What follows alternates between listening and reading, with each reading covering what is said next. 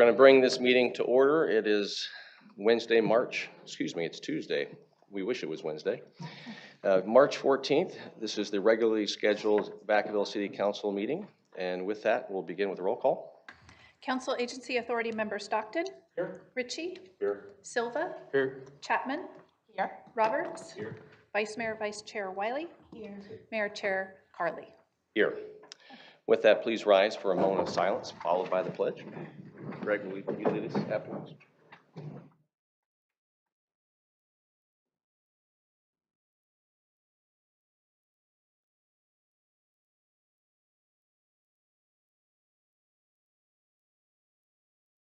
I pledge allegiance to the flag of the United States of America and to the republic for which it stands, one nation, under God, indivisible, with liberty and justice for all.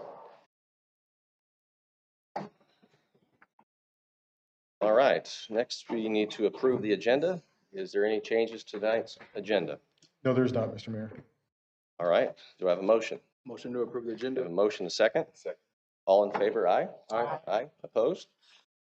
With that, we will move on to approval of the minutes. Any changes to the minutes for this evening? Motion to approve the minutes. We have a motion, a second? Second.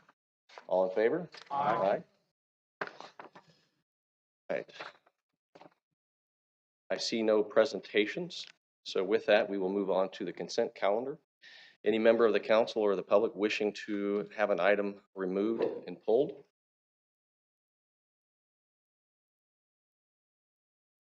Seeing none? Just need a motion to adopt and make a motion. You have a comment? No. Oh, I'm sorry, I saw it. Was he trying to? I don't think so. Well, I mean, does anybody from the public want to pull an item from the consent? I didn't see anyone, so with that, we will just need a motion to adopt the consent calendar. Motion. Okay, a second? Second. All right, all in favor? Aye. Aye. All right. So with that, we're going to move to business from the floor. This is the time for anyone from the public wishing to address any issue that's within the authority of the council. It's not on tonight's agenda. Sure, yes, come to the podium.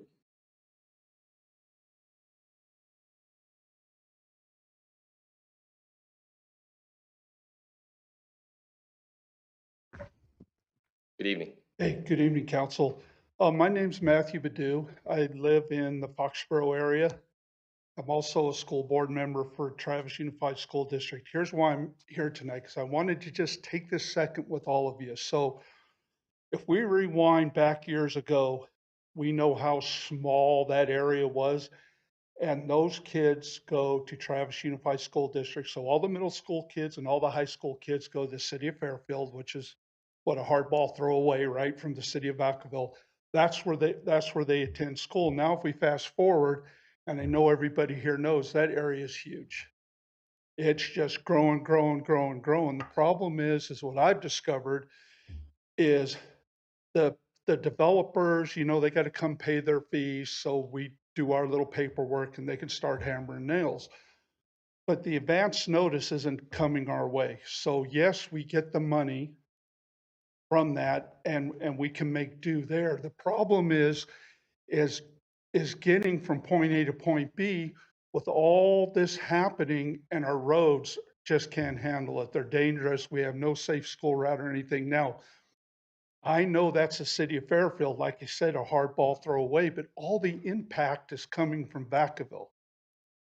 So we have another meeting on the 23rd with Fairfield. We're hoping we're going to make some headway and get these roads done and get them taken care of. We've been to STA. Mayor, we were there. STA basically told us to hit the road. They washed their hands of it. They want to, and there's so many finger pointing. So I guess the purpose of me being here today is I don't know what you can do in your planning, but try to loop us in, send written notification, so we have a little bit of idea, because we're kind of detached. since we're in Fairfield, and anything you can do to have some influence with the city of Fairfield, we need you. I mean, these are all Vacaville citizens, and we really need you. Just real quick, you come out Vanden Road, Vacaville did due diligence. Your road's good, but then it turns to you know what, and that's where all of, and unfortunately fatalities happen. But then we also have 1,000 parents at least, and I'm talking a good 500 in the morning and coming back that drive their kids, you know, our freshmen, sophomores, our seventh graders, our eighth graders, and center, and they come down Peabody and you come over there, and Fairfield put this nice stoplight and everything in, and Markley Lane's supposed to connect there, and it's just dirt. And again, it's just all political finger pointing. So anything that you can do, um, you know, with the Sure thing. sister city next to Thank you you, very much. we Thank love that. Thank you. Thank you. Anyone else? Seeing none, I will close business from the floor.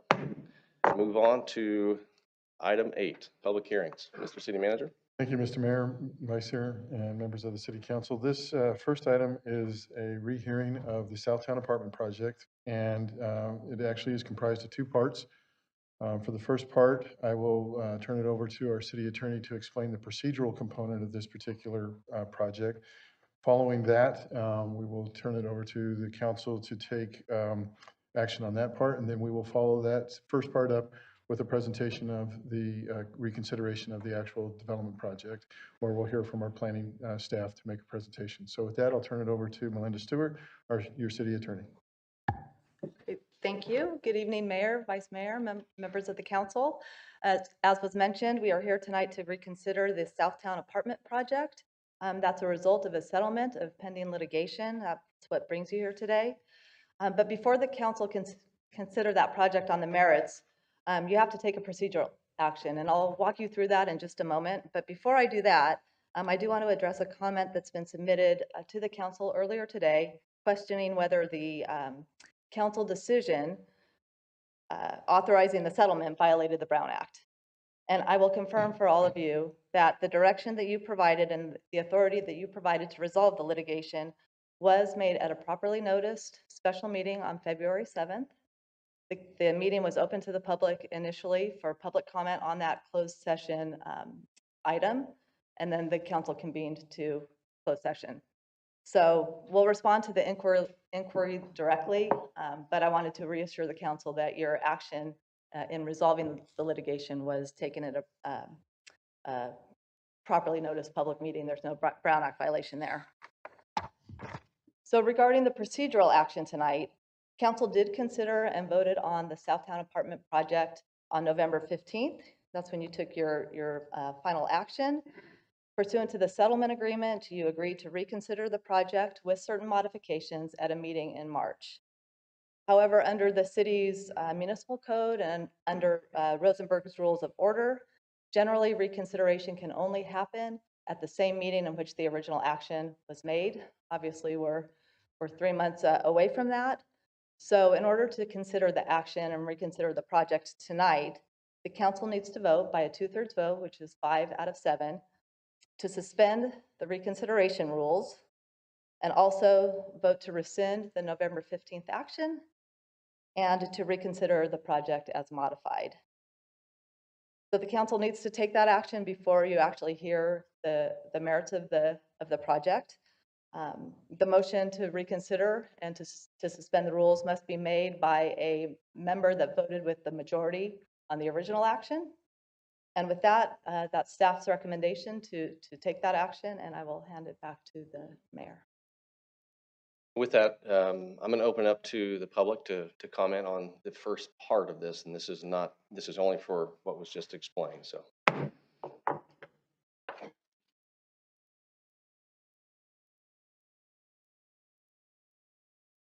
Dominion, I walked in a little bit late, but did I hear you're only rescinding the action of the November 15th? Because council took action September 27th. That's the day I presented the appeal. And the motion was to approve my appeal, deny the developer's appeal and to kill the project and to ensure the CFD remains on that site, CFD number 11. That was the motion, and it was voted 7-0. I mean, unanimous. So if you go back and listen to the September 27th meeting, that's what was said. And then the city attorney said, oh, and we'll make a resolution of findings of fact to support the denial. The mayor said yes, and that was the motion. And you never, by the way, you just never produced a resolution with findings ever, not even on November 15th. But what I'm saying is you absolutely took action. You proved my appeal on September 27th. And somehow that was excluded from this whole process that you're going to institute today to do a reconsideration. So please don't do anything. Go back and listen to the motion that was made in the vote on September 27th. Thank you.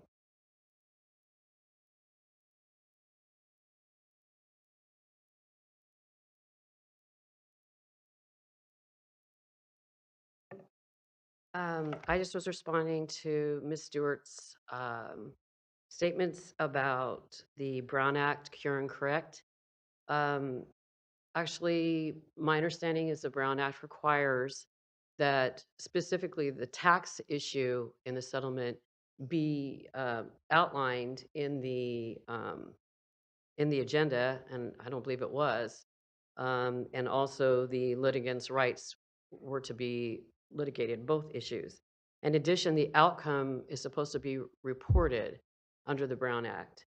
And I don't believe the outcome was reported until, let's see, 3 weeks later, February 7th to February 28th. So I think that's where the Brown Act violation is. Thank you.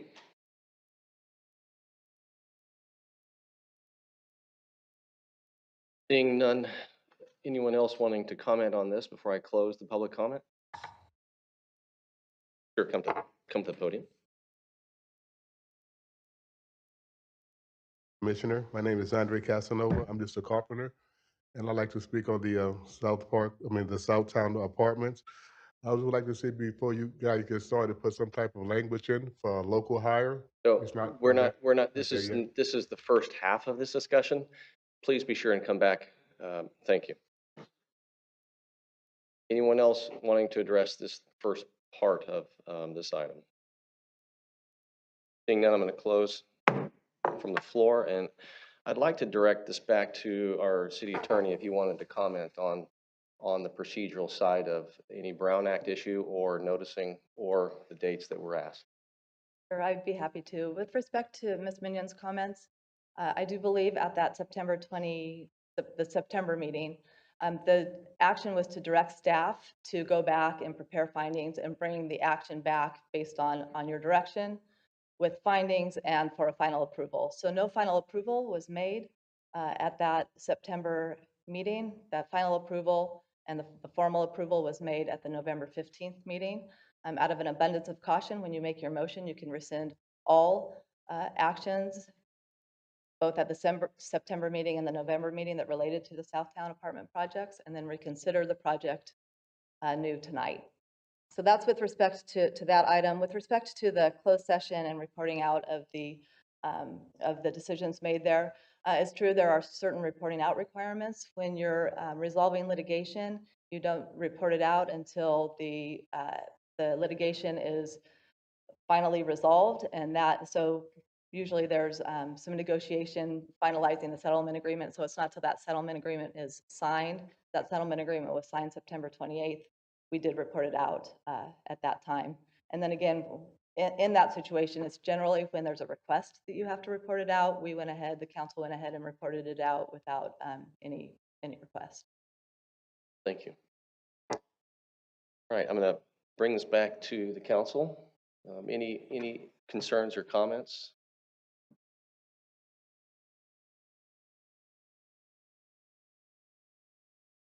Well, I guess it would be important to ask the question, is there anyone that needs to Hold on a second. from this first We're part. looking for any conflict is what you're looking for? Yes, Okay, because I wasn't part of the initial 7-member vote. right. or And neither was 5-2. I. So Right. And so I think that that's what was discussed. Can you re-explain as far as how this procedure would have to The work two of us. so that there isn't a conflict? You, even members that weren't on the council at the time of the original action can vote on this. You just cannot make the procedural motion to reconsider. You can second the procedural motion, but you can't make it.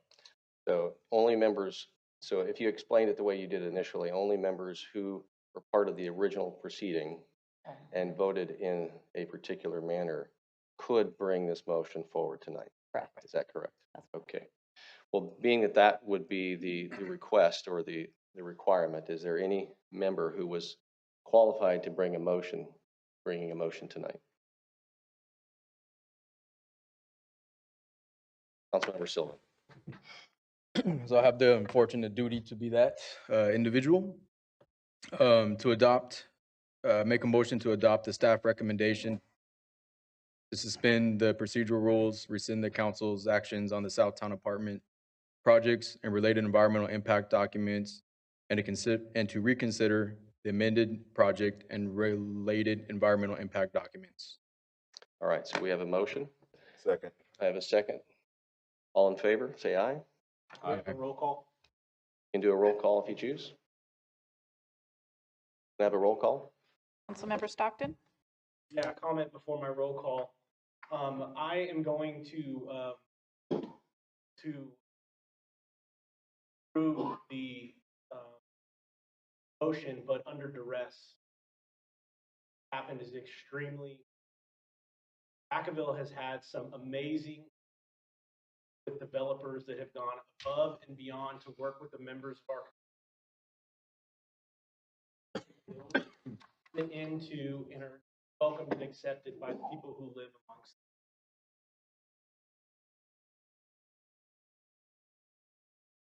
Property that is zoned in a way that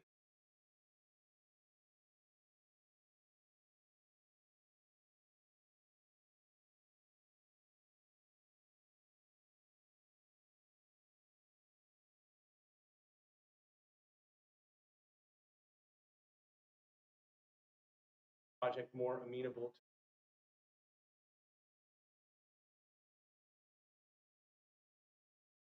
But under duress.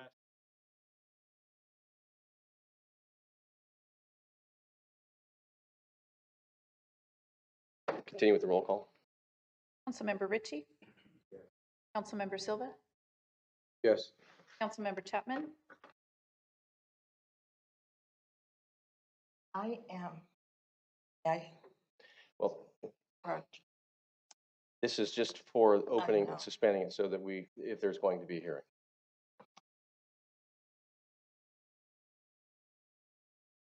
Councilmember Roberts? Yes. Vice Mayor Wiley? Yes. Mayor Carley? Yes. And I'm sure there's going to be a lot of opportunity for this council to share their views and feelings on this process tonight, as will the public as well. So with that, we're going to move into the second part of this since the original has been, the rules have been suspended. Want to kick that off? Certainly, Mr. Mayor, Vice Mayor, members of the council. This next component of the project is a presentation from the planning department and team for reconsideration of the proposed development project. Aaron Morris, our community development director, and Albertino, our senior planner, lead that presentation.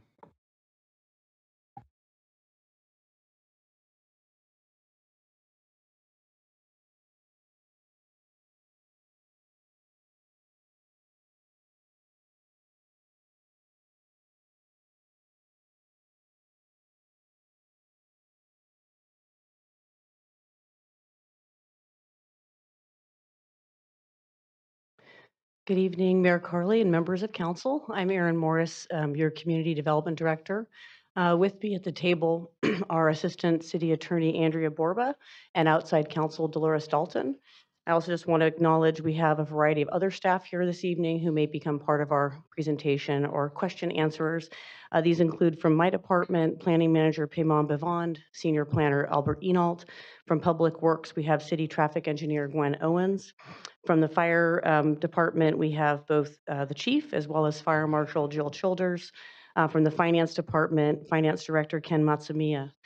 And then also after staff's presentation, the applicant team has a brief presentation to go over.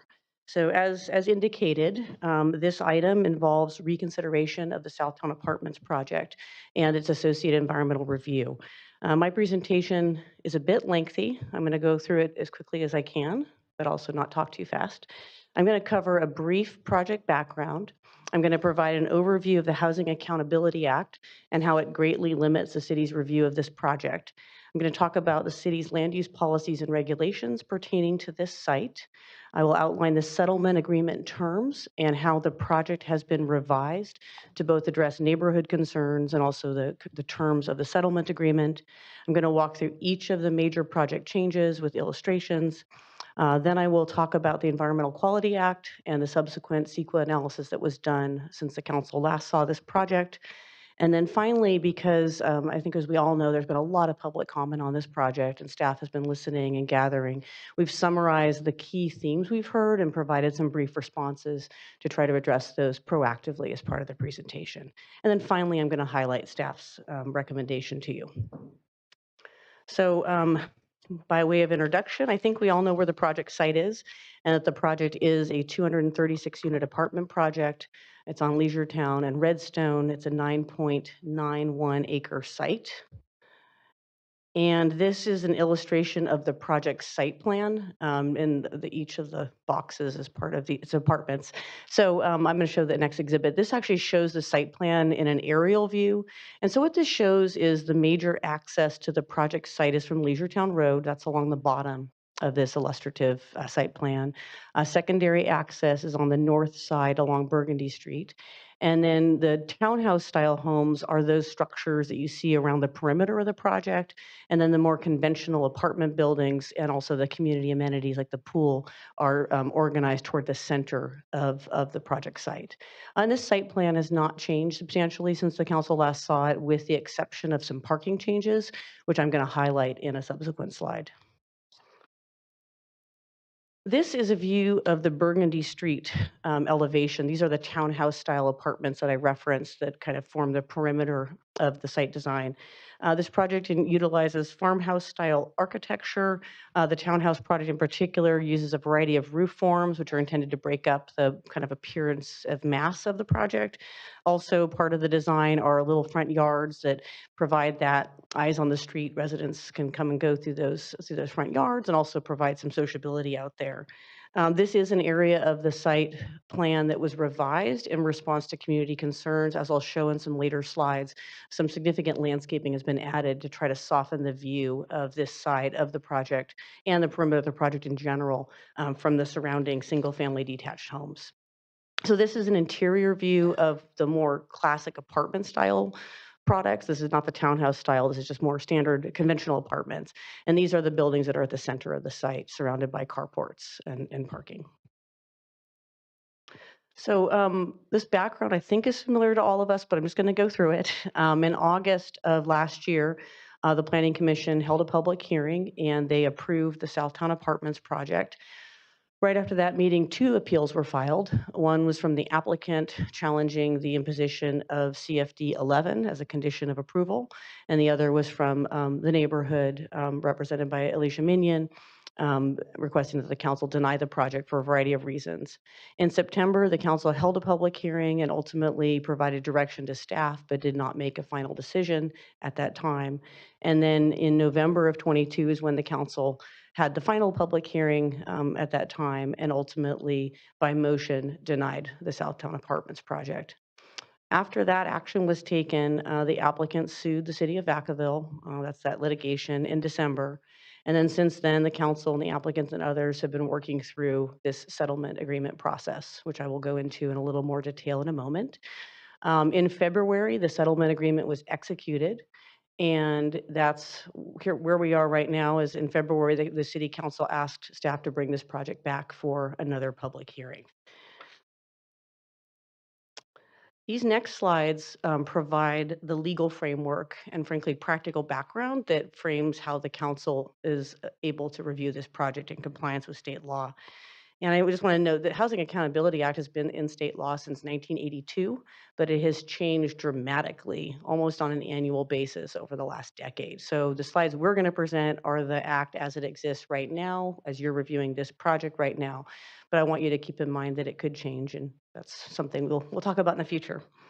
Oh, I want to go. So the Housing Accountability Act establishes limitations to local government, that's the city of Vacaville and any other local government, limits the city's ability to deny, reduce the density of, or make infeasible housing development projects that are consistent with objective local development standards. And so that term, objective local development standards, becomes important because under state law, that is how we're evaluating housing projects like this one.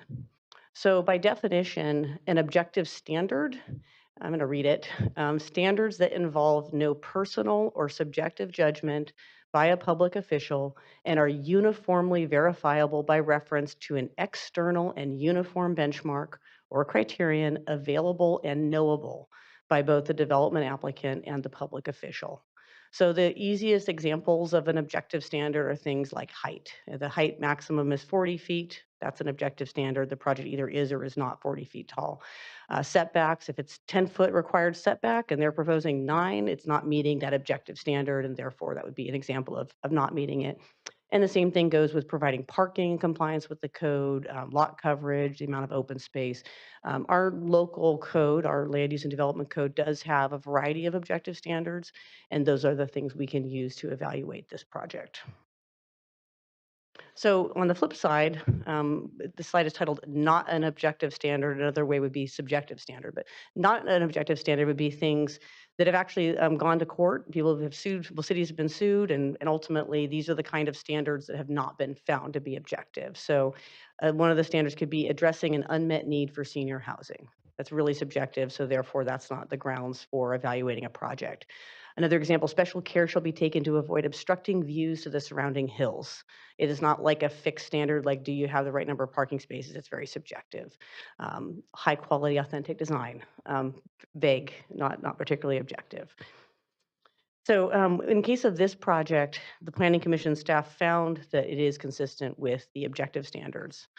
The other governing factor with the Housing Accountability Act is the reasonable person standard. And in many cities and elected officials and even staff, we're very familiar with this idea that in order to make decisions, one needs to have substantial evidence supporting a decision. And that hasn't gone away, it hasn't. But as far as housing projects go, the standard is now the reasonable person standard. So if a reasonable person could conclude that this project is consistent with an objective standard, I mean, essentially, that's good enough. It's not, the bar has been lowered as a result of the changes to the Housing Accountability Act. So now I'm going to transition to talking about Vacaville's local land use regulations and evaluating the project under those lenses. So this site in our general plan, which was last updated in 2015, is designated residential high density. And that density range, minimum density is 20 units to the acre, 20.1. Maximum density is 24 units per acre. So just based on simple math, which is it's not simple, but this project of 236 units is just under the maximum end of our established density range. The residential high density designation is described as providing opportunities for multiple high density residential uses, including attached townhouses, condominiums, and apartments. This site's also in our housing element. It was expected to produce moderate or above moderate housing at the density range specified. And then also our general plan has a lot of policies about housing, but one of the policies this project is consistent with is it would provide housing that could house military service members. And we do have policies that talk about this kind of housing being useful for that. On to zoning, the site is also zoned residential high density, and that's where all those specific development standards like setbacks, lot coverage, parking, building height are housed. And this project is consistent with all of the zoning objective standards. So a little bit about the settlement agreement as described by our city attorney and our city manager. The council's consideration of this project this evening stems from the settlement agreement that was executed between the city and the applicant on February 28th. And the next few slides are intended to outline how the project has been revised to comply with the settlement agreement, but in essence also to respond to some of the concerns from the neighborhood.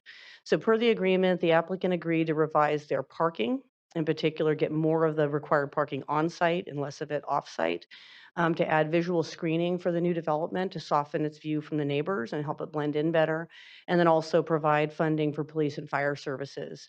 And then as part of that, the council agreed to have this public hearing to consider this revised project. So on the topic of parking, the city's parking requirements are in the Land Use and Development Code. The original project, as designed before it was revised, met the code requirement of a minimum of 467 parking spaces. At the time, the previous version, 397 of those were provided on-site, and 71 of those were provided on the street.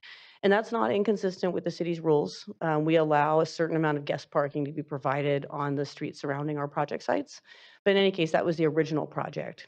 In response to the concerns of the public and the council, the applicant revised the project and was able to increase the number of parking spaces on the project site, which would therefore reduce the reliance of the future residents of this development on the on-street parking. And in a moment, I have an exhibit that shows where those additional parking spaces were collected from. Then the other concern that surfaced a lot during the development review process prior to November was about how parking would be managed on the site. And so staff worked with the applicant, and ultimately part of the settlement agreement was agreeing to have a parking management plan that includes enforcement procedures to make sure that there's a plan, it happens, and that the city has the ability to enforce it in the event that there are any difficulties. So this is the site plan. Actually, it's easier to see up there than even on my little screen. So we'll see how you guys do with your little screens. But essentially, the parking was gained by, there's a tandem parking space in many of the garages. So garages that were going to have one parking space plus some storage now have two parking spaces. And in the red areas, there were cases where private garages were removed, and that allowed for additional surface parking. The garages are kind of inefficient as far as how much parking they provide, so actually the applicant gained quite a few spaces by eliminating those private garages. So essentially, that's how we went from having a lot of on-street parking reliance to reducing that by about half and getting more of the parking for the project on the site. And then on the parking management topic, I just wanted to say that the condition that addresses this is condition number 9 in your draft resolution. And this talks about how the project applicant and property owner would prepare, implement, and enforce a parking management plan, which details a process for managing and enforcing on-street parking, including but not limited to addressing issues such as unregistered resident vehicles and impermissible parking in reserved spaces. The information has to be in the leases. Now I'm summarizing here to ensure that everyone knows what the rules are and has to be enforced. And the city does have enforcement authority if there's a failure to perform on the part of the owner operator. Next realm that we're going to talk about is landscaping. The original project proposed 36 perimeter trees, spaced 40 to 50 feet apart. I guess the key thing to note is the original project only used street trees for the perimeter tree screening. So the revised project added 17 trees along the perimeter, including, and also 24 front yard trees. So now there's street trees, there's some additional street trees, there's also introduced new front yard trees to provide a layering effect for some vertical screening of this new housing. And actually, I think this exhibit, again, high level shows in colored full circles where these trees are going to go and how they're going to be placed. I think that the imagery is probably more helpful in this case. So this shows Burgundy Street looking from 2 different directions, also a street view of a typical yard. You can see that the street trees are still there, but then also there's smaller front yard trees layered in. And this is trying to create just a better screening effect for the view from the single family homes across the street and from the folks in the neighborhood. It also creates shade for the future residents as well. Now we'll go on to the next topic about project changes, which is police and fire funding. And as you all may recall, the developer didn't agree that the city had the ability to require any contribution to police and fire services through a CFD or other funding mechanism. And this kind of goes back to the Southtown Development Agreement, which, while it was valid, required development to participate in CFD 11. That development agreement expired. And so the crux of the dispute between the city and the developer was their position that they didn't have to contribute anything toward police and fire. As we've worked through the settlement agreement, we, meaning the council and the applicant, the developer has agreed to commit to a sizable contribution, $1.4 million one-time for police and fire services, and that payment would be made within the first 2 years of the issuance of the certificate of occupancy. Also of note, the amount would reduce to 1.2 million if there was subsequent litigation after the project is approved. And I mean, the last point on that, I guess, is that the lump sum payments, the lump sum payment approach, which is part of the settlement agreement, it does make that money available for police and fire services sooner versus over that longer period of time that would have happened with CFD 11. Okay, continuing on. CEQA is required for every development project, and the community and the council expressed interest, concern about the city's reliance on the 2004 Southtown EIR. So I wanted to first walk the council through section 15162 of CEQA, and this is the section that talks about when subsequent environmental review is necessary. And essentially what it says is that once a city has certified an EIR, that the city cannot require subsequent environmental review unless there are specific things that happen, and those things have to be supported by substantial evidence. So one of the criteria is that there's a substantial change in the project that creates new environmental effects that were not contemplated when the EIR was certified. A substantial change to the circumstances upon which the project is happening, or that there's new information of substantial importance that demonstrates that there'll be one or more significant effects that were not previously evaluated, more severe effects. Some of the things that the EIR said were going to happen in terms of mitigation are no longer feasible. So essentially, there's these criteria that say if these are met and there's substantial evidence supporting these factors, the city can require additional environmental review. But if not, no additional environmental review is required. So subsequent to the council's action and over the last couple months, the city, actually the applicant, hired DUDEC to prepare a modified initial study addendum that evaluates this project, the use of the 2004 EIR, and section 15162 of CEQA. And essentially, they have demonstrated that this project, nothing has changed to the level that additional environmental review is necessary, that this project can rely on the 2004 EIR. The addendum also brings in substantial evidence from some subsequent EIRs. So those include the general plan final EIR, as well as the general plan supplemental EIR that we did with the ECAS update, the VMT update. So essentially, the work that we got from DUDEC documents the city's position that no additional environmental review is necessary, and it goes into that at some length. I think the final point that I just wanted to make on this, actually I'll make this later, but I do want to say this is a document that the applicant provided to the city, but this is a document that was reviewed by your professional staff and carefully reviewed, and we made comments on it. And so ultimately it does reflect the city's independent judgment about this project. Okay, as I said earlier, there were a lot of public comments about this project, and really, there's a lot of concerns about this project. I wanted to go through them by topical area and provide some brief responses, but I also want you to know that I have some experts here that, especially after public comment, they can come up and add more to my sort of summary responses to some of these things.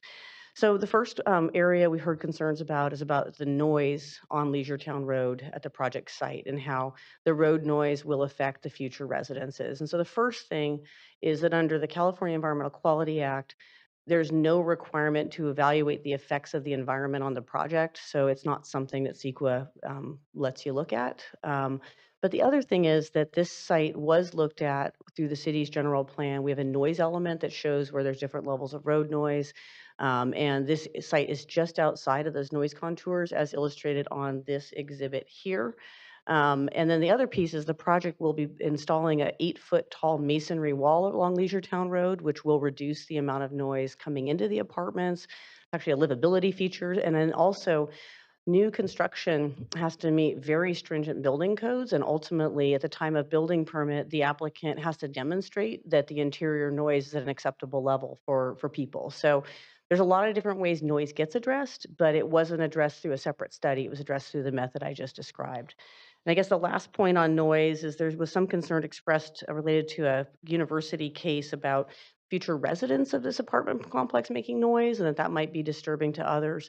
The city, we did look into this. We don't have any complaints about existing apartment complexes that provide evidence that they're noisier or that's been a problem. We don't have any code enforcement cases. We just don't really have any substantial evidence that supports that concern that these are going to be really noisy people living in these apartments. And then parking, we talked about that a lot. Just a few more points here. The concern was that parking should have been looked at as a traffic safety issue, that on-street parking is not allowed, and that parking is not allowed on Scarlet Drive due to bike lanes. Staff's response, and again, our traffic engineers here for later if there's more questions about this. Our code does allow guest parking on the street, a portion of it, and so this project is in compliance with our existing code. On Scarlet Drive, there are no bicycle lanes, and we've already removed 4 parking spaces to address the turning movement, so there isn't a residual safety issue there. And then the last thing is just, again, parking is not an impact that the city's allowed to look at as a CEQA issue. And there's law, all kinds of law around that over the last few years especially. On the topic of transportation safety, there's concerns that the project doesn't comply with our traffic mitigation ordinance. There's not a traffic report. The trip values that were put in the analysis staff prepared are not rational, and that there's a dangerous entrance and exit on Leisure Town Road. I'm going to channel the traffic engineer here a little bit. She did review this project thoroughly, did not require a traffic study. However, the applicant did furnish a traffic study, which is in the record. I believe was resent to the council before this meeting. The applicant will pay the traffic impact fees for this project, and those fees are the ones that the council has established for projects of this kind, and that money goes into building transportation improvements. And then as far as the other concerns, our traffic engineer has verified the accuracy of that information I just shared, and also has looked at the safety of the driveway onto Leisure Town, and there are no safety concerns there. She can speak better to this again later on if it comes up. Environmental considerations from the public. This one was actually a big one, and I'm going to kind of go quickly through these slides, but the concern is that the site has vernal pools and that this development is going to disturb vernal pools, and that would be an issue that was not covered in the EIR. So we have quite a few exhibits on this. I'm going to start at the highest level, all the counties. Solano County is toward the bottom of the screen. This shows in the gray area and with darker colors, areas where vernal pools can occur. So clearly there are vernal pools in parts of Solano County. Now we're zooming in a little bit. Our project site is the red star. The gray area that surrounds it to the north is the built-out part of Vacaville. And the dark brown area is areas of agriculture and historic vernal pool soils. And the yellow are also areas with high occurrences of vernal pools. So this site is not in those areas. And then we're going to get a little closer here.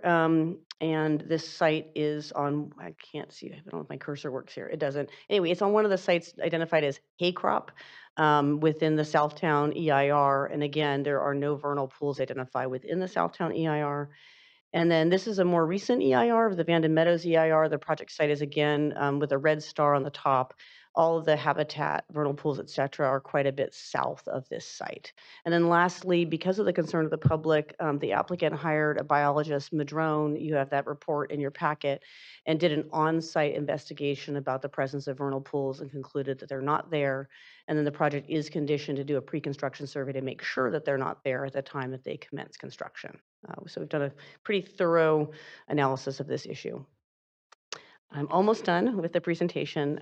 We did get concerns about the grading permit, the one that allowed some stockpiling on the site that was unlawful and that it filled in vernal pools. We verified that that's not the case. There were no vernal pools. But further, a lot of this site was disturbed in 2015 during the construction of Southtown Phase 1A, and so that is part of why this site maybe doesn't have those kind of features. But there were no vernal pools at that time. And then the grading permit that really did vex the public, so we heard about it, I know Councilmember Wiley heard about it, was a permit that Public Works issued in 2022 to stockpile. And that's a case where the city has a code regulation, it's ministerial. If you meet the criteria, we have to issue the permit. So that was not unlawful or an error. It was a case where this developer wanted to stockpile some dirt, met our fixed standards, and so that permit had to be issued. And a pre-construction survey was completed before that piling happened, and there'd be subsequent exploration before future construction occurs.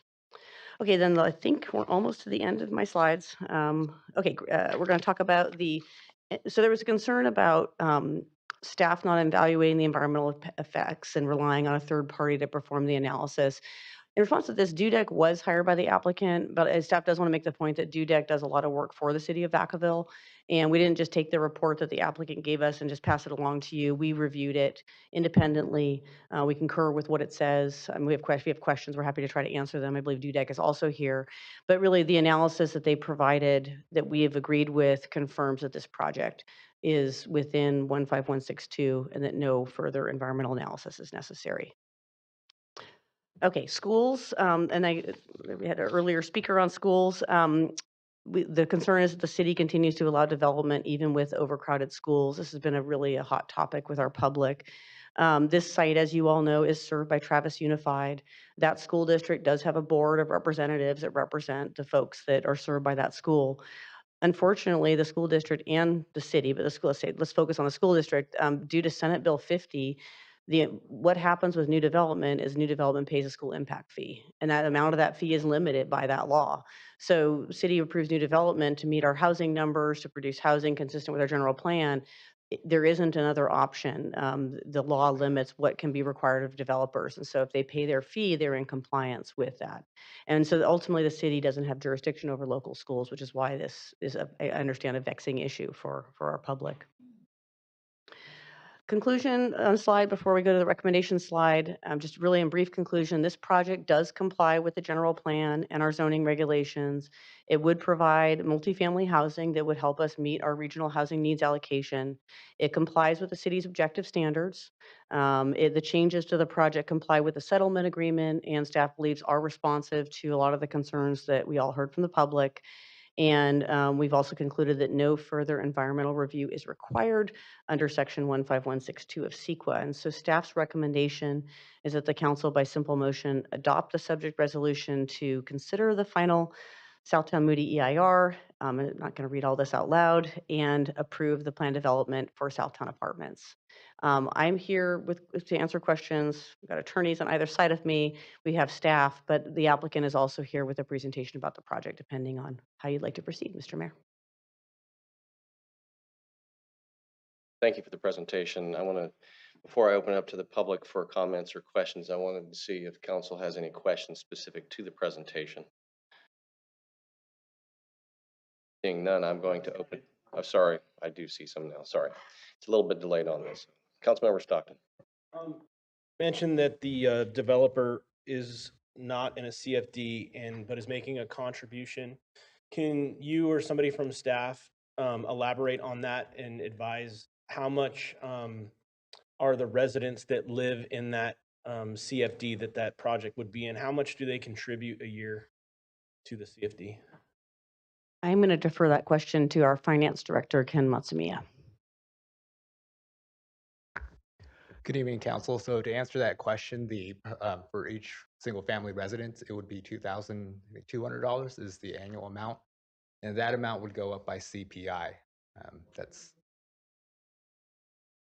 So do you have a general idea of how many homes or total homes are in that develop or in that CFD, and how much annually they pay per year? I do.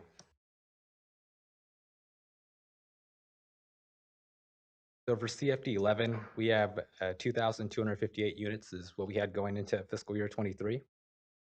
And then the actual rate is $2,152.48 was the amount. So in total, that would amount to a little under $5 million. So $4.8 million is what that would generate.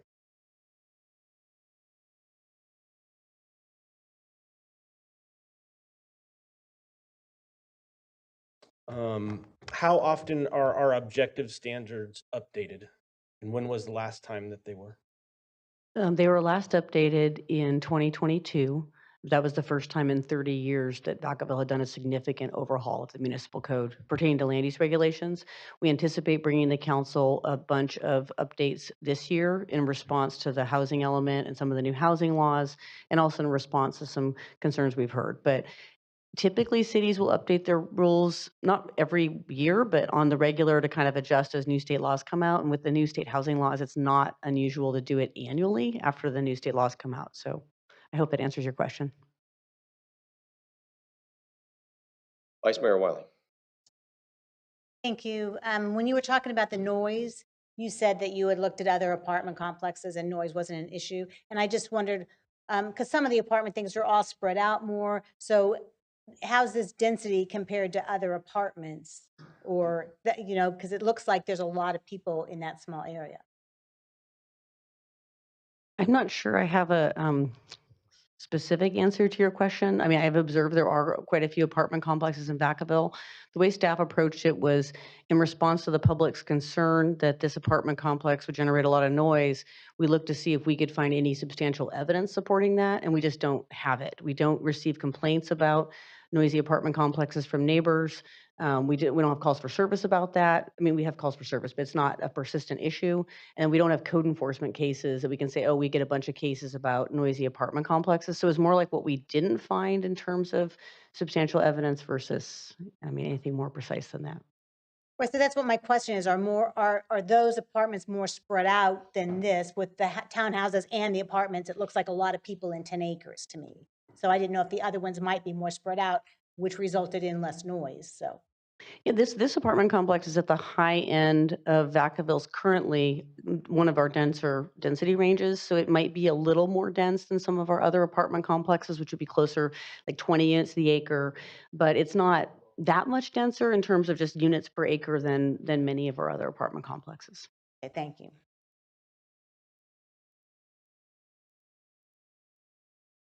Seeing no other questions, at least from this part of the presentation, I'm sure there'll be more. I'm going to open it up to the public. And as I do, I suspect there's probably going to be a lot of conversations, but Mayor, did you want to allow the developer to make their presentation? yes, it would be best if the developer does have the ability to make a presentation first before the public. That'll help the public's response.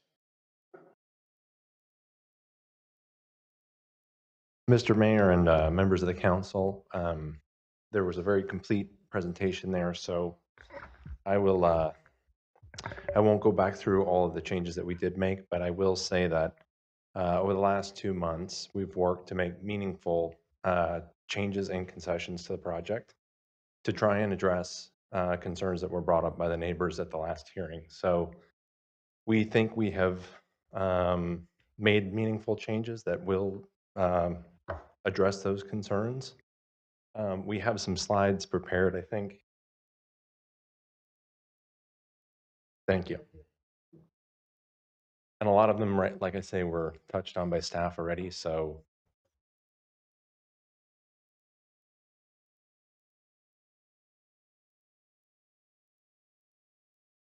while she works on pulling up those slides, I can tell you that we are build to hold, so we don't build and sell, and we are hands-on in our management of our assets. So this parking management plan that we've talked about is very important to us, and I think it'll be administered in a meaningful way. All right, so here's our landscape plan where we did, like she said, layer both street trees and yard trees to try and create meaningful privacy and screening from the neighborhood surrounding to the townhomes.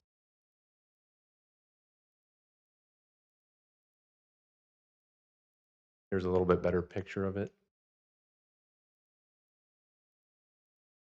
If you'll go to the next slide, please, we'll talk a little bit about parking. So she, just to kind of reiterate what she said, 49% reduction in the street parking. I know that was a very hot topic for the neighbors, and that we have added, I believe, 37 on-site parking stalls. And then again, just to touch on it, that we will have a meaningful and enforceable parking management plan that will prevent residents from using their garages for storage, require them to use them for parking, and that we are open to being held accountable on that. So I think that they put together a pretty comprehensive presentation. If you have any other questions for me, I'm happy to stand and try and answer those. Does this council have any questions for this portion of the presentation before I open it up? Vice Mayor Wiley. I see. Does the market rate rental, I thought it was kind of like luxury apartments, or is it luxury or is it market rate? And is it really for missing middle? Okay, yeah, we do believe that this project is, affordable by design, not affordable by HUD standards per se.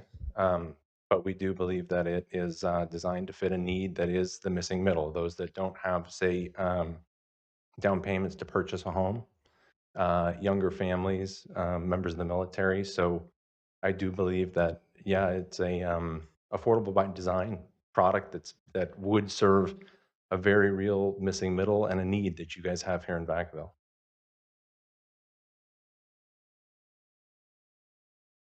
Councilmember Stockton. Just real quick, you said you're providing affordable missing middle housing. What do you anticipate the rents to be on the different units that you're going to have within your complex? So I think that we would be able to, lease to people that make potentially as little as $85,000 a year.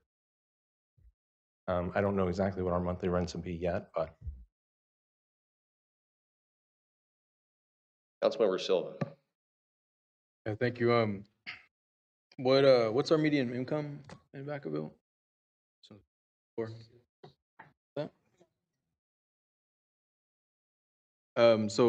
how much would someone, one of the complaints we've been hearing throughout our town, is that individuals, they're not making enough in order to help meet the rent standards. So how much would they have to make in order to qualify for one of these units? I think that we, from an income qualification standpoint, look to see the income would be 2.5 times the rent. I'm speaking on for myself. To say this is to address I know this is separate from what we're talking about here, but I don't feel that this addresses our missing middle. I just want to say that. I know that's a separate issue. All right, seeing no other questions for now, you can take a seat. There may be more questions later, but Thank you.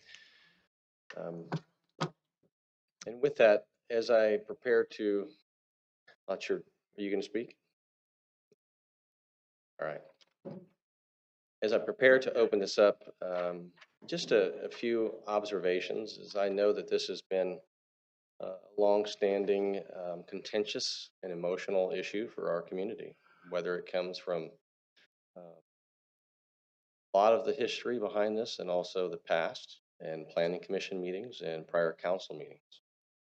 All I would say is that this is an opportunity to share your perspectives, and so you have both your comments and you also have questions, and I would just ask that you address the questions to the council, and staff will be journaling the questions as we go, and so your time is better used to ask the questions.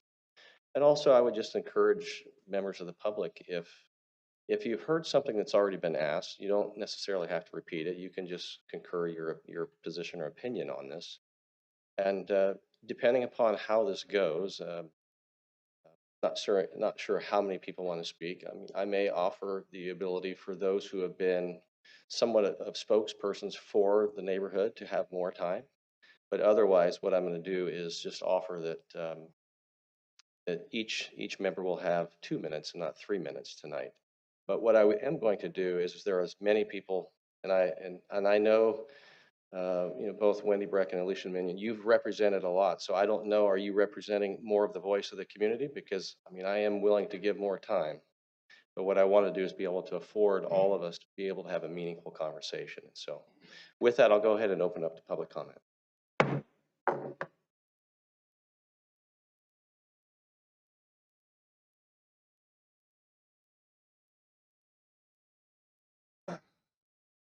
Good evening, and I've been one that's been here since the beginning, and I'd like to at least have my 3 minutes.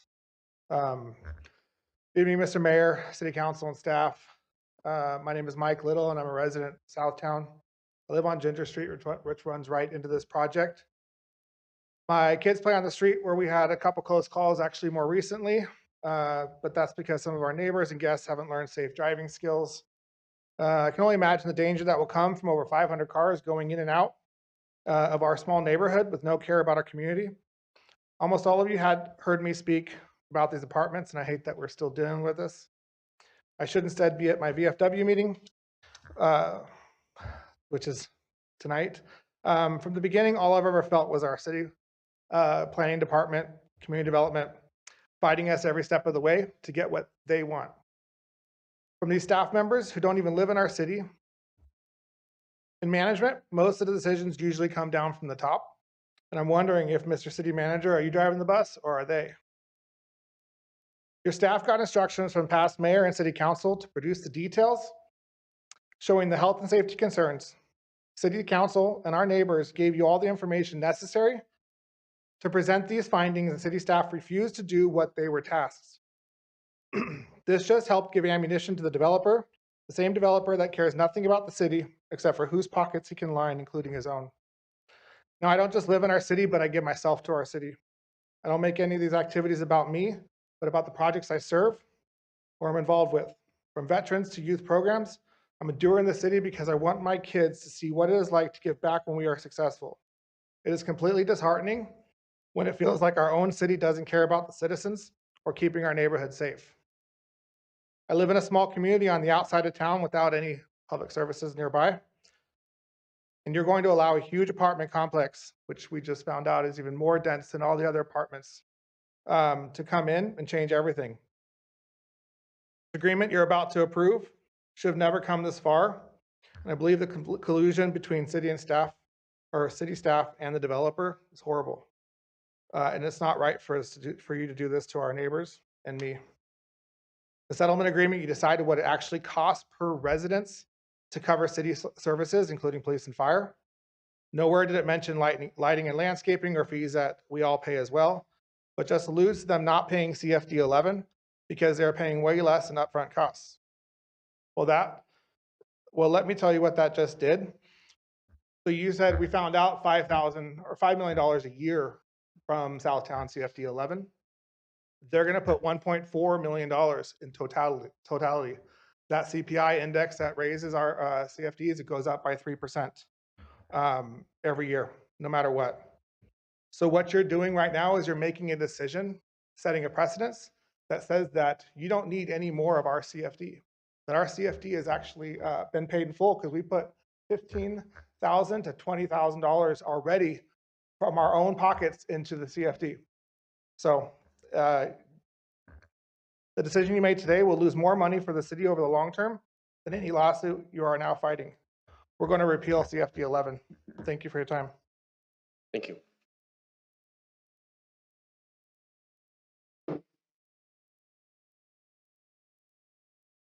Council, Mayor. My name is Bruce Smith. I live on Burgundy Street, which would face this proposed apartment complex. I've been at the planning commission meetings. I've been at every city council meeting that's just come up. So I wrote you all an email a couple weeks ago detailing all of my issues. I won't reiterate everything that I talked about. I'm hoping you all had a chance to read that and go over those issues that I had. But I'll talk about a couple high points. They did bring up the school capacity. You know, Cambridge is full. You know, there's no doubt about it. It's a designated school for all of Southtown, plus all the new housing, and this just doesn't make, you know, I'm sure this is a district issue. I understand that, but you all have a duty to the citizens and our children. Make sure they have the infrastructure in place to provide a quality education. Okay, the deal with the developer is setting a very dangerous precedent, allowing them to just pay 1.4 million, which is about 4 years worth of CFD 11. The rest of us have paid upwards of 6 years of that. You're opening the door for every developer to negotiate what they want to pay. It's also unfair to everybody else who lives there, just like Michael just mentioned.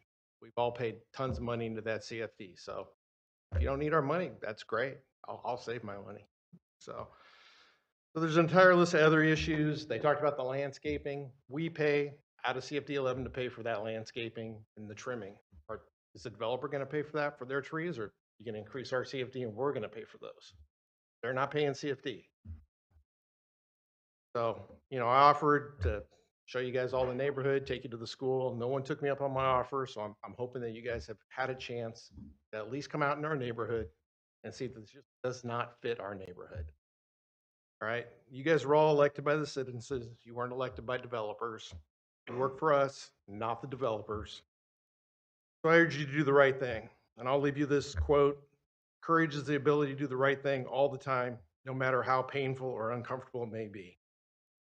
Have courage. Thank you.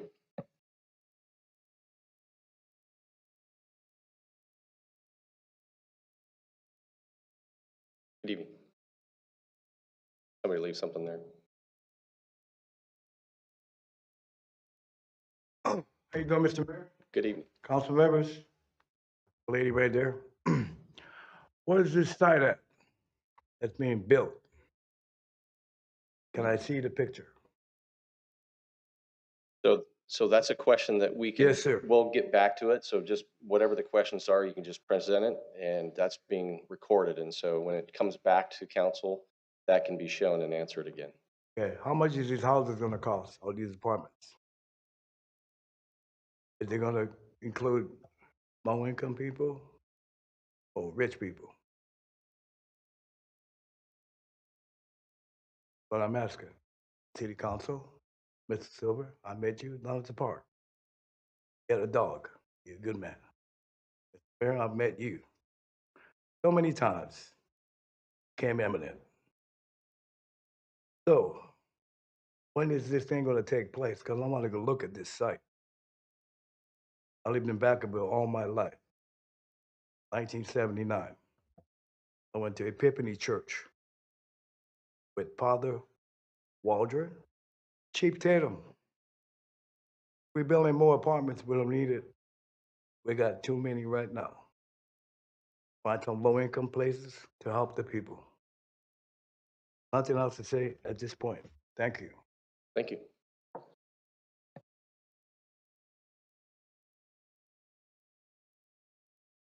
Good evening, Mr. Mayor, City Council, Vice Mayor. My name's Thomas Randall, and I have a curious question in reality.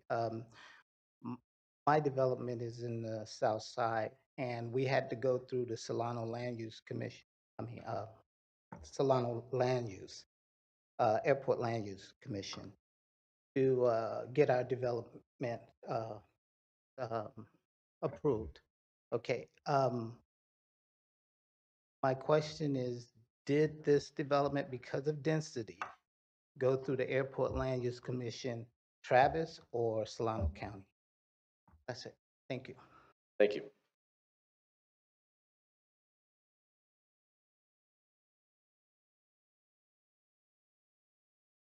Distinguished Mayor and City Council members, my name's Mike Ramser, and I live at 8006 Claret Court, which is just adjacent to the Southtown apartment project. One of my questions is when this project was previously denied, what has really materially changed between now and then, other than the coercive litigation that seems to be creating an issue for the city council where they don't want to incur ongoing costs of litigation and would prefer to placate a developer who's looking for one thing only, and that's their money. It's also very surprising to me that a developer who's investing millions of dollars to build a project like this doesn't seem to have any idea of how much they're going to be charging in rents. These are serious issues because in most cases, the rental charge that they're charging is significant. If you're suggesting $85,000 income per household to be able to support that, we're looking at significant dollars that have to be paid out. So that's a concern in terms of fairness in attracting the right group of people. The element that I'm concerned about, in addition to the parking and the safety, is that this entire area out towards that end of Leisure Town and to adjacent corridors is growing exponentially fast. You can do a traffic analysis now, but that traffic analysis isn't even close to good in terms of where we'll be in 3 or 4 months. There is significant single-family home development going on there, and in many cases, those developments haven't been finished completely. There are still sidewalks that are missing and landscapes that haven't been done. So I don't believe that we should be going and embarking on more construction projects and development projects when we haven't finished the existing ones to the satisfaction of the community. With that being said, it just feels like the decision's been made. There's a settlement agreement that's been signed and adhered to, and you guys get to be the rubber stamp. Thank you.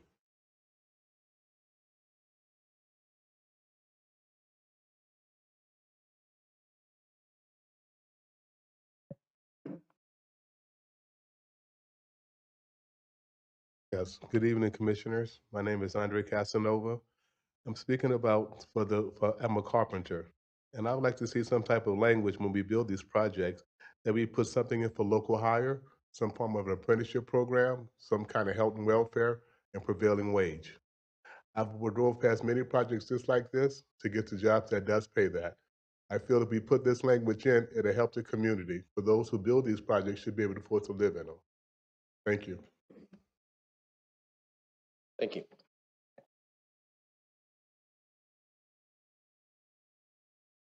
Hello, Alicia Minion. I'm extremely disappointed. I'm really tired of hearing this propaganda that this is the state's fault, SB 330. This is an old project. It's in the general plan. It's called the South Vanden Policy Area, includes Southtown. There's always, multifamily that was supposed to be on this site. Wish I knew before I purchased my home. Not SB 330. The reason why we're here today and the reason why we're here at this point, and it's just the way that everything happened, the sole reason is because of staff. And I don't want to throw all the staff under the bus. There's very good staff. But those that were responsible over the years and today over this project, literally their fault. Because we had a development agreement in 2004, a beautiful master plan, all types of housing. And it was supposed to include apartments. They were supposed to get built first. And they didn't. Why? Because in 2014, the 3 developers that were part of this agreement, they never wanted to build apartments either. They didn't think it was a good idea. But the staff wanted it. That's all they wanted. In fact, one of the consultants to one of the landowners came before this podium in 2014 and said, we don't want to build apartments. We want to build something else, but the staff will only accept an application for apartments. The staff has shown they work against the residents. They work against you. And I'm going to give you the history of what's happened over history substantiates what I'm saying.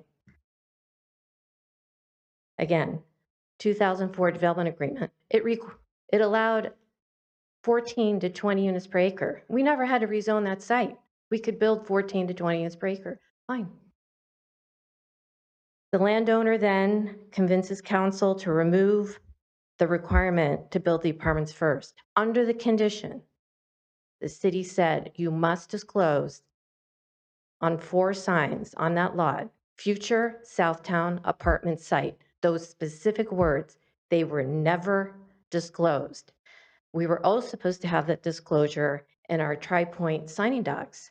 Never disclosed. Tri-Point went beyond that and lied and said, we're going to have townhomes on that site. Some people were told it's going to be a park, okay? The city wasn't supposed to issue a permit without that disclosure. You did it anyway. Again, working against residents. We buy the homes, we find out later there's going to be apartments, okay? So then the mayor's like, oh, I don't want apartments here. They go ahead and we are able to meet with one of the consultants to the landowner. They come up with a beautiful duet townhome plan. We get blueprints. And then suddenly we get a notice there's going to be apartments. We got a new landowner and it's SB 330 and there's nothing we can do about it. That's not true. This project is unsafe. You've not mitigated the safety. You've not mitigated traffic circulation, noise. You haven't. This is a huge problem and it's not mitigated. So another thing that's critical is the development agreement. It was up for extension before Planning Commission, June 15th of 2021, 15 days before expiration. The staffs, we're going to lose all kinds of revenue. We're going to lose, water and sewer fees. We're going to lose development impact fees. We're going to lose community benefit fees. We're going to lose whatever, all these things. Please, Planning Commission, extend the development agreement. They recommend extension.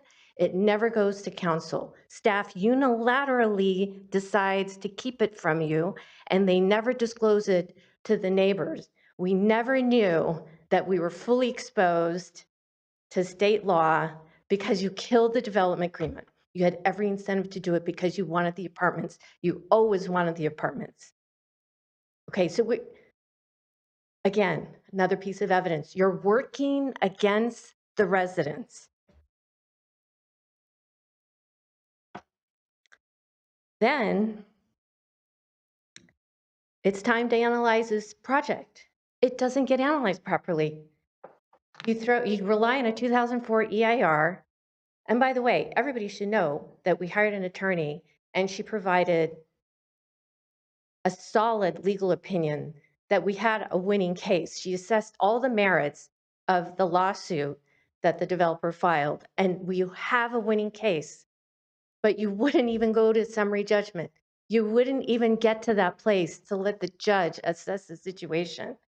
You wouldn't even go that far. You get sued all the time. I mean, there's always cases, some policeman did something to somebody. You always go to summary judgment. So you go all the way for them, but for residents, oh no, we have to believe the developer. We're subject to multi-millions of dollars in liability. You had a winning case. You have the power to annex that land into CFD 11. You have two legal opinions, one of which is from the largest taxpayer association in the state saying you don't even need their vote.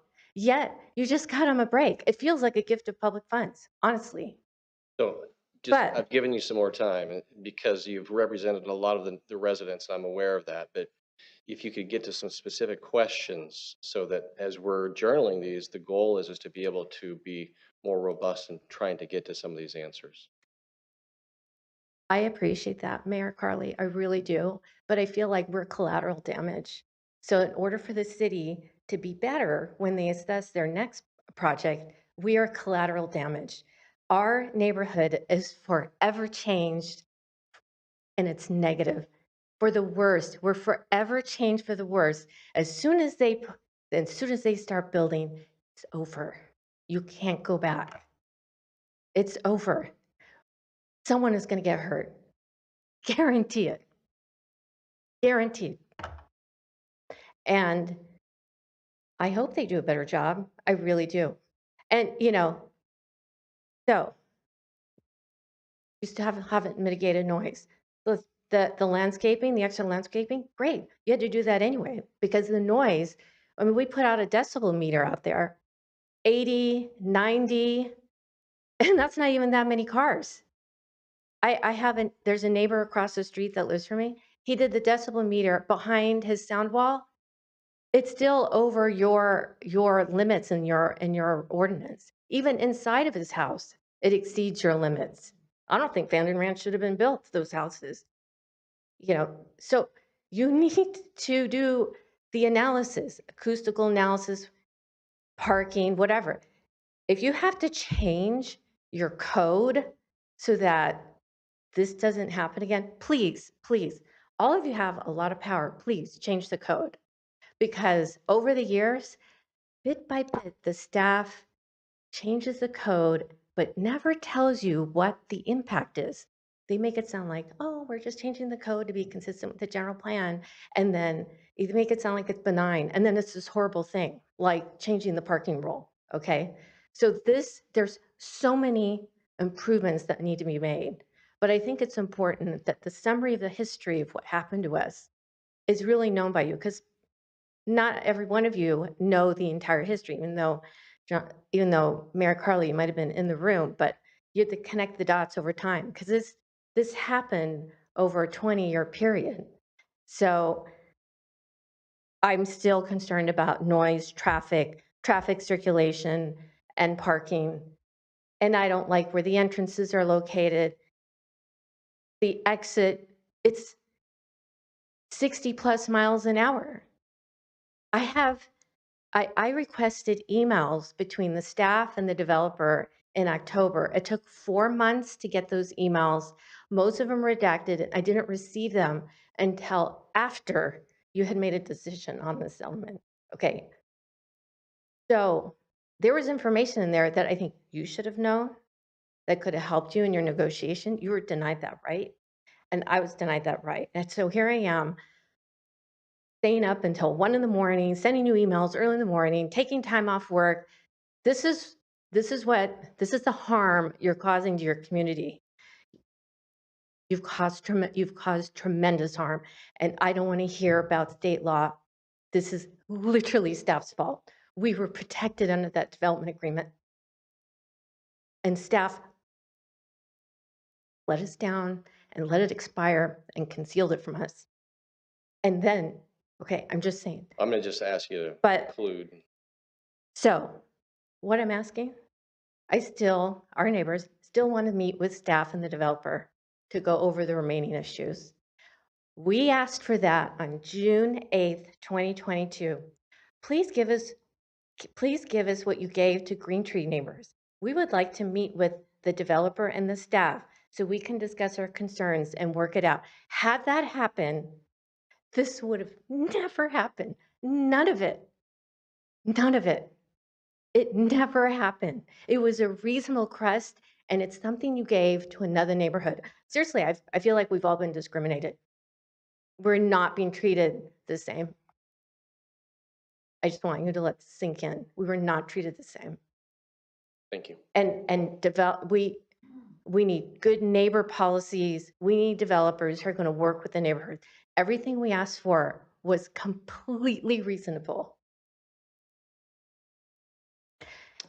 I'm gonna cut your mic here, okay? I've given you extra I time. appreciate know the you've extra represented- time. And so everyone is aware, everything that you've communicated is in front of the council, and so this becomes part of the record too. And so it's not lost on you're just being here.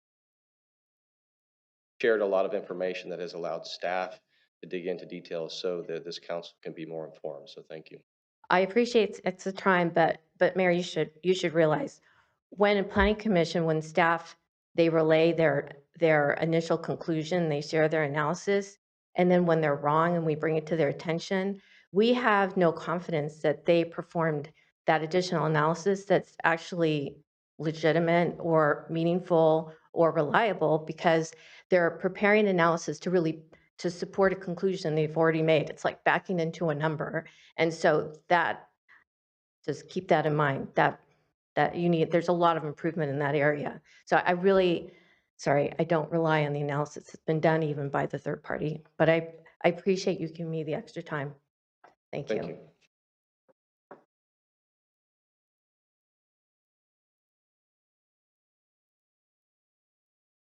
Hi, Wendy Brecken again. I am a resident of Vacaville. I've been here for, I think, 31 years. I do not live in Southtown area. I live across town, the other side of town. The reason why I have spent so much time on this issue is because I am completely flabbergasted by how things have turned out.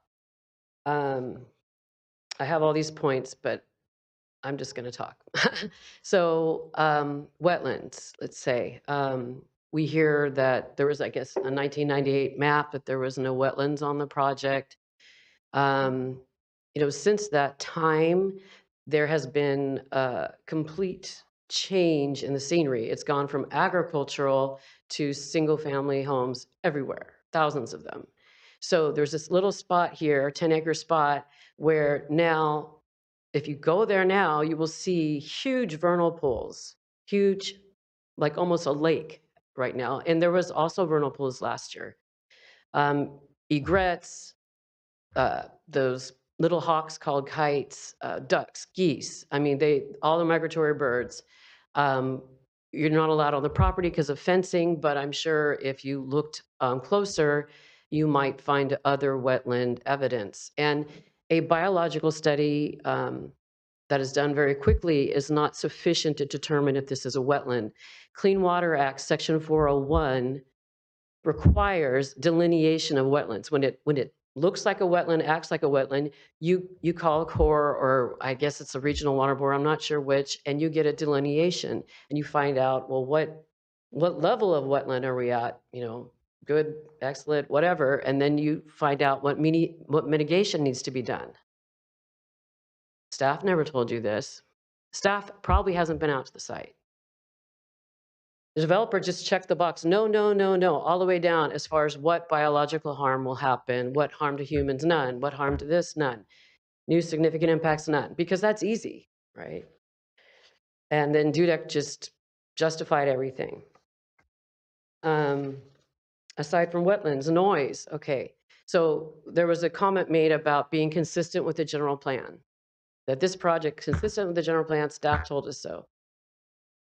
No.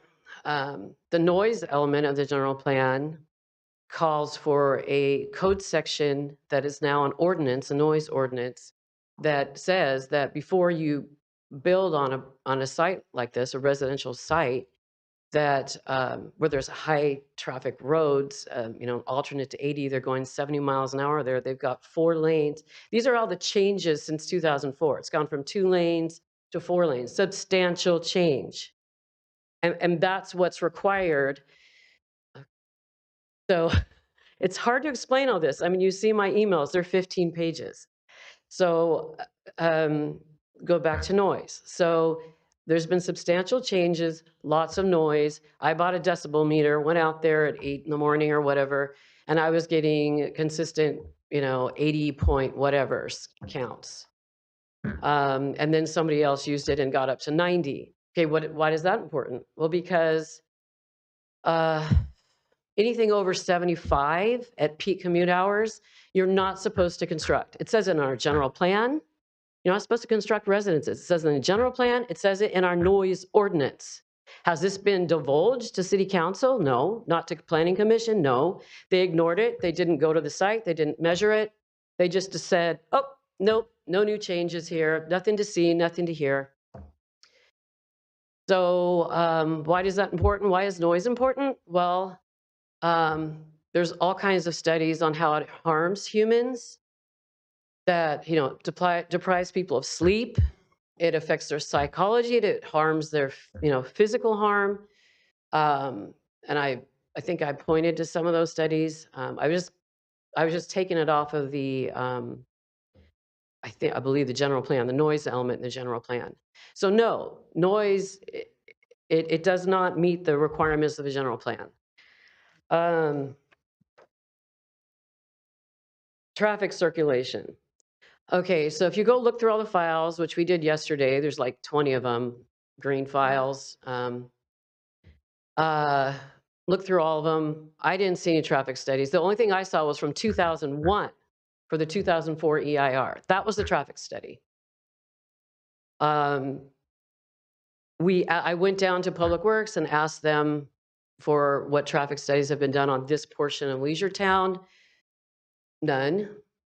They did provide us with, before you get to Leisure Town, before you get there, there was a study done in 2018, and it showed a lot of traffic. But what wasn't shown in the email that was not divulged for 4 months to Alicia Minion was that there was a traffic study, I guess an informal one done, where there's 12,000 cars. So it used to be like, I think even in 2018, 4,000 cars in a day. These emails have been sent to you. So if I get the numbers wrong, please forgive me. It's a lot of information. And now it's 12,000 cars in a day on that area. Huge difference. It matters for noise, it matters for traffic circulation, because they're going up to 70 miles an hour. So you want to put a driveway, a residential driveway, onto basically a freeway. It's a high traffic road. I'm going to call it a freeway because they're going freeway speeds. No, that's completely unsafe. So, I mean, these are just common sense things. And is it substantial new information? Is it, yes, we have substantial new information. You can't approve an addendum to this initial modified study that they did. You can't approve an addendum. When you have, according to your own code, according to the state law, if you have new substantial information, new substantial changes, you need an EIR or a supplemental EIR. This is a joke. I mean, your own code says no EIR, excuse me, start over again. After 5 years, when an EIR is 5 years old, you shouldn't be doing, you should be doing another EIR unless there's not substantial changes. That's how it reads. Air pollution that harms children, when you have high traffic roads, you have particulate matter, you have various toxic fumes, whatever. We're proposing in this project 15 feet setbacks. Okay, so I mean, what they say is after, if you do a 300 feet setback, then that reduces the pollution by 70%. If you do they recommend a 500 feet setback. And I was quoting, I believe, the general plan. I was quoting the ARB and the Yolo Solano Regional Board on that. No, that doesn't comply. 15-foot setback, that doesn't comply. And another thing in those emails that were divulged to Alicia Minion, there was an email from the Housing Community Development, which is the government agency that oversees your housing element, and you approve that every so many years to make the RENAM numbers, and they're getting more and more aggressive with that. I understand. But they said that this project is not consistent with SB 330 project, not consistent. And then it was like, well, let's call. That was the email, let's talk. But don't know what came of that. There's no further emails. But there wasn't an email that said, after the project was rejected, there was not an email that said, oh, we're going to go after you, like they've done for other projects that have been rejected for frivolous reasons. The reason why most of you all rejected this project, because this is not frivolous. This is traffic safety, and we're seeing lots of traffic accidents and fatalities.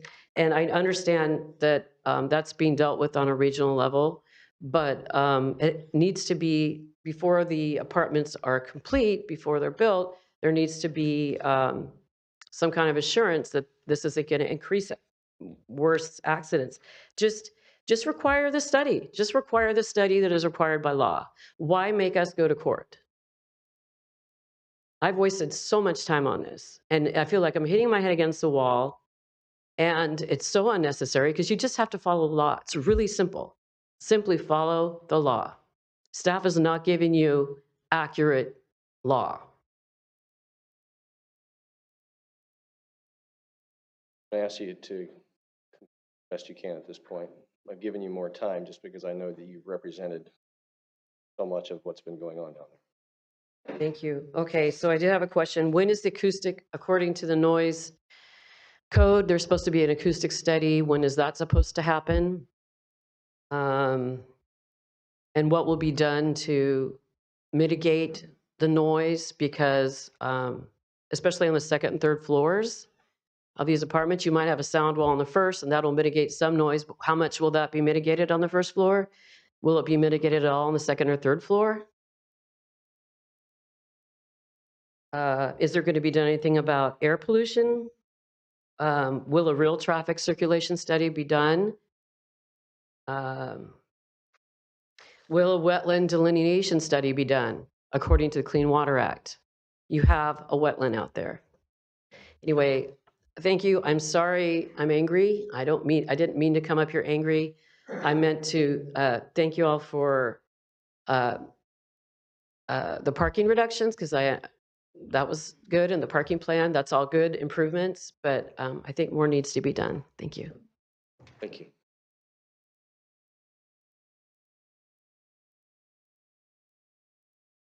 Sure, come forward.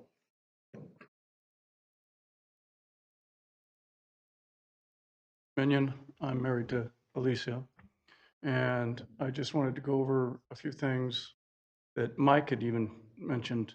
The staff, Mr. Bush, he's in control of his staff, and I would expect that you would look over everything that the staff has done, because I don't think they've been upright and honest with city council at all. Okay, that's your job. That's what you were hired for. And by dropping the ball, I mean, they let this expire, like my wife said. This never should have expired. We were told like 2 weeks in advance it was going through, and somebody on staff, I won't mention his name, close by, dropped the ball, okay? And it was done on purpose, okay? And that's why we're all here. Every one of us are here because of that. And I can honestly say 99% of these people behind me probably think that the staff of Vacaville is either incompetent.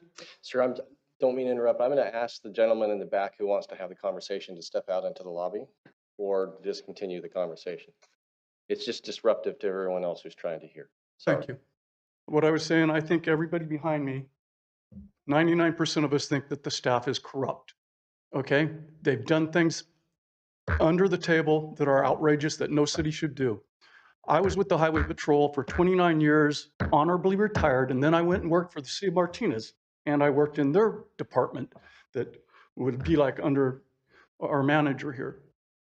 And I've never seen anything like this. This is like, we're just going to hide everything from city council. We're going to not tell you this. We're not going to do this. This has been happening throughout this whole ordeal. And I'm asking Mr. Bush to take the time to look over his staff. And if they need to be fired, then they need to be fired. Sure, I'm going to Okay? ask you to direct the questions to Okay. council. Well, I'm making sure Mr. Bush understands me because he's the one that manages the staff. Sir, this is the time for you to direct this to the council. Okay, well, We I'm can hear directing you. it to you then. Maybe you, being the city council, also has control over our manager. Maybe you should direct the manager to take care of his staff. And maybe we won't think that it's so, that it's corrupt, but it is. That's how we feel right now. And the CFD, this thing about letting them pay 4 years of CFD, right? 4 years. I paid 7 years of CFD. Am I getting 3 years of my money back? No, that goes up from 2,000, it's gone up over 2,300 a year for us. And don't get me wrong, my men in blue back here, I'm with you guys, Lieutenant, all of you 100%. But it's not fair to this community to do what they're doing. If we're going to have a CFD, it's one for all. They're in District 11 or District 6, I should say, and they're in our CFD 11. They should pay what we're paying. And it goes on every year from here on out, and it goes up every year from here on out. So if that's not going to happen, I'm with Mike. We'll just get rid of the CFD. And that, not to take, like I said, I love my officers, love my fire department, everything else. But we're not going to have it. We're not going to let them come in, anybody come in to our community and say, oh, what's good for them is good for them, but we don't have to, abide by it. No, that's not going to work for us. All right? Thank you. Thank you. And real quick, I have a member of the public from the podium, the podium in the back. So just hold on 1 second. So yes, go ahead. My name is Lucille Renfro, and I live on Scarlett Street. And coming home off Leisure Town Road, when I get ready to turn into Scarlett, I have to put my blinker on a half a block behind me before I get there, because that means that I need to slow the traffic down behind me. Well, sometimes that traffic don't slow down, so I have to pass by my street and go down to the next street and try to turn in to get home to Scarlett Street. The traffic is bad there. It flies. So for me to have to slow down a half a block away, sometimes I can turn, sometimes I have to go down to the next block. That's not good for me. Then I was listening to them paying the taxes. My taxes, I don't know where anybody else's come from, $2,000. I have to pay $6,000 a year. And it's gone up to that, and they're saying it's going to go up some more. But I have to pay it every year. I've been there for 7 years. I was one of the first people to move in there on Scarlett Street, because that's where they started building the houses. And it has gone up to $6,000. And I have to pay it every year. So if somebody's going to come in and pay a flat rate, and I have to continue to pay the whole thing, and I'm retired and I'm old, and I still have to pay it. So I can't understand somebody else coming there getting paid rent every month from all of the people that's gonna be in there. They didn't say they were gonna come in and sell those places. They said they're gonna rent those places. So they're gonna get all the rent past 4 years and keep it in their pocket, and I still got to pay out my taxes for the police department, the fire department, the land, everything there. They're not giving me a break because, for no reason. So that was one of the things that I want to talk about. But the most important thing is the safety of getting off of that street. That is not, I mean, the kids can't ride bicycles out there. The people can't cross the street out there because there's no crosswalk in but one place. And to turn in off of that street is really dangerous. Thank you. Thank you. Sure, yes, come ahead, go for it. I'm the land use attorney for the applicant. Just want to run through a few points, trying to address some of the comments I heard. Councilmember Wiley, you raised concerns about noise from the density of the project. I'd just like to reemphasize that facing on, I believe it's Burgundy and Scarlet, is the townhouse product where that's the narrower right of way other than Leisure Town that's facing single family homes. And that both gives those will be occupied by a single family. It is, even though it's a rental, it's a single family home style product attached. And those buildings on all three sides, or all four sides actually, serve as screening from the interior noise. So that it's been designed where basically that structure serves as a sound barrier from the pool and the clubhouse, et cetera. So I believe there will not be any sound impact that would be beyond that you would normally see with another multifamily product, probably less. There were concerns about whether we're paying our fair share on landscaping. I would like to point you to condition of approval 32, where we have not objected to and will be joining the landscaping and lighting district. There obviously are concerns about the CFD 11. The story has been told where the DA has expired. Once that happened, then the Mitigation Fee Act comes into play on far as what this project, as opposed to projects that were approved under the DA, can be imposed on. We did submit a sort of impact study in the prior proceedings. Obviously, there's a big gap in views between the applicant and the city on this, and we negotiated quite substantially on that amount, and we think we found a fair and equitable result there. I know there's a lot of dispute about that from the public, and I understand that, but it is, so as a point of contention with us, and we worked hard to resolve it. There was a concern about the LUCP. I don't know if it's concerned about this project specifically, but I just want to point to the initial study on page 61. We're in the LUC Zone D, which means we don't need a consistency review, and that review takes place when there are legislative approvals, such as a rezoning, general plan amendment, or specific plan, and we have none of those approvals. Also heartburn about the density of this project. We are stuck with the 20 unit floor per acre. We can't go lower than that.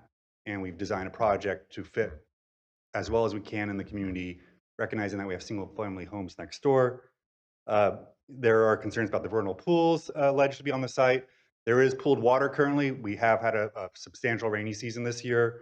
And I just want to reemphasize, if it wasn't clear, that we aren't done with our studies. The biologist did a quick site visit in response to the comments, but as planned with prior to construction, we're going to go out there and make sure that there are no jurisdictional waters, which we don't believe there would be because this is incidental from construction depression.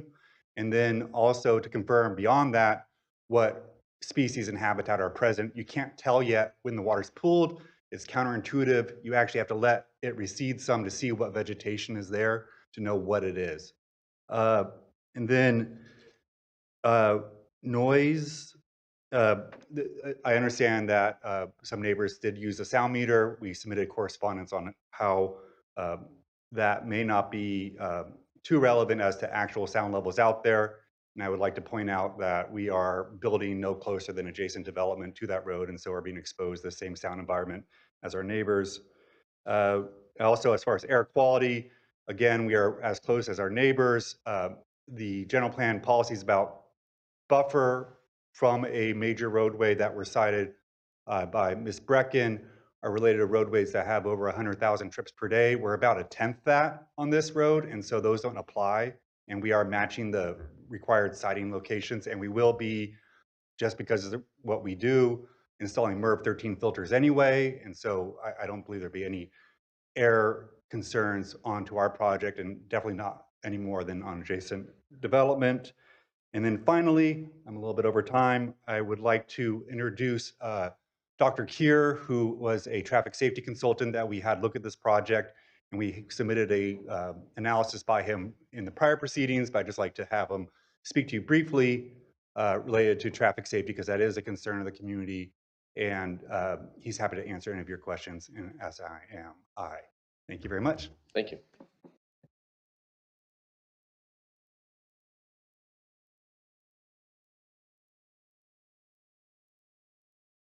Thank you for the opportunity to speak. I'm Dr. Kier. I'm a licensed civil engineer in the state of California. I own T. Kier Transportation Planning and Management, and I've been doing this type of work for about 30 years. My PhD is in civil engineering with an emphasis in transportation and statistics. I was retained by the applicant in November to do a sort of a limited analysis. Basically, the questions had come up regarding safety of traffic along Leisure Town Road. And we looked at accident rates along Leisure Town Road using data available through CHP as well as data provided by the city. We collected annual average daily traffic estimates from a system known as Streetlight Data. It's a big data set, if you will. It's essentially mobile device, cell phone data that's calibrated and used to identify traffic volumes on roadways. Using that data, we were able to look at 2018, I want to have this right, pardon me, 2019, 2020, and 2021 accident rates, all post widening of Leisure Town Road. And we looked at the accident data, we looked at projected traffic volumes, not projected, observed traffic volumes through the large data set, and came to the conclusion that both the fatal and injury as well as property damage only accident rates along Leisure Town Road are below the statewide averages for similar facilities. And so there's not a fundamental issue with traffic, with accident rates on Leisure Town Road, and the project is not doing anything that would worsen those rates. So if you have questions, I'm happy to answer them to the best of my ability. Thank you.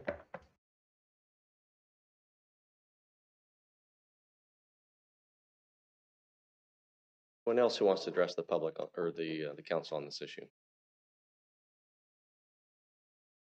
Seeing, yes, okay, there, I see your light back at the podium. Live there. I drive that street every day. Every time the traffic, and sometimes the people are going too fast and they can't make that roundabout, they run over our electric box. And we lose our lights because they run over it, then they got to fix it again. They says it's gonna be 4 hours, it's gonna be 10 hours, it's gonna be whatever. The traffic, I don't know if it's a certain time, but whenever I go out there and try to come in there, whenever anybody is coming down that street, they don't drive 40 miles an hour.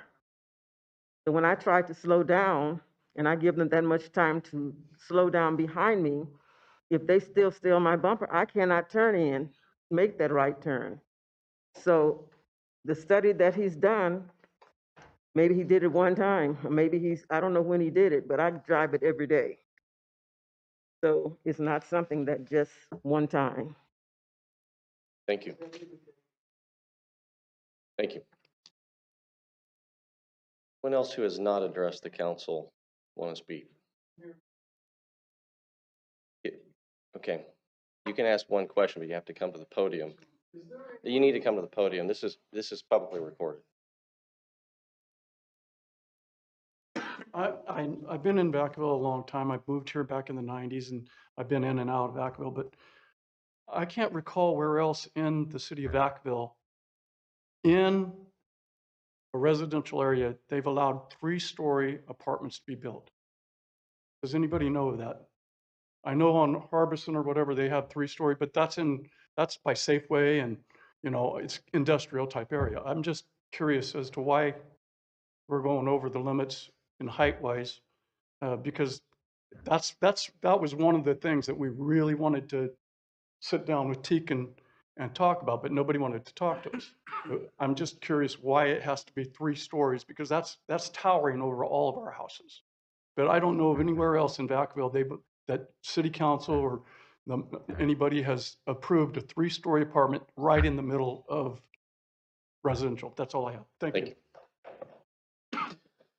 So with that, I'm going to close the public comment and then bring it back to the council. And I know that there's going to be a long list of questions, both from this council and also your ability to answer some of what we've heard. And that's really the value of this. And I appreciate from the public's perspective to ask the questions that need to be answered. We do need to be an informed council, and there's a lot of reasons, why and how we got here. So, but with that, staff, do you have the ability to answer your long list? And then I also know from, okay, I'll turn it over to you, Ms. Morris. Thank you, Mr. Mayor. I'm going to go through and answer the questions that I feel I personally can answer based on my knowledge of this project, and then I'm going to ask certain staff to come up to answer some of the other ones. Early on in the meeting, one of the council asked, or one of the public asked about the median income in Vacaville. It actually went up in the last year. A 4-person family, the median income is currently $108,000. So I just want to put that out there. There were questions about whether or not this project would participate in the landscape. Can I clarify that? Because that was my question. Yeah. So 108,000, you said individual or household? For a family of 4. For a family of 4. I don't have the data for the smaller Or families. is that income related to the increased jobs that we have here? It's the new median income Are for those the city of Are Vacaville. those employed jobs here within the Those are city? people that live here, it's their income. Yeah, I understand that, but are those jobs here? So when we say that, okay, the median household income for a family of 4 is 108,000, does not reflect that the median income, my understanding 2 to 4 years ago was around 70, somewhere around 70, 75.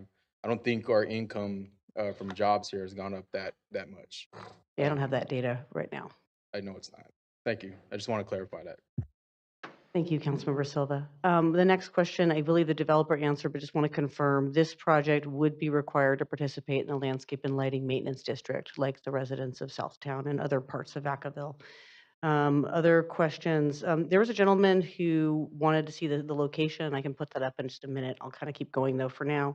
The developer was accurate, the developer's lawyer, that this site is in Zone D, so it doesn't have any unusual ALUC regulations.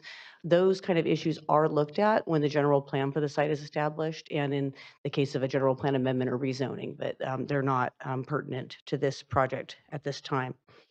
There was a question about a local hiring agreement. That's not a city requirement. So at this point, the request was made, but there isn't currently a city requirement for local hiring preferences. There were a lot of comments about the role or the activities of past staff and present staff, and I will avoid getting into a lot of that. I just wanted to respond to a couple of the factual comments that were made. Regarding the Southtown Development Agreement, the agreement expired before it could get to council to possibly get extended. Anytime there's a legal agreement between 2 parties, unless the agreement has an automatic renewal clause, the extension of that agreement requires both parties to agree to extend.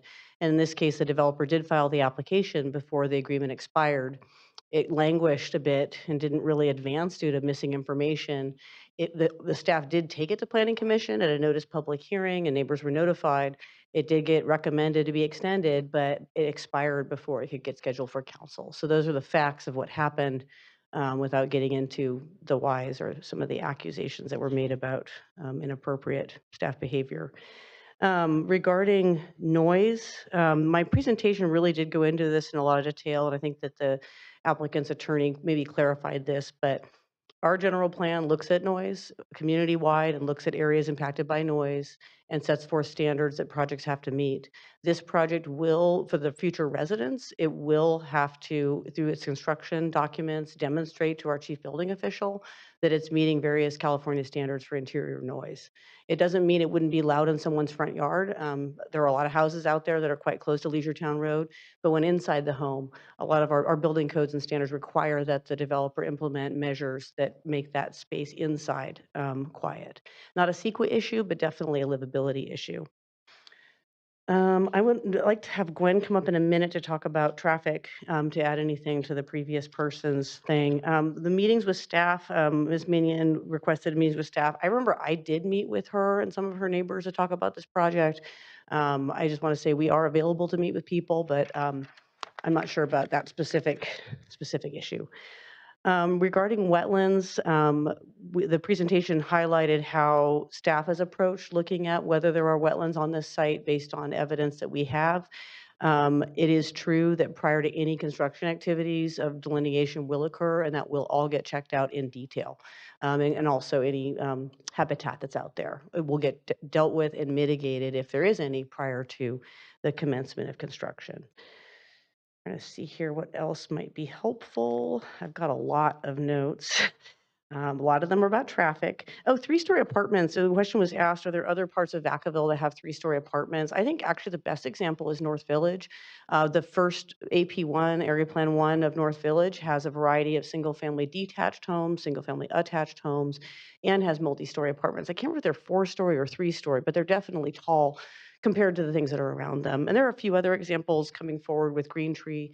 There'll be some apartments there, but North Village was the best example that I could think of.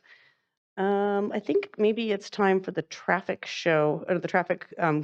So Gwen, I'm going to ask this. There were a lot of questions about traffic safety, and we've looked at this, but I feel like based on what you've heard, Gwen, it'd be helpful if you could give the council some information. I'm going to go do my best to go through the questions. If there's ones that I miss, please, let me know. Okay, so the first question is with regards to the entrance from Leisure Town Road. It's not uncommon to have multifamily have entrances off of arterials. It's pretty standard. Basically, what you don't want to do is have single-family residences have driveways off of a arterial, a four-lane, high-speed road, because single-family residents, there's a high frequency of driveways, and what the multifamily does, it condenses all of the ins and outs to one location, very similar to commercial properties. Additionally, given the speeds and the ultimate volumes that are anticipated on Leisure Town Road, there's southbound, there's a right turn pocket. So when you're driving south, you can pull over into the right turn pocket so you can slow down while traffic goes past you. And that was added as part of, that's part of the plans that they are proposing. Additionally, Leisure Town Road did go from a 2-lane to 4-lane, and the remaining sections will be actually improved to 4 lanes. Jepson Phase 2, which is from Elmira to a little bit north of Hawkins, is anticipated to be put out to bid relatively soon. That'll be widened to 4 lanes. The next phase will be, when we have funding available, will ultimately be funded. It's always been planned to be a 4-lane road. It's been looked at with the general plan. It's been looked at with Jepson Parkway. We also looked at the Leisure Town Road when we did a level of service evaluations, when we did the AB 1600 for the TIF improvements, which was just approved back in June of 2022. So we always knew that there would be changes to Leisure Town Road. The environmental document, which was done in 2004, looked at existing conditions, and it does a projection. And the projection is basically to make sure that whatever project impacts your project has, and I'm only speaking from traffic, that they're identified and they're either mitigated or they're identified and overridden. That was done in 2004. Basically, the project that we have in front of us is 236 multifamily units. With that, the project is anticipated to generate, and where the numbers come from of, how much traffic is generated is from the ITE, Institute of Transportation Engineers Trip Generation Manual. It's a standard, industry-wide standard that's been out, for as long as I've been, or longer than I've been working for, however many years. I've been working for 30. In the AM peak, this is the number of trips that are total trips, entering and exit. They're anticipated to be 94. In the PM peak, there's entering and exiting, there's anticipated to be 120 trips. And when I say the AM peak or the PM peak, what that means is the AM peak between 7 and 9, the 1 hour of the highest traffic. PM peak is between 4 and 6, the 1 hour of the highest traffic is what we anticipate. So based upon the number of trips, so let me back up. CEQA doesn't look at level of service anymore, but we look at it from a general plan consistency. So basically, we have a 4-lane road out there that the capacity is ultimately going to be over 45,000 vehicles. We recently looked at it with AB 1600, and with them being the project, generating 95 or 94 AM trips and 120 PM trips, there wouldn't be enough traffic for them to trip a level of service threshold. And our level of service threshold is basically in this area is we have an acceptable level of service as a level of service D. And excuse me, it's a mid D. And an impact, when it was CEQA impact, a negative influence for general plan is if you went from acceptable to unacceptable. So we went through, less than a mid D to over a mid D, or if we were at over a mid D and we had more than 5 to 10, we had more than 5 seconds delay at an intersection, the number of trips that this project is going to generate wouldn't do that. So when it came through, it's consistent with the environmental document. It also identified when we looked at the environmental document, while VMT is vehicle miles traveled, was not the metric at the time, there was an assumption that by that approval, we approved a certain level of vehicle miles traveled. And because the project is below what was previously approved, it's basically the VMT would be less. Oh, sorry if I lost you on some technical things. I'll try to not be too technical. So with regards to the capacity, the current volume of 12,000 vehicles in a 24-hour period, that facility is operating at a level of service A. We have had speeding issues. We have had speeding issues at the roundabouts, and there are improvements that we are going to be installing. We've ordered equipment. We're getting a contractor on board. And basically, it's for southbound Leisure Town going into the roundabout that besides the radar feedback sign that if you're going too fast, it just says slow down, because if you actually put numbers on there, people try to beat the numbers. So what we do is we just have slow down if they're going faster than we want them. Then we're basically having the road curve with striping, and then 6 inches off of to the left of the yellow stripe, we're going to put rumble strips. So if you go out of that area, and because you're trying to use that extra pavement, you're going to hit the rumble strips similar to what you hit on Caltrans freeways if you go out of your lane. Then northbound, what we're doing is we're doing the same radar feedback sign. Northbound, sorry, it's northbound Vanden. We're doing the same radar feedback sign, but we're doing transversable rumble strips in different sections. So we'll do a first section that you can hit at about 55 miles per hour. We've got a sign, rumble strips ahead. Then we'll have the rumble strips. We'll have a sign, 35 miles per hour, and then we'll have 2 other sets of rumble strips that will be acceptable to drive over at 35 miles per hour. Now, we didn't do the transversable rumble strips for southbound Leisure Town because they are noisy and ultimately there's going to be residents there. So we determined those improvements in consultation with one of our consultants. Okay, so the next thing was with regards about a traffic study. I think they meant speed survey. So we have to do a speed survey so that we can actually set what the speed limit. the California Vehicle Codes and the MUTCD, which is the Manual of Uniform Traffic Control Devices, are the two manuals that guide how we can actually set speed limits. So the speed limit was set in 2018 based upon, we have different sections, based upon the speed surveys that were done in 2018. The speed limits are good for 5 years, and then we have to evaluate them and say, has anything substantially changed? So if we went from 2 lanes to 4 lanes, it substantially changed. That's why the speed surveys were done in 2018, is because it was after the construction was completed and people could, drive free flow. So the speed surveys will be evaluated when they come up later this year, which is in June and July. If nothing has substantially increased, then what we would do is we would extend that speed survey for up to 2 more years, and then we'd evaluate it again at year 7. And then at year 7, we'd look at it again to say, hey, has anything substantially changed? If it hasn't, then it would be extended to 10 years. Now, for instance, the speed surveys that we have on the sections that are going to be widened on Leisure Town Road from 2 to 4 lanes, basically, once that construction is completed and once it's been open to the public for a little while, we will do another speed survey on there, because our previous speed surveys to set the speed limits wouldn't be valid because we went from 2 to 4 lanes.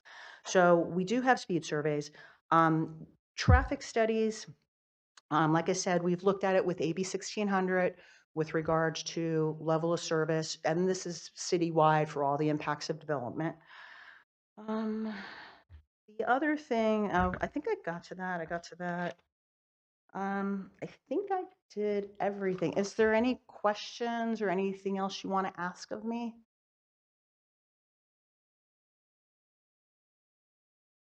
Nope. Thank you. Thank you.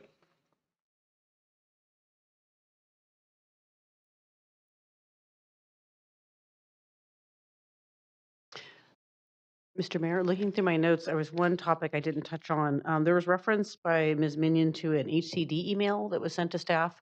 Just want to clarify, we, the planning division that I manage, received a request to meet with HCD to talk about SB 330. They had heard that our city had an application and may not be clear on the legal requirements for these type of applications. So myself, the planning manager, and the senior planner met with, I think Andrea, you were there too. We met with one of HCD staff members who discussed the requirements with us, but then we didn't receive any further action. I think that was everything. And I have a question on that. Of course. It was reported earlier that the Housing Accountability Act has been here since when? According to one of the lawyers, it's been in effect for longer than I thought, since the 80s, but it's been ramped up annually, So that's what I particularly in wanted. 17, 18, 19, 20, 21, and 22. And Dolores has, Ms. Okay. Dalton has more info. Because at what point did it turn into the Housing Crisis Act? I believe it's called the Housing Crisis Act of 2019. 2019? That must have been 2019. When there were significant challenges.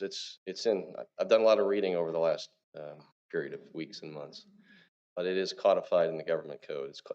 They've declared it the Housing Crisis Act when they enacted new changes. So there's been a lot of changes in Sacramento. So, Mayor and the rest of the council, I can address that. The Housing Crisis Act is actually a separate act from the Housing Accountability Act, although it involved some amendments to the Housing Accountability Act. For lawyers like me who have been practicing in the land use area for a long time, we can't emphasize enough the sea change that has happened with respect to housing approval coming from the state legislature since approximately 2017. The Housing Accountability Act has been on the books since 1982. It was sort of a sleeper statute. No one paid a lot of attention to it. But since approximately 2017, every year, it's been strengthened considerably. It's right in the text of the law. This is what the law says. Unfortunately, for those of us who represent cities and counties on these issues, that it is the intent to meaningfully and effectively curb the capability of local governments to deny, reduce the density of, or render infeasible housing development projects. So the state has applied a series of hammers every year since 2017.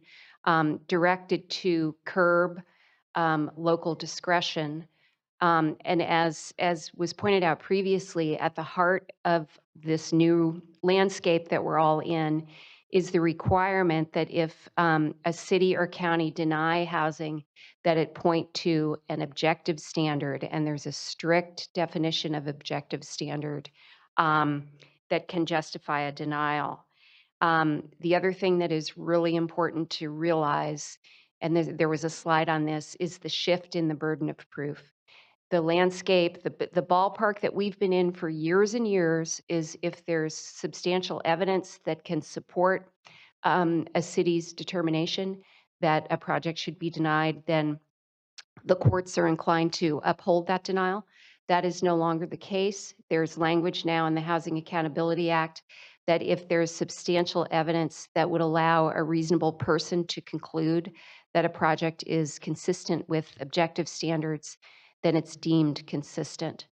My office has been involved in litigating a number of these cases, and I can tell you that out of the First District Court of Appeal, which is the district that you are in, City of Berkeley, City of San Mateo, City of Tiburon, there's been a pretty unbroken string of published decisions from the Court of Appeal upholding these very stringent requirements and restrictions on the capability of local government to deny projects. So I'm just trying to be factual here and let you know that this is the ballpark that we're currently in, and it's a ballpark that has been created by the state legislature. Thank you. Any other questions that need to be answered, or I'm going to bring it also to the council if council has any questions. Sure. Councilman Chavin. Thank you. I would like to ask a question of the, I guess you're the, yes, sir, transportation. You had stated that between 2019 and 2021, that the study you performed, or the survey that you performed, that the fatality rates in this area on that stretch was below the state average? Statewide average for similar roads.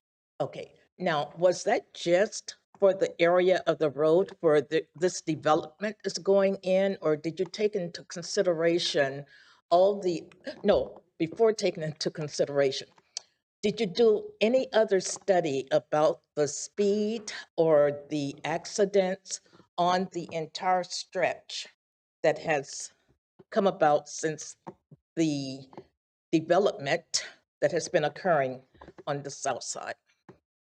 We did not do any type of a speed survey. We looked at two sources of accident data, and we looked at from the roundabout with, I want to say, is it Brandon? Roundabout. Vanden? The roundabout with Vanden, all the way to I-80 and then beyond. We looked at those by segment, largely between the major intersections, and the memo, which I think has been shared with you as part of one of the prior meeting packages, defines the segments that we looked at. There were 5 different roadway segments in there. Two or three of those are the adjacent streets. But we looked at multiple segments characterized largely by if they were 2-lane or 4-lane, so we would be looking like to like, if you will. And looked at the accident rates as reported by City of Vacaville data and as reported by CHP data. The City of Vacaville data included more accidents, so we used that. And then we used, for each year that those accidents occurred, we had annual average daily traffic for those same segments of road. And that allows you to compute the accident rates, which are measured in terms of accidents per million vehicle miles traveled. And as an example, statewide average for a 4-lane divided roadway from 2017 through 2019 which is the most recent data available from Caltrans, and that's for an urbanized area, is 0.54 fatal and injury accidents per million vehicle miles of travel. And the segment fronting the project is at 0.32 accidents per million vehicle miles of travel, so well below that statewide average. The section between Scarlett Street and Redstone Parkway is at 0.46 accidents, fatal and injury accidents per million vehicle miles of travel.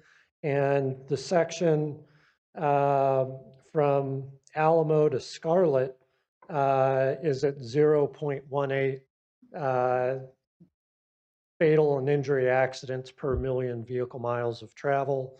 The standard for not for property damage only accidents, similar class of roadway here, 0.76 accidents per million vehicle miles of travel. Most of these segments don't have property damage only accidents. The one fronting the project is at 0.65 property damage only accidents per million vehicle miles of travel.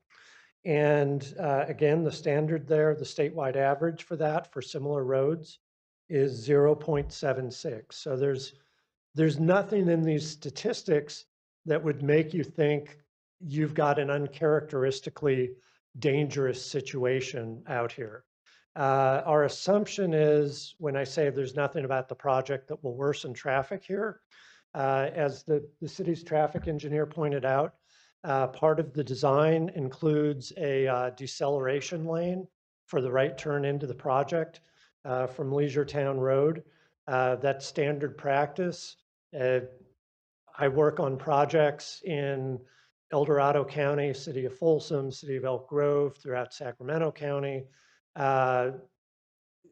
It's not an unusual situation at all to have a 200 to 300 unit apartment complex fronting onto a 4-lane road with a commercial style driveway and a right turn deceleration lane to get into it.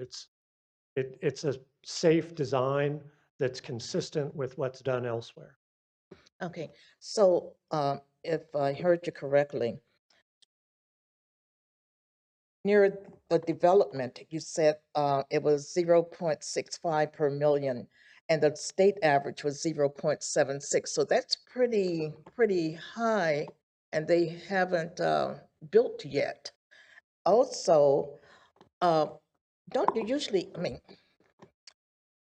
are deceleration lanes normally found on,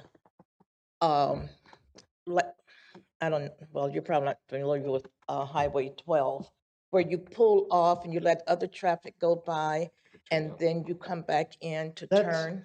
That's a passing lane. A deceleration lane is in lay speak, it's more commonly referred to as a right turn pocket. So you'll have, for example, a typical design. I don't know what Vacaville's standard design is, but many communities use a standard design that would be a 150-foot turn pocket with a 60-foot taper going into it for a total turn pocket length, if you will, of about 210 feet.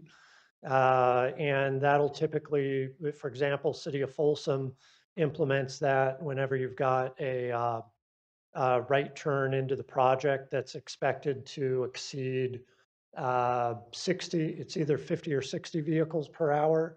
And from 10 vehicles per hour up to that 50 or 60 limit, they would specify a right turn taper, which would be that 60-foot taper going into the turn, but without the turn pocket. It's with the turn pocket there, I mean, you have very commonly entrances where you concentrate the traffic rather than a driveway for each individual house onto a major road, and you've got the turn pocket there so that people can safely decelerate. If you were to, and I believe some of the original I don't want to go too far down this because I don't know all the history on the project, but I believe there were early on proposals to put more driveways from the project into the community. And the community did not want driveways onto the streets fronting their homes. And so putting this driveway on Leisure Town Road with the deceleration lane there is a safe solution, and it's avoids putting that traffic into the neighborhood. And just real quick, since the rendering is up, just describing what you're describing as the deceleration is the southbound into the entrance, correct? Yes. All right. Similar, looks like there's a deceleration for the right turn at the controlled intersection with the traffic signal. I'm not sure right now if that's existing, and maybe I would defer to the city engineer on that. My analysis of this has been strictly from that accident rate perspective back in November. And, I've skimmed the plans to make sure that there were no red flags that jumped out at me. And this is all very consistent with things that are done all over Northern California. Yep. Is there anyone with the city that can point it out for me? Well, just looking at this, and then I'm going to go to Vice Mayor Wiley, see if she's got some questions. But public comments closed right now, but what I want to address is there is the entrance here, but what we heard tonight also was a concern from the neighborhood. I just wanted to address if staff can, because there is the deceleration that's on the lower left hand. So residents having to turn in there, obviously this is a controlled intersection, but if the roadway is open and you have to decelerate, you clearly should be able to make the right turn. I'm just trying to, ask the question here. Is that in existence today? That's different than the entrance. So thank you for your answer. You're welcome. I'm just trying to address, do we have a safety issue today, even before the project? Gwen's pulling up some information so she can respond to that question, Mr. Mayor. Thank you. And while she's looking for, do you have that? So I'm not 100% positive it's right there. If the right turn pocket is into Redstone, can you Google that for me? I believe it should be.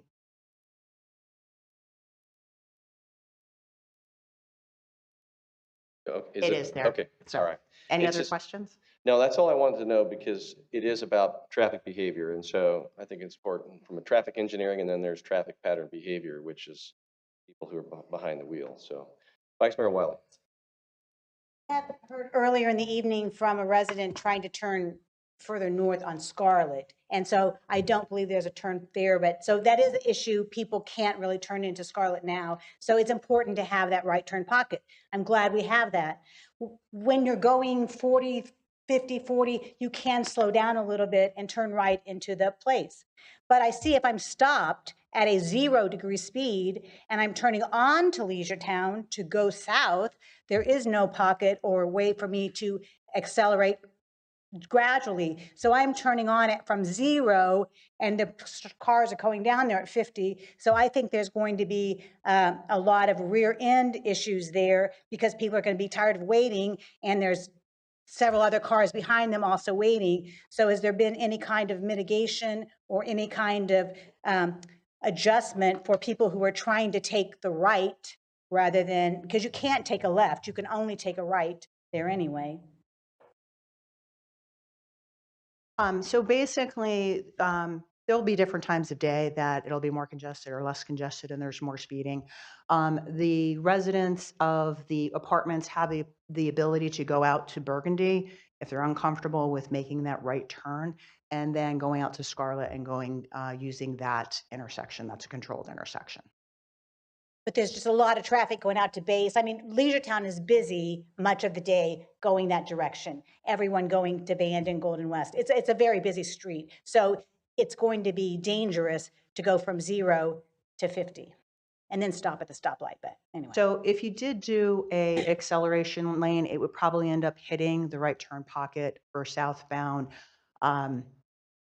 Redstone. So it's not necessarily the best, because if you have that right turn pocket that's extended all the way to the driveway, somebody who's going on Redstone might go into Right. the pocket while somebody's trying to exit the driveway. I just understand it's a traffic issue.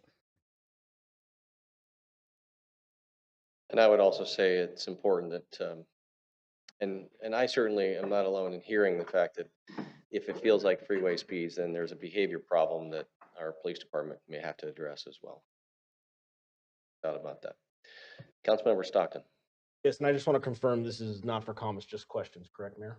Right now, we're just at questions. Questions, okay. I have some, I guess, objective questions and some subjective questions, but I think they're all meaningful. I am curious if the developer lives in Vacaville. That's an objective question. Do you live in Vacaville? Do any of you live in Vacaville?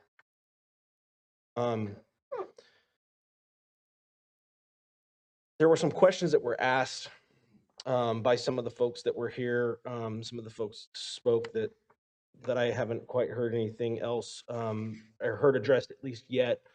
There was a lady, Miss Minion, that came up here and asked to meet with you. I'm just curious if the development team is willing to move this to another meeting and take that opportunity to meet with Miss Minion and the community members before we take action.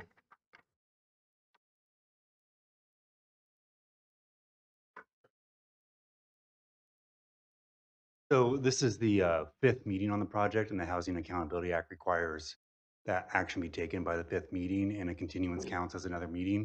I believe we're happy to have conversations after action tonight, but I don't think the applicant is open to a continuance for that conversation. Can you confer with the applicant and determine whether or not that's accurate or not, whether they are willing to do that on their own accord or not? Is the question Whether after you're- tonight willing to have discussions So my with the question neighborhood? is, before we take action, are you willing to meet with these neighbors to have a conversation with them about the project before we take action? You said that's your assumption, and I asked if you could confer with them whether or not that's what they want. While they're discussing, do you have other questions? I do, but I'll wait until I get an answer for each one.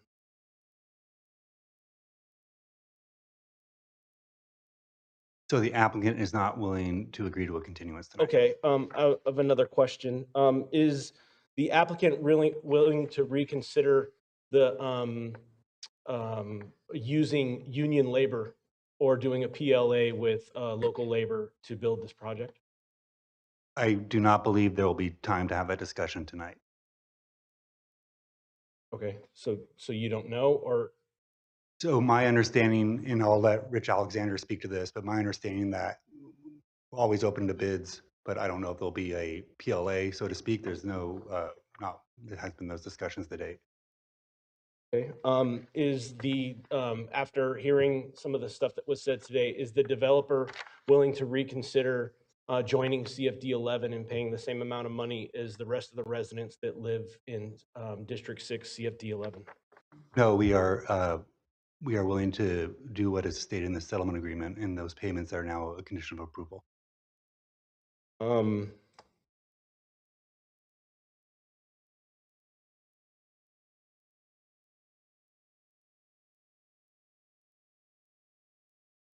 My question. Thank you. Any other questions from the council? I may have a few. I just wanted to get clarification, especially since one of the items is regarding the EIR. One of the things that was suggested is that the law requires after 5 years. So I wanted to have you speak to that. Thank you, Mr. Mayor. Our Land Use and Development Code is a chapter that relates to environmental review. It is from the 1990s. It was not updated with the latest code update, but essentially it sets forth a similar, almost identical consideration process as in CEQA section 15162, looking at whether anything has changed and in the similar level of detail. So staff does not believe that our local code is inconsistent with CEQA, but we did really evaluate this under the current state law pertaining to environmental review. And with looking at it under either lens, we've concluded that we can rely on the 2004 EIR with the information that was pulled in from the subsequent EIRs. Councilmember Roberts. Yeah, there's a couple questions following up with that, because I know this is 5 years with substantial change. What is a substantial change in terms of the code or law? Like, I know there's been a definite density increase from what it was. There's now the 4-lane road. So there has been substantial changes, but what is the actual definition of that? I would actually like to see if Dudek would like to respond to that question as a CEQA expert. I can say, and I want to reiterate from our presentation, that the CEQA for this project focuses on the difference between the project that was previously approved through the master plan to what's here now. It's not looking at a greenfield site with no approved development and comparing that to a 236 Yeah, unit. no, I'm not looking at that. I was But looking here at is like, our expert now. My name is Christine Cronenberg, and I'm with the firm Dudek, and we prepared the modified initial study and the addendum for this project. In terms of substantial change, it would be, is this project significantly different from what was previously considered in the prior EIR? And it doesn't rise to that level. The project that's currently you're considering is very similar to what was previously considered and evaluated, excuse me, in that 2004 EIR. The multifamily housing project, the number of unit change is very small. It's about 13 units. We looked at that to determine if there was any substantial change in any of the impact areas associated with those 13 units, and there is not. So does that answer? yeah, that does. Another question more for staff. What are the main differences between what was presented in the DDLA and the project as it is being presented now?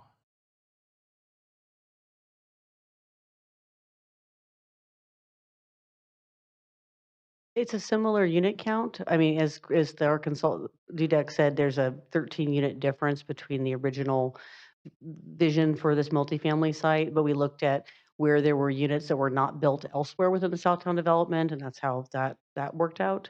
But this is substantially, it's a multifamily project at a density that's very similar to the 2004 plan. Okay, so a lot of stuff is similar, like the parking and, I mean, the DDLA, there was the CFD 11, correct? The DA had specific terms that were binding on the projects that came forward while the DA was valid. And one of the terms that's gotten a lot of discussion was the requirement to join CFD 11 as a term in that development agreement. Okay, try and pick on staff too much here, but why didn't it come to council? I mean, from my, not trying to point out names or do anything, but it's like from a professional standpoint, is military or what I do with the state or the county, it's always backwards planning, like what's the due date? And you always give yourself ample time to get that to whoever needs to sign it well before the due date. So what was the holdup? Why did it never get to council and why was it allowed to expire? With a development agreement and with any agreement, and our lawyers might jump in and clarify what my response would be, but there's a term, and if both parties want to extend it, then both parties are going to make sure that they file a timely extension, move it along, and get it to its conclusion before it expires. In this case, I don't know that it's accurate. I do not believe it's accurate to say that there was some staff conspiracy to try to make sure that thing did not get extended. But what happened was, at the time that there was a sufficient information to schedule it for a public hearing at Planning Commission, that meeting happened, the commission recommended, but the agreement expired like less than 20 days later. So there just simply was not time between the commission hearing and the next council meeting. It had to be an oversight on someone's part. It had to be, because, but it was not clear whether it was the developer not wanting to extend it after all. It's just not as simple as letting it expire. But anyway, the time, so these days, just to answer your question a slightly different way, staff's very cognizant that we have a development agreement that's going to expire in October of this year.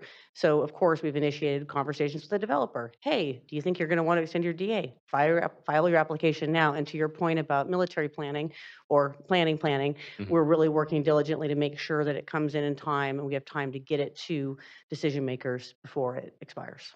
Yeah, maybe for Rich or staff, how far in advance did you guys file the packet to renew the development agreement? Because it said you did submit one.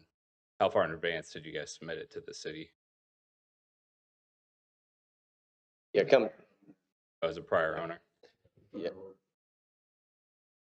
Yeah, that was a prior owner.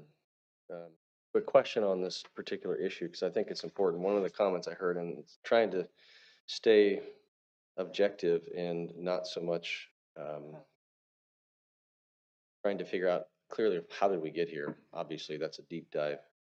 But one of the comments was that staff would only accept an apartment project. Can you speak to that? I began my public service with this city in the summer of '21, so I was not here when these things happened. But a lot of the things I heard tonight, I've heard a lot in other places I've worked.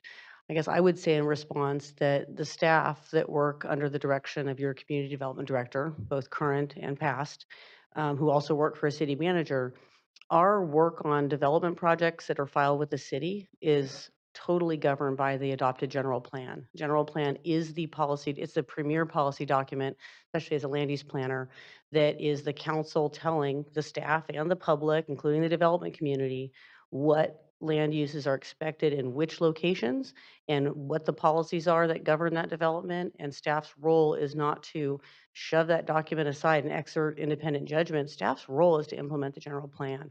So what was described, I cannot understand how that could ever happen in the sense that planning is all about implementing the general plan, which is totally controlled by the council and policy set by the council. If you have any more specific questions, I can try to dig in, but I arrived in the summer of '21, so I was not here during some of these earlier times. Mr. City Manager? So, thank you, Mr. Mayor. So, I have some personal knowledge about that because I came in shortly, right as that was happening with the big, long history with this particular project. And I can tell you that from my experience, overseeing the former, director and the department, what was occurring at that particular time is that the project was attempting to try to do a design that would meet the minimum density, but did not meet any of the other city standards. And so there was a lot of push-pulling back about how do you meet the standards and still meet the zoning and the general plan designations and so forth. And so that was conversations that we had with the development team at that time. And the project would go back to see how they could meet city standards to comply with the zoning and general plan designation. And then at that point, we lost track of it because it never came back in with a resubmittal. And so I think that's how we got to that point with regards to that attempted project design. Thank you. Vice Mayor Wiley. Just wanted to follow up on the comment from Thomas Randall earlier in the evening. He asked whether we had to have land use from the airport, like the airport. And because I live in that area too, and so that's his housing development's not very far. And if they had to have it for his section of Southtown, was it needed for this or not? And was there any input from the base? Because the planes fly over our houses all the time. I am actually going to ask Senior Planner Albert Enault to respond to this question because he is very versed in the ALUC regulations that affect land use development here. So, Albert, can you briefly explain the zone that this project's in? Yes, good evening, council. The answer is no, it didn't have to go to ALUC. The reason why is because the original annexation of the Southtown development identified high-density development at this location. And at that time, when everything was annexed into the city, it was required to go to LUC for consistency determination. Did it comply with compatibility plans?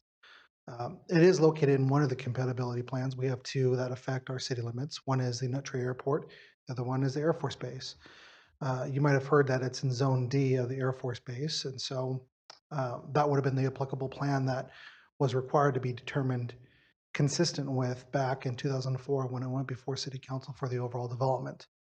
Subsequent documents that amend our general plan that occurred in 2015 with the comprehensive amendment still identified high density at this location, as well as other supplemental EIRs that occurred in 2021. Each of those major comprehensive amendments did go to Solana Airport Land Use Commission and did disclose that there was high density that was supposed to be at this location, as well as other land uses that are throughout the entire city.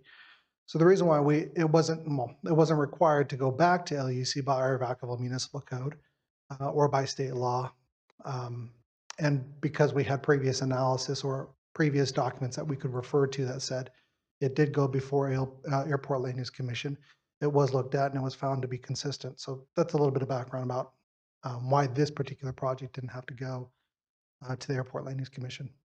Wasn't there a similar project, again, before I got here, that was approved supposedly, and then before they got it built, then they found out that it wasn't approved, and so then they had to change the plans, like with the college, and that was with the airport as well. So, I mean, has the airport, did we have to ask for them to weigh in on it again since it was so old or not?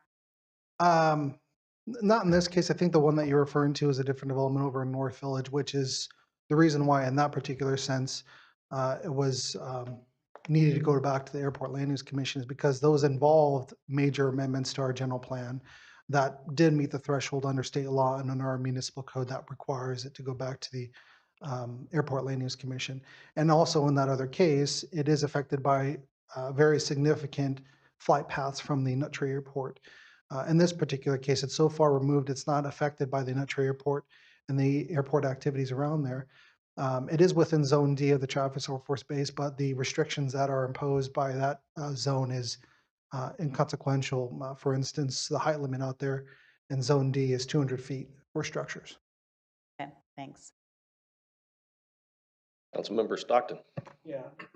Real quick, I just remembered one thing I wanted to ask, and it was based off a conversation I actually had with you, but I don't know if you or staff wants to ask it. What is the actual fine associated with per unit if an SB 330 project is not approved? I think the question also, maybe you can answer.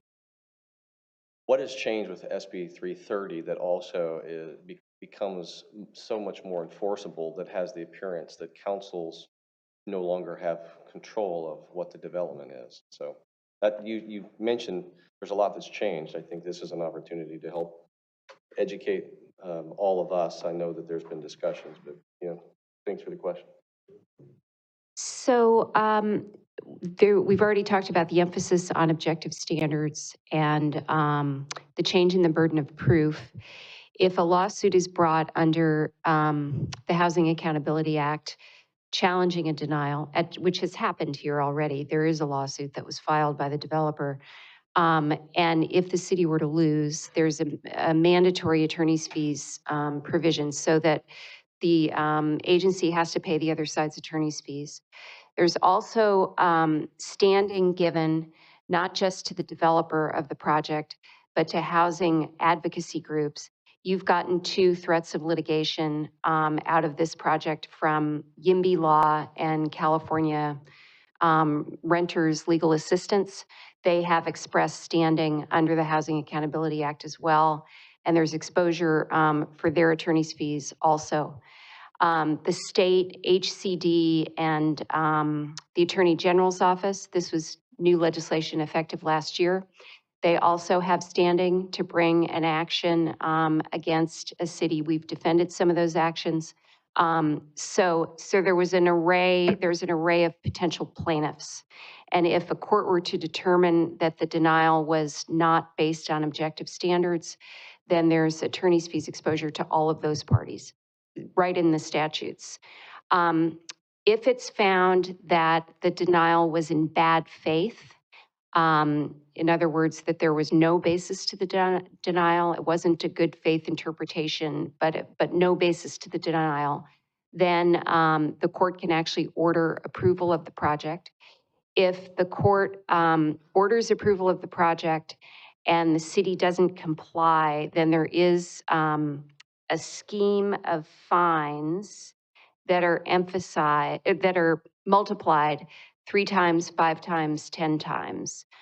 So that scenario, I think, is remote, but there is, in addition to the attorney's fees exposure, if a city fails to comply with a court order issued under the Housing Accountability Act, then there's a multiplication that can quickly reach several $100,000, and it's based on the number of units. The fine is calculated according to the number of units in the project. So that's some of the enforcement mechanisms. Number of parties who can sue, mandatory attorney's fees, fines for not complying with a court order. There's also potential ramifications for a housing element. You've probably all seen, there's been a lot of publicity recently about cities that are behind some on housing element adoption. And HCD has a statutory duty to review and weigh in on a jurisdiction's housing element. If, for some other clients, not for Vacaville, but for some other clients, there has been a concern based on threats from HCD that if a project was denied that HCD views as not based on objective standards, it can jeopardize housing element approval by HCD. You want to comment? I just wanted to add, Dolores, and you can correct me if I'm wrong, isn't the minimum fine for a bad faith finding $10,000 per unit, and then it's subject to the multiplier? Yes. Thank you. I'm just trying to also touch on some questions to make sure that if they could be answered. I know that you had a lot. There was a question about noise. Obviously, it's been discussed, but the comment was that under the general plan, that no development can occur, and so it's a violation. I don't know if you wanted to make a direct comment to that. Those policies don't apply to this project. Can you explain why? I would need to, I can do that in a moment while perhaps the questions roll on. Okay. And then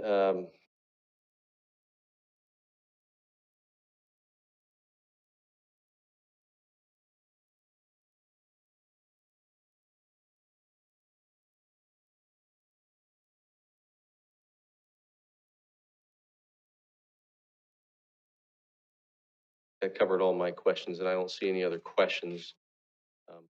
I wanted to give you the opportunity to answer that if you could. Mr. Mayor, if we could take a brief recess, I just want to confer with my professional planning staff, and we'll be back in 3 minutes or so. Yeah, 5 minutes. 5? Okay. 5 minutes.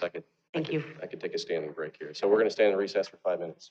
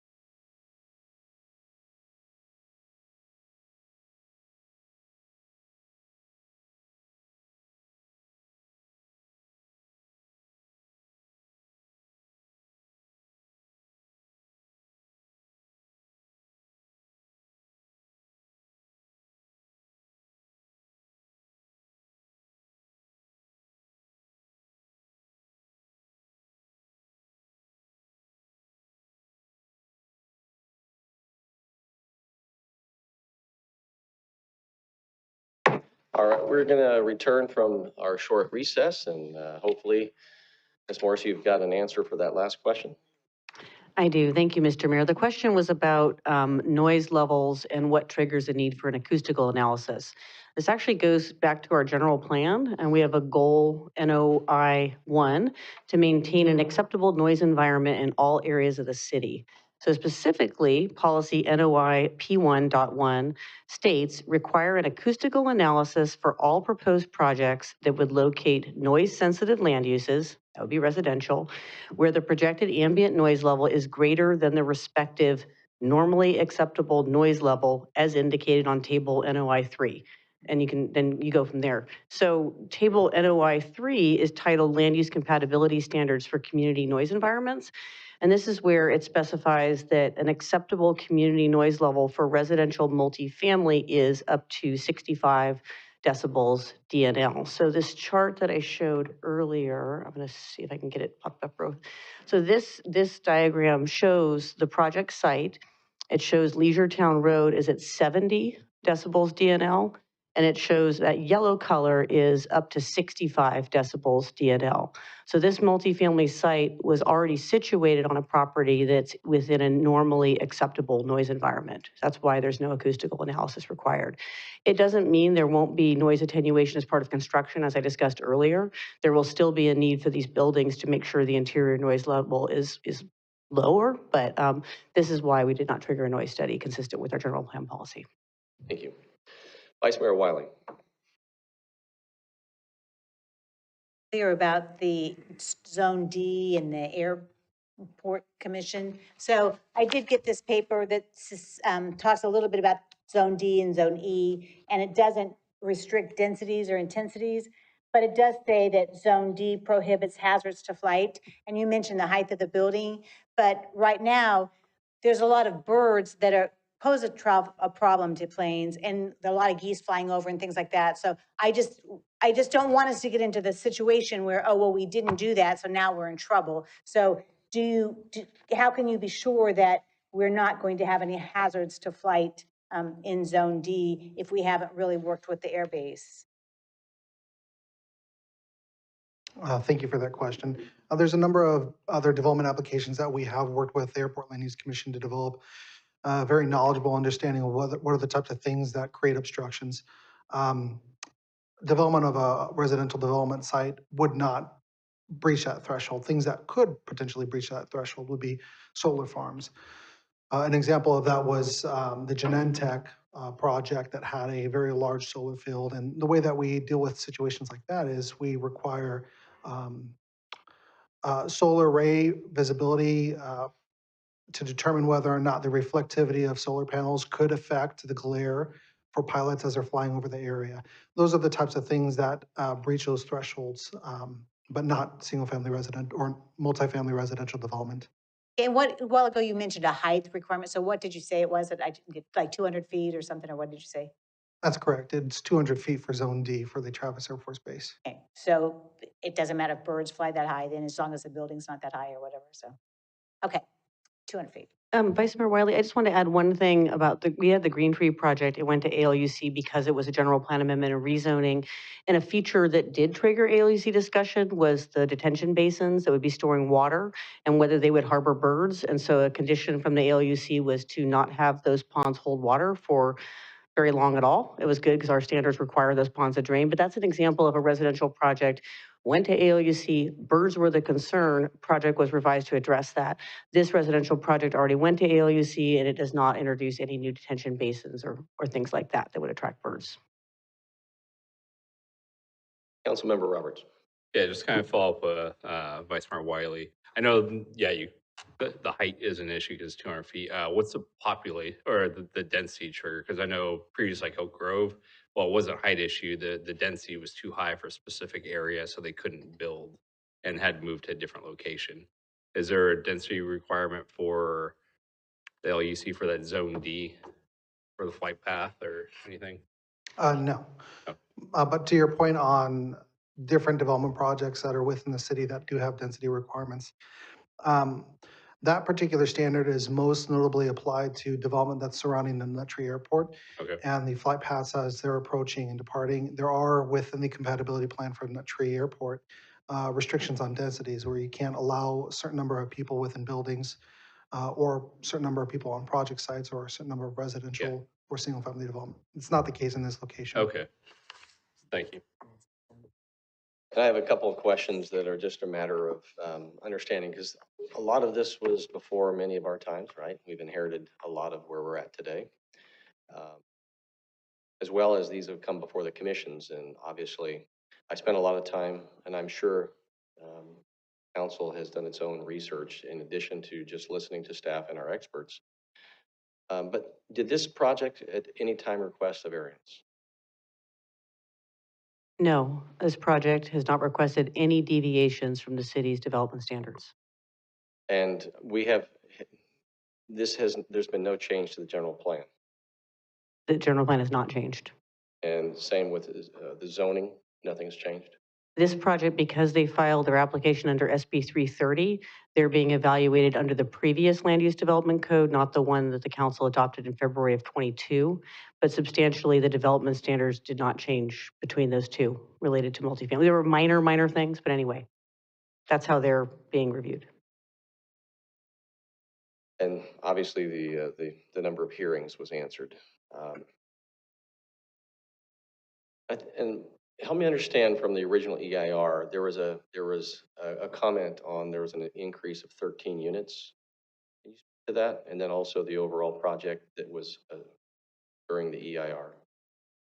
I'm going to speak generally, and I may need help on more of the very detailed, but essentially the Southtown EIR cleared a mixture of single-family homes on various lot sizes and up to a certain amount of multifamily homes. As some of the sites developed, they didn't actually build all of the units that were evaluated under the original Southtown EIR.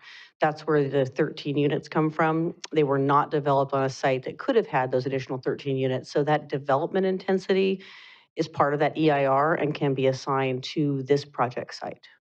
And we did look at all the unbuilt sites within the Southtown EIR boundary, this project, other known projects, and doing our analysis to make sure that these were legitimately available to be assigned or transferred, if you will, to this development site. So to understand that better, if there is a density requirement window, and specifically with this particular case, the 13 units that were not built elsewhere, part of Southtown, Moody, whatever the area that was evaluated, really is a net reduction in the number of allowable lots, if you will, or residential units?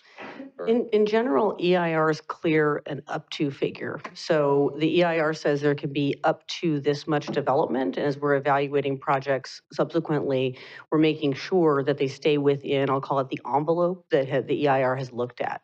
So that's the approach we took with Southtown related to the additional units, is looking at the up to number that the EIR cleared, looking at what has been built, where maybe things didn't quite get built out to the maximum density that could have happened, to ensure that no matter what, we're not exceeding the number of units or the development intensity that the Southtown EIR reviewed. And the diagram that is showing this this development project, well, there it is right there. Back to the The original EIR study identified the particular land use and impact, that was going to be a high density residential, correct? Trying to I think find the diagram. 223 units. Yeah, I was trying to find the diagram that shows the whole development. I think it's where the hay crop was shown though, so it's not exactly the best one for this question. But essentially, yes, this site was intended to be multifamily, 200 and some odd units. I can't remember the exact figure. There were some other. 23. Yeah, so there were some other units that did not get built where they could have been built in a different development block.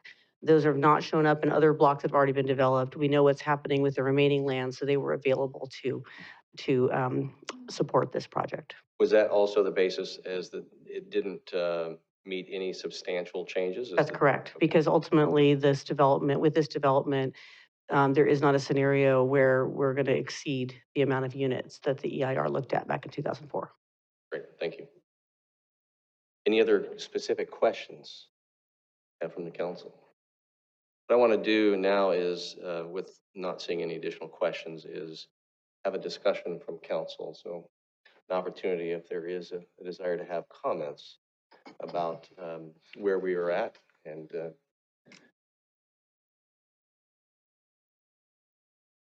Councilmember Silva. All right, thank you, Mayor. So, sorry, it's a rhetorical question, but who approves the general plan? Ultimately, The city council. the city council. And so, this is where I'm at with it. I heard comments blaming staff, and I can understand why that's there. We've had distrust with citizens and our local electeds. We've had distrust with our local governing parties. We've had distrust with developers. We have distrust with people trying to maximize the profits, corporations. We have distrust of poor people, low-income people, and what they bring to our neighborhoods and to our families.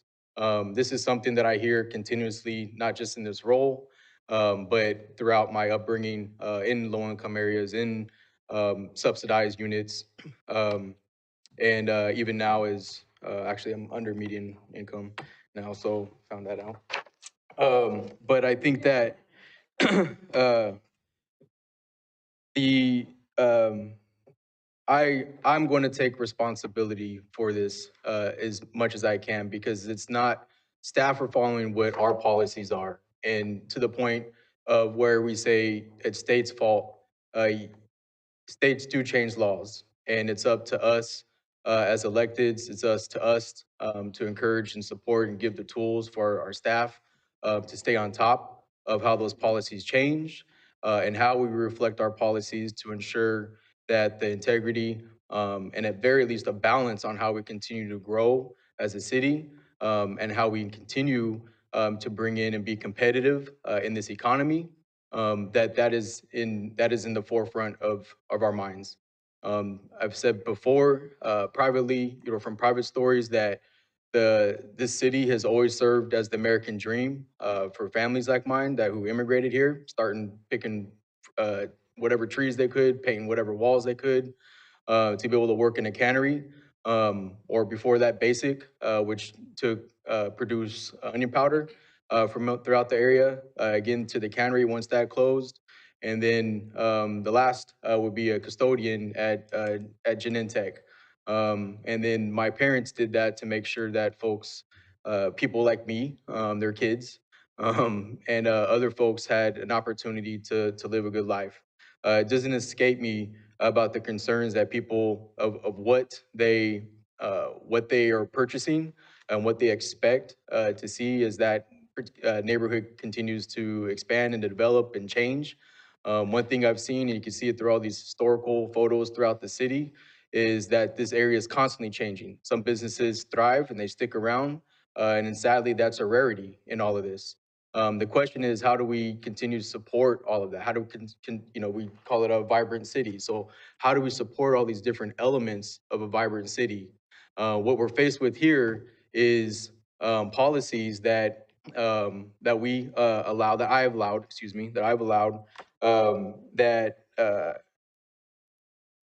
that we need to improve our objective standards. There's still some standards that I got some issues with, as far as I'm not hearing like actual tangible numbers. I think as we move forward to our study sessions as a council, as a complete council, that's something that we address. There's several factors that are out there that were expressed today. So I don't want you to feel that your voices weren't unheard. But things from like, why are we going with consultants that are hired by developers? And that's going to come up with the battery plant.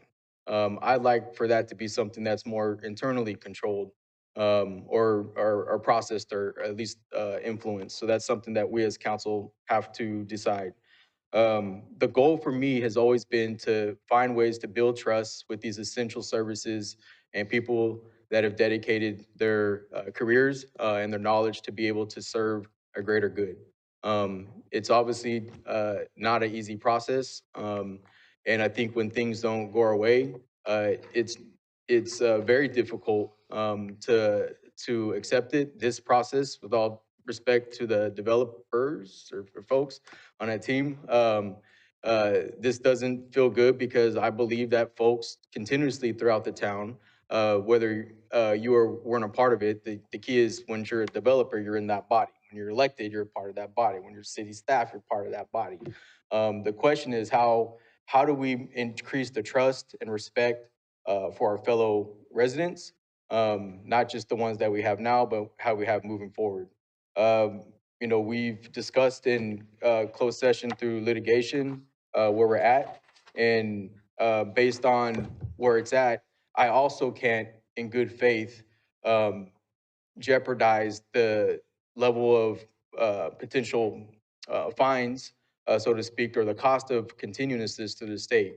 To be frank, I was willing to test that and see where that's at. But based on what staff is saying, based on what our general plan is saying, which is based on what I have approved, what other attorneys are saying, to me, that's a huge risk that people are saying you're not going to win. There's additional lawsuits that are being publicly announced through the state. Can we test the waters and see where it goes? Yeah, we can. But I don't have that authorization from the people of Vacaville. I don't have the authorization to take that hit, that financial hit that's going to impact it across the state, across the city, excuse me. Um, and uh, and so for me, when it came down to the tough decision to agree upon to why we're here, um, that's why I agreed on the particular settlement. But for whatever it's worth, you have my commitment to continue to find ways to stay on top of the information that we need to stay on top of, to update our policies, our general plan as we need to, as we move forward. I have the feedback from everybody who's spoken today. I have the emails that were sent out this week. So all of that information, when we meet as a council to talk about our future direction, particularly when it comes to housing development and how we support these other entities of creating a quote unquote vibrant city, those are things that I can comfortably say I know that we as a council will be discussing on how we reflect that as we move forward. So that's my comments. Councilmember Roberts. Yeah, I'll try not to repeat a lot of what Councilmember Silva said, but yeah, I mean, this whole situation has been kind of frustrating. There's been change staff. We're relatively new council. City manager took over not long before we got on council. Aaron's new as well. And there's a lot of new people, a lot of new things going on. And I mean, this isn't the first time we've seen something similar to this. Like, I know when I first got in council, a lot of issues over Lagoon Valley. That was approved when I was in high school, came back to us. We had the opportunity where, yeah, we could have killed the project by declining the by not forming the CFD, but then we probably would have gotten sued as well and still would have been able to build the project. Now we're out a lot of money and they probably would have used the money they got from us to build the project in the first place. Then Oak Grove, which is actual another 3-story apartment in residential area. We went back and forth with residents for a while on that one. We kicked about 4 times, I think, before we finally came to agreement on it. And I mean, both of those were in my district, and I've had to bite the bullet and talk to constituents about all that stuff. And yeah, there are some pieces that come from, say, SB 330 through a wrench in a lot of our plans. And for us, we just have to adapt. Like I said, we approved our general plan not that long ago, but then things changed. Now we have to go back and revisit it and adjust our objective standards to meet these changing things what the state's doing, slowly taking away our local control. I know the state's big on their sovereign state, not letting the federal government mess with the state too much, but then they like to mess with the cities. So a little hypocritical there.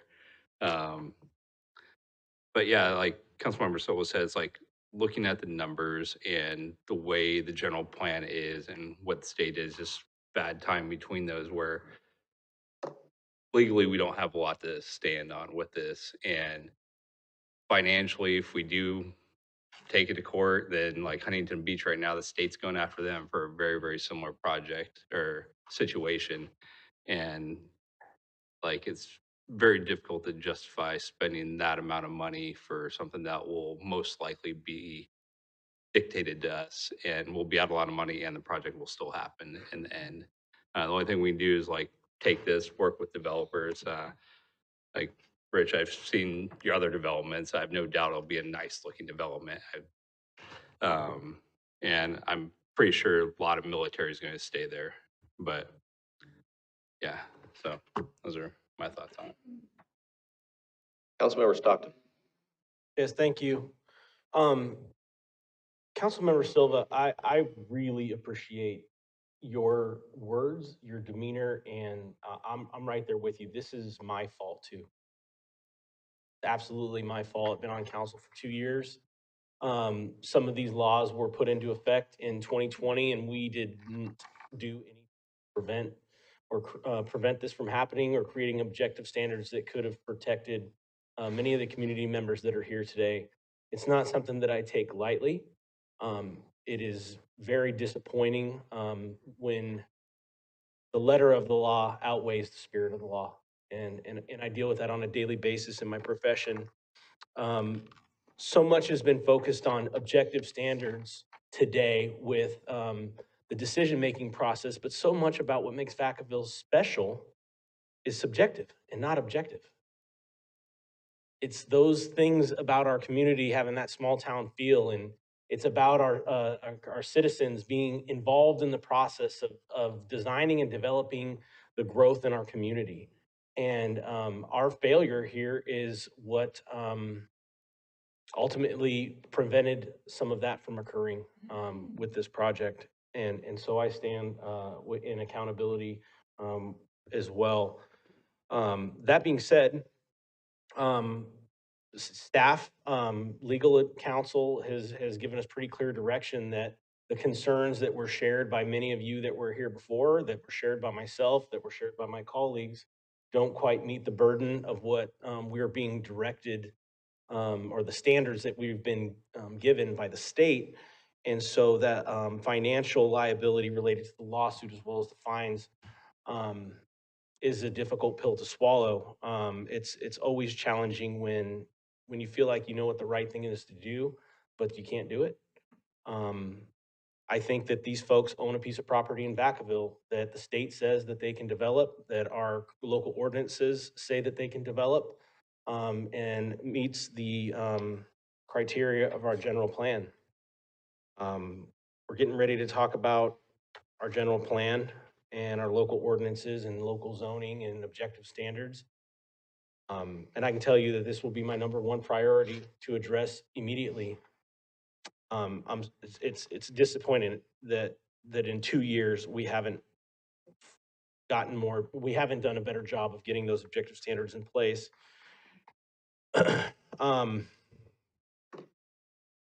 With SB 330 projects as well as SB 9 projects, you know, we have I think it's July 1st, SB 6 and AB 211, which from the state will basically prevent local decision makers from stopping these types of developments also in commercial areas. We can't fail in that again. And so my expectation from the city manager and from staff is that, you know, with so much changing year to year, we have to do a better job of getting ahead of this stuff. We owe it to our constituents, we owe it to the community, and honestly, we owe it to our staff, so that way you have the tools that you need to be able to build and shape the community development projects within the city that we're elected to make sure happen or don't happen. So I would really like to see that happen because I'm worried, and that's right around the corner. So I think that really needs to be a priority before we start having not only our residents, but our business owners worried about what people are lawfully and legally allowed to do under state law in our general plan. You know, it is what it is. I mean, they were very honest, and I appreciate the developers for coming down here along with everybody else. You're very honest. You don't live in our community, but we're a close community. You know, we want local labor. We want to make sure that we have housing that is affordable for people who grew up and were raised in our community. That's important to us. It's not saying that lawfully you have to do those things, because you don't. But those are the things that are important to us. And so when we sit up here and we listen to these projects, or when we direct staff to meet with different developers about projects, those things are important. We have a great public safety department here that in perpetuity needs funding. Those things are important to us. And so sometimes things can be lawful, but still awful. I personally will stand up here with my colleagues and with Councilmember Silva in dedicating it to the community, or committing to the community that I'm not going to let this happen again. That's it. Councilmember Ritchie. Thank you so much. I'll try to make it through. Um, I really appreciate the comments by Councilman Silva and also what Roy Stockton said, Council Stockton. You know, the passion that Silva showed about taking accountability, we're here for this purpose. I very much agree with that. You know, something that happened, SB 330 is not 20 years old. Our job here as a council is passionate about serving the city that we're, essentially everyone grew up in, is very strong. It's amazing. I was looking at, I don't see the hypocrisy. It's like, wow. We'll see the item coming later to the council, but I remember growing up in the city where every single house that we're talking about was a field. I mean, the irony is every single person I'm looking at in the crowd, I can take your name, your number, pull the date you bought your property, say, you know what, there's someone before you that didn't want you to move in. And it's amazing. It's a change happens, it's inevitable. Our job as a council and working to make sure the city plan is to make sure certain things don't happen like this again, to where we had 20 years from the original plan to the point now to make amendments. One of the big things that I've heard for the last like probably 2 or 3 months dealing with this is the multifamily. For over 2 decades, city leaders and the community, we all did not understand what that definition means. So we all took fault. They never misled us. Multifamily is multifamily. You can own multifamily as a rental. You can develop multifamily to sell. That wasn't distinguished. And we let it get to a point to all of a sudden we figure out, oh shoot, that meant multifamily medium high density to rent. And it caused a problem. So we do take some ownership where we now going forward, I'm saying this for months, I keep revisiting it from the dais.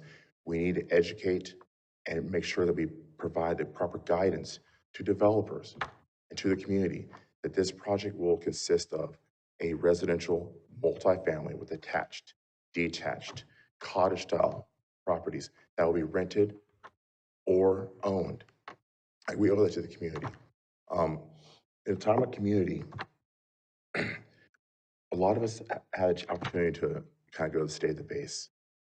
Now, what I took back from the state of the base was the commander had a kind of story tying in community.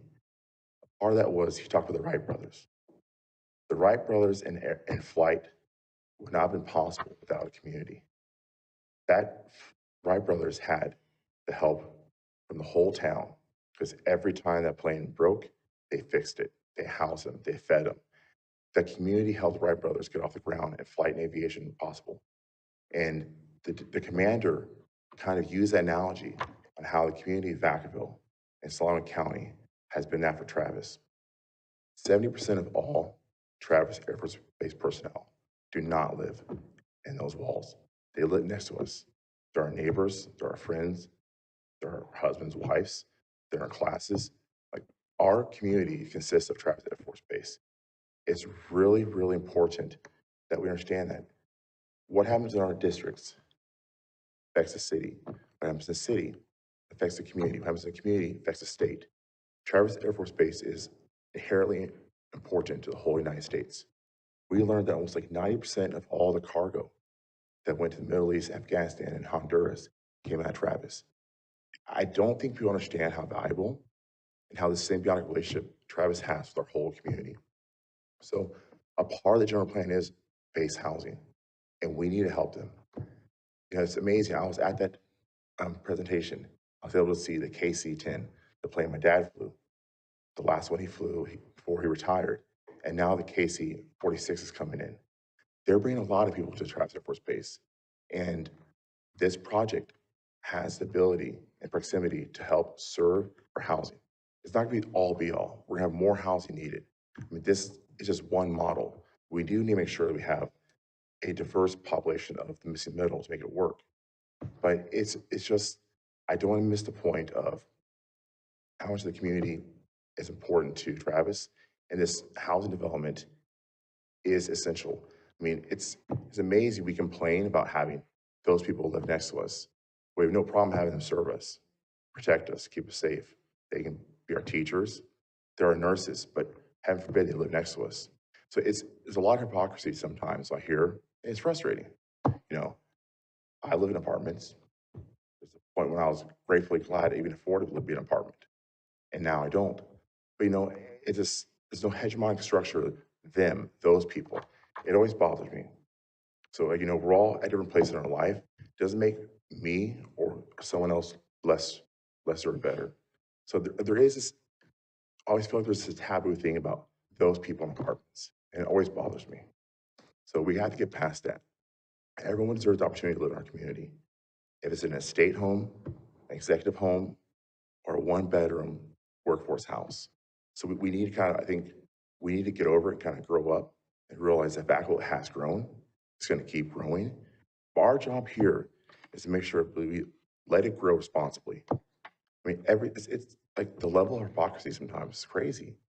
We're going to see later. We're going to talk about Browns Valley. It was built in '76. I was born in '79.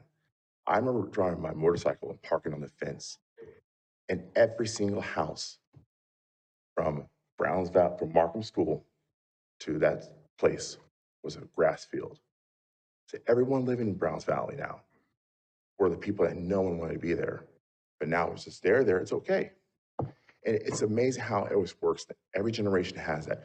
After me, it's not okay, but I'm here, so it's okay. So I think, yes, I agree with Silva very deeply. We have responsibility. Our job is to really step forward in these shoes, make sure that the general plan matches specific plan and housing element. But they had 20 years prior to us even touching the dais to come to the city and really reiterate, hey, is that apartments or condos for sale? It never happened. So I understand the passion and frustration, but we all have to take accountability. We can learn from this and do better as a city, but we don't have a corrupt staff. We don't have a corrupt city government. We don't have corrupt residents that just hate people. It's just stuff lines up sometimes wrong.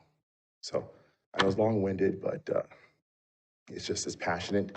But I think we should really need to kind of look at the big picture as all comes together. Councilmember Chapman. Thank you. Lesson learned. I appreciate what my colleagues have stated thus far. I appreciate it, and I agree with the comments that have been made. Even though I have been here just a few months, I'm going to own my 1/7 of the blame. Something that have been spoken by the residents, the need for inclusion. They want to be heard, and we are here to listen. We have one person to hold accountable, and that's our city manager. And it's up to our city manager to hold his team accountable. They do well since I've been here in providing the information I've needed, and what I didn't have, and if I had additional questions, I would open up the computer and start researching myself. I've learned a lot, an awful lot in this short period of time, but I appreciate the assistance that I have received. I've mentioned that I've been meeting with the department heads, I continue to meet with people internally. I met with 2 officers just Friday, had a wonderful session with them.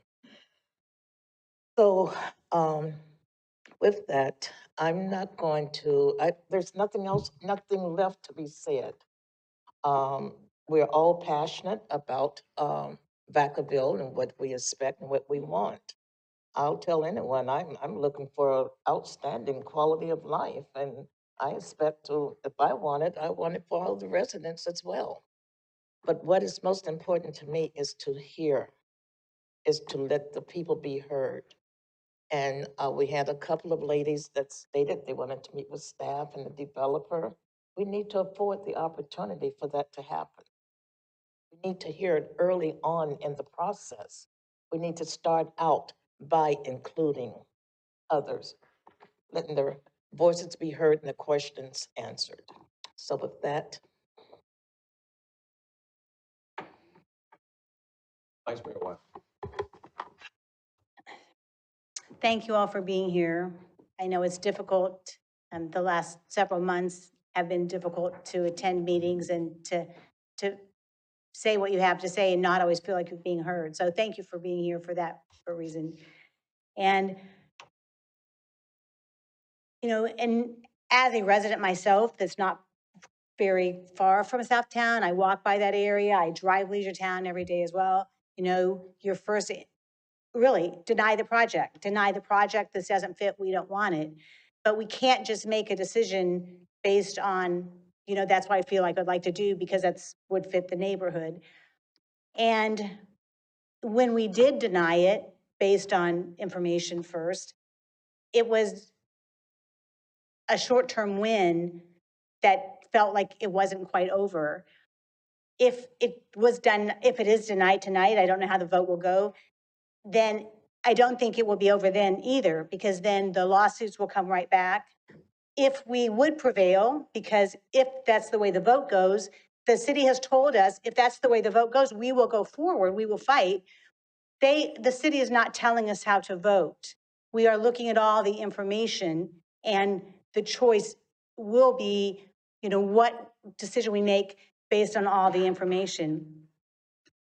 But either way, it'll be, a long road ahead.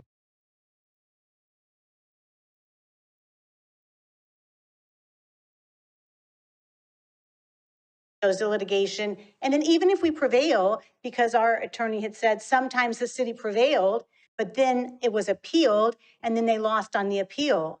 So there's just a lot of uncertainties with a lawsuit. So I understand we're in a difficult position. I've lived in the area for about 32 years and it's always, when they were building Southtown, that was always known as the apartment site. I mean, I knew that and I saw the signs. It's really unfortunate that the people who were selling the houses in the housing development didn't say that. And that's been a problem from the get-go. People don't say, oh, the school is full. Because I was at the Vanden Villages the other day and they said, oh, here's the school, Cambridge. And I said, well, Cambridge is full. So we really, and as a council, we've talked about making the developers, people who are selling it, be transparent and tell the truth about the lot they're trying to sell. And so that's a really big part of doing what the developer and the housing people are supposed to say, because they don't live here either. They live down the road and they'll say the school, here's the school. So the other thing our council has talked about quite a bit is we would like to see home ownership. And that was one thing with the prior plan was, home ownership versus rental. So there's a lot of things that cause us to say this is an uncomfortable project. I do really applaud the involvement of the neighborhood, the ones come to the meeting, the ones who've talked outside of the meeting, and just the people have been involved in the neighborhood. And I want to assure you that we have read the emails, we have considered you retained an outside attorney. We discussed, that was considered. So it wasn't just like, oh, well, we're not going to listen. We have considered all sides when we were, making decisions. I am totally concerned with safety in schools as well, but we don't have objective standards that we can deny it based on those things. And I know that this project, if it goes forward, is not going to be what you want to see, but I don't think it will be as bad as people fear it will be, because, it just doesn't, hopefully all the worst case scenarios won't come to pass. The settlement agreement did make some changes. So that was positive in some areas. The needs of Vacaville housing do need to be a concern for the council. We have talked a lot about the need for housing.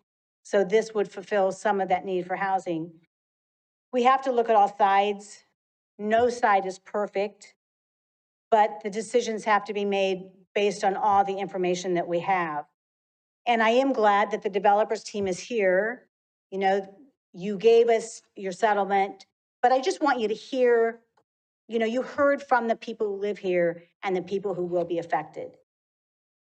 So I do feel like all the things have to be considered when we are voting. That's my piece. Thank you. This, for me also, in as much as I was not on the council, and much of this was in front of, whether it was the staff, whether it was planning commission, whether it was prior council. It is true that I sat in a lot of the discussions over the years. And since then, I will tell you that I've had the opportunity to meet with a lot of people who are stakeholders in this, whether it's community members in the neighborhood to developers, trying to understand the meaning behind this, and also trying to understand the legality of where the city is positioned. I really did take a two-pronged approach to how I was looking at this. And for me, I understand that if I lived there, how important this would be. And so it's not lost on me how to look at something objectively. And that's what is everything telling us? And yet also how to look at this subjectively. And that's how do I feel? So how you feel as residents and neighbors who, from a perspective is you don't want the project, you didn't want the project, you were told that this was never going to be here, it was going to be something else. So I hear terms like we were lied to or we were misled. And it's important for our council and our staff to hear this. Because one of the questions is where do we go from here, no matter what tonight brings? And that is we have to have a community that believes in the people that are governing and the responsibility to enact what the rules are. And so from an objective perspective, it's what are the expectations through policy, zoning, planning? And I don't know of anyone on the council that has extensive zoning and planning experience. I would say that we're far more informed now than we probably have ever been because of this difficult experience. And it's important moving forward because all kinds of notes. One of them is schools. I do believe that as a council, it's important that we begin to really have conversation with our districts, because if the perception is that we're operating with classes in the library and in hallways, well, it's important to us because education then becomes a component of our overall health and welfare as a community. It affects everything. And so while we don't have the ability to build schools, that's not what a city does. It's up to the districts. And there were several bond measures that failed. And so for all the reasons how we got here, I'm hopeful that as not only as mayor, but also as a member of this council, that we're far more informed about how to give guidance and direction. What is an objective standard that we can look at a proposal and say, if I don't like a particular design, is there something not about killing a project, but to ensure that the project is going to give us what we want? And so I heard the same thing from Councilmember Stockton. And that is, moving forward, we just need to be wiser about it. If it's been 20, 30 years since there's been updates, Well, there's a lot of law changes and we have to be doing this every year. We have to look and see what's changing, not so that we're, as I hear tonight, so that we can kill projects. Because that's really, we set a general plan and zoning so that projects can be developed. So if it's important for us as a council to make sure that we more, more narrowly define what it is that we think is quality, then my ask will certainly be moving forward is that to the degree that we can do those things, absolutely. We owe it to our community to have good quality products. And if I hear that everything is by zoning and planning, that this is completely meets everything and it's been studied, whether it's this council, the former council, or councils a decade ago, there's always been an opportunity to make a change. I was interested myself, and I have spent a considerable amount of time, different times of the day, around that neighborhood.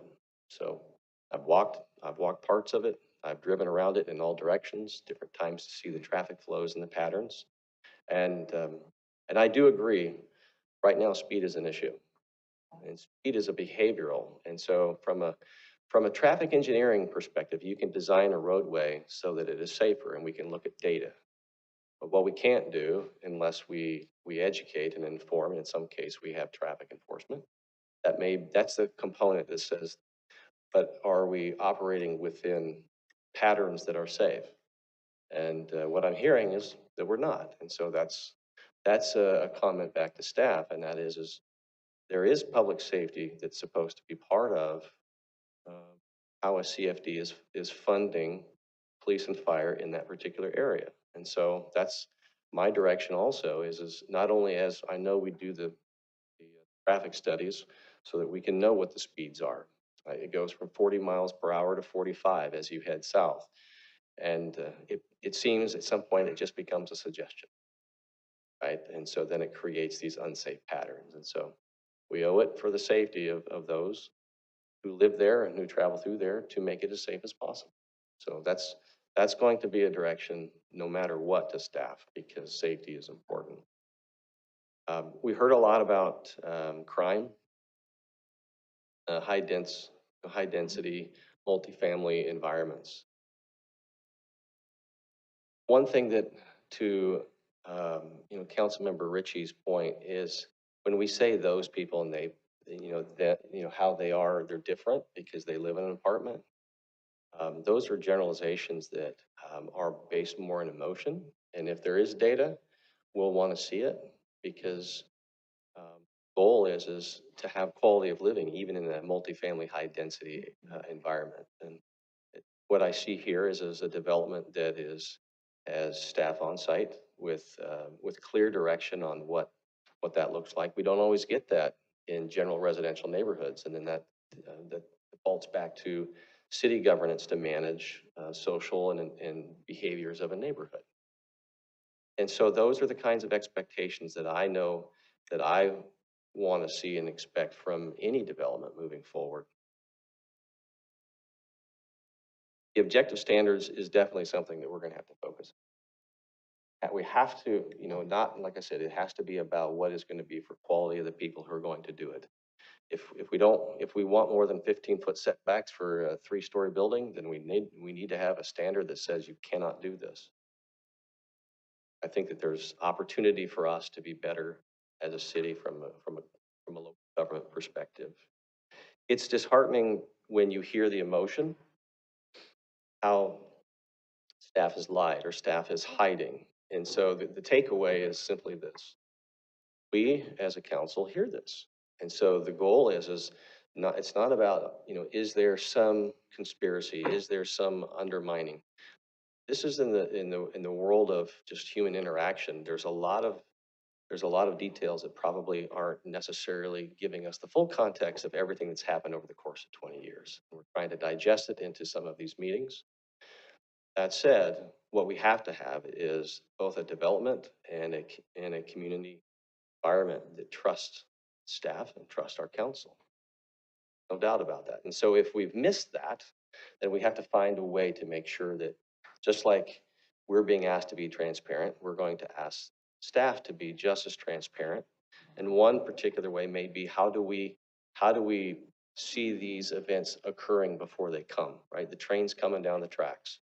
Um, how can we be better informed so that we can be in front of things so that they don't go sideways? I really looked at this also from a fiduciary responsibility and risk. Risk is something that city staff has to manage. I know I did when I worked in the police department.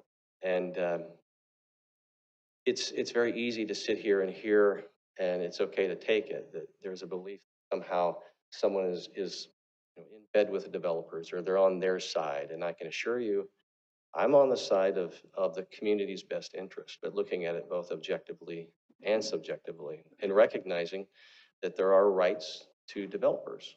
And there's also changes in the law, and we have to make sure that we look at them. And so, for those reasons, um, there's going to, in my estimation, need to be a discussion with our developers. I'd like to see an open opportunity where our staff and developers and those who have really raised issues can sit down in a forum-like environment to really hear about how we can do things better. I mean, I hear things from developers that say, well, if you could do this like we do in city A, this would help. And maybe it's an opportunity for us to learn. We have a lot of new staff, right?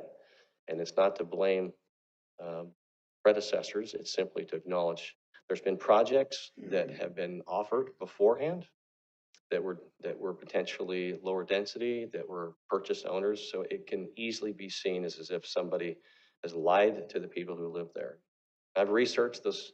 There's signs that were on all four corners at property at the time that those homes were being constructed. You can look it up under Google Earth and go back to the date, and those signs are there. And it says future site.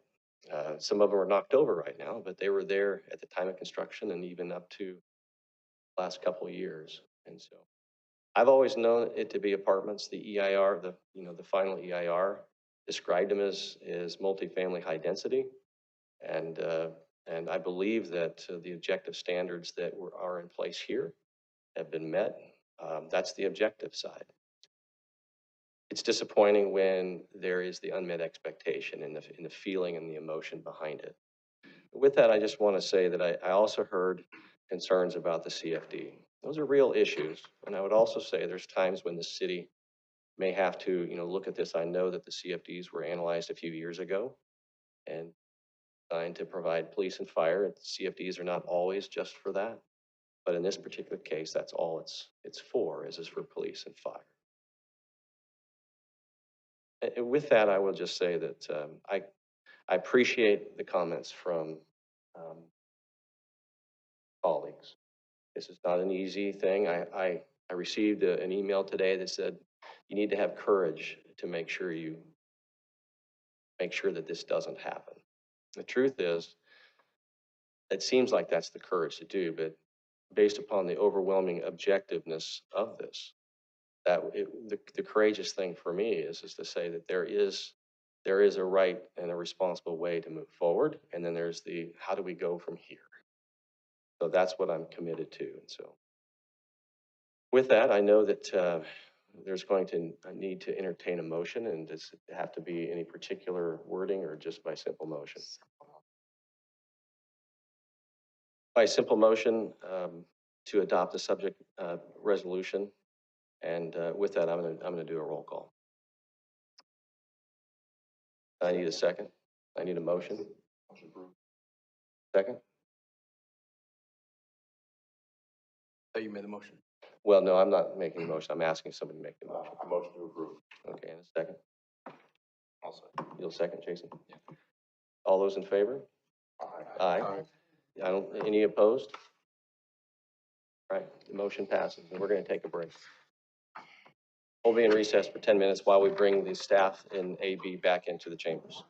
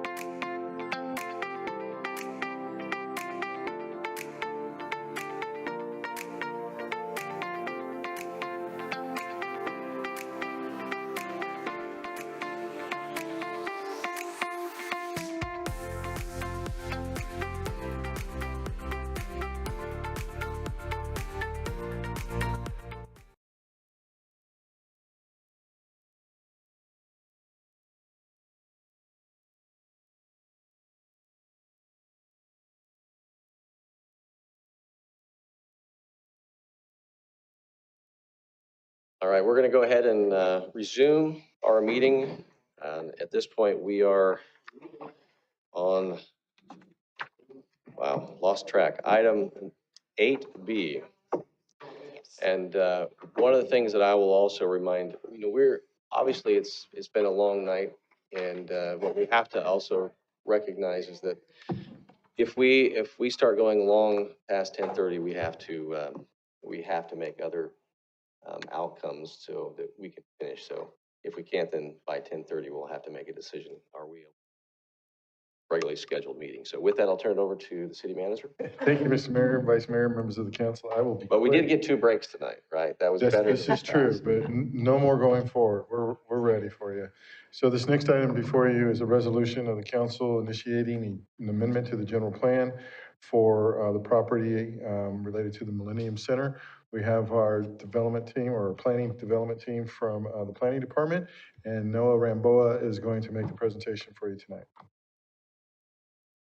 Good evening, Mayor, City Council, members of the public. The presentation before you tonight is an initiation for a general plan amendment for the Millennium Center.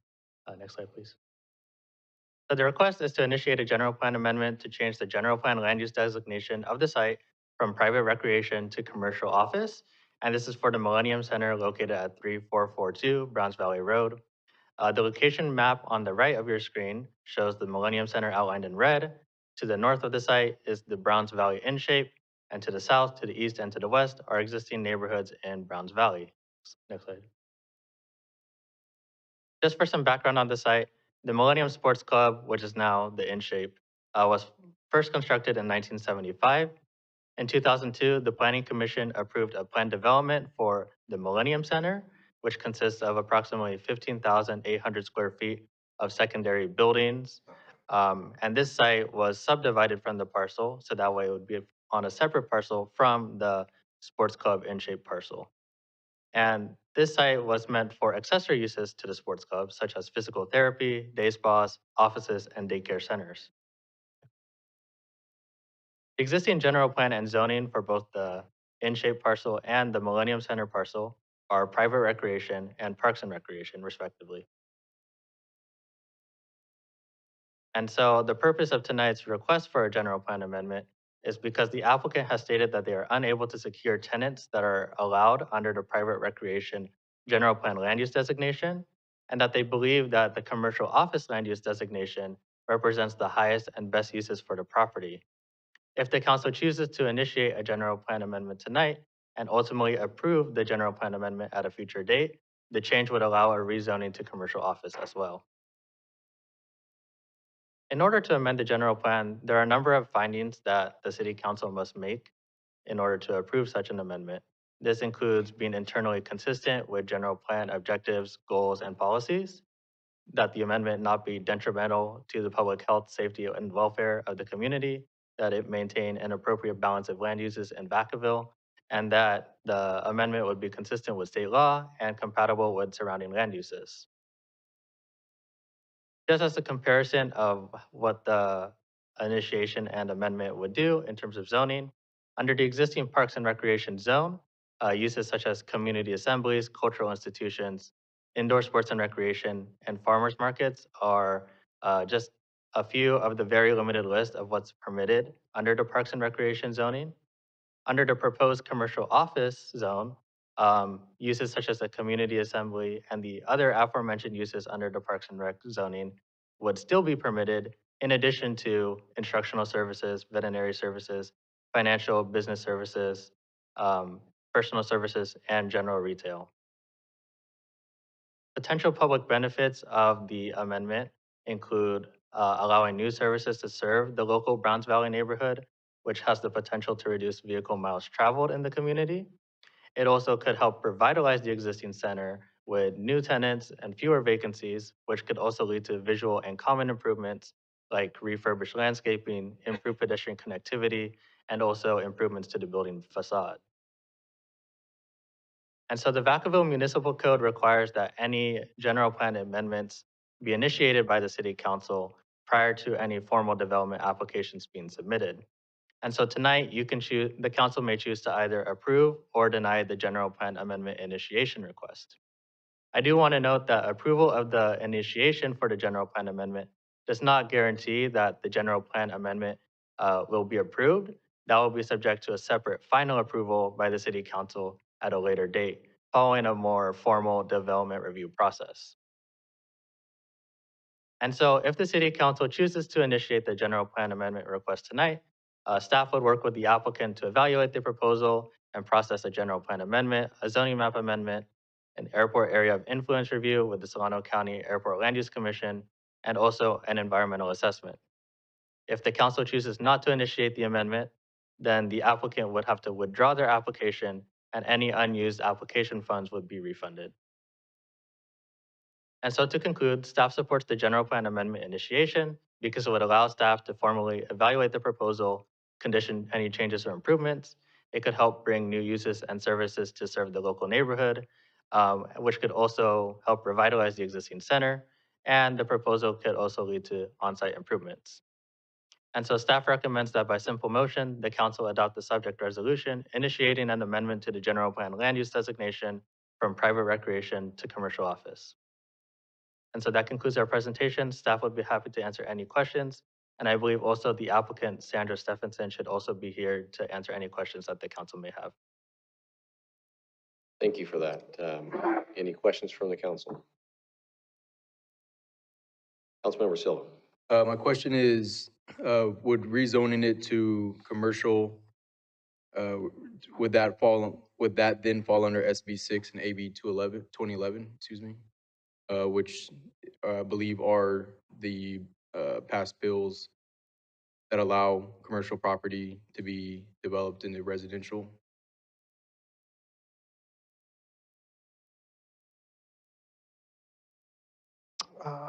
We're not too familiar with either of those bills. The interest that's been expressed by the applicant is for the development of commercial. There's an existing commercial building at that location right now. They want to continue using it for commercial, but they're having problems leasing it.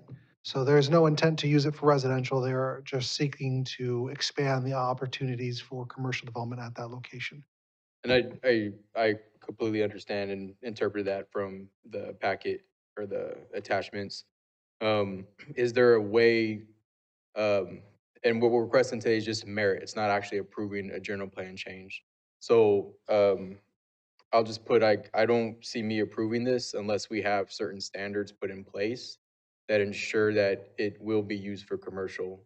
And that way we don't see ourselves in this scenario where, oh, we can't rent out these units. We now need to, we have a developer interested in developing this as residential. Oh, look at these tennis courts that we've had people say they don't have access to.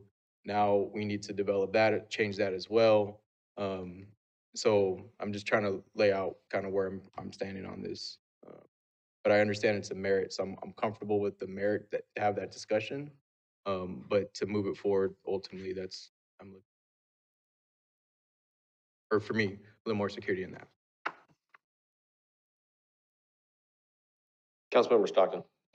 We'll be getting the process now, set in stone the objective standards that we currently have. When the SB 6 in 2011 take place in July 1st.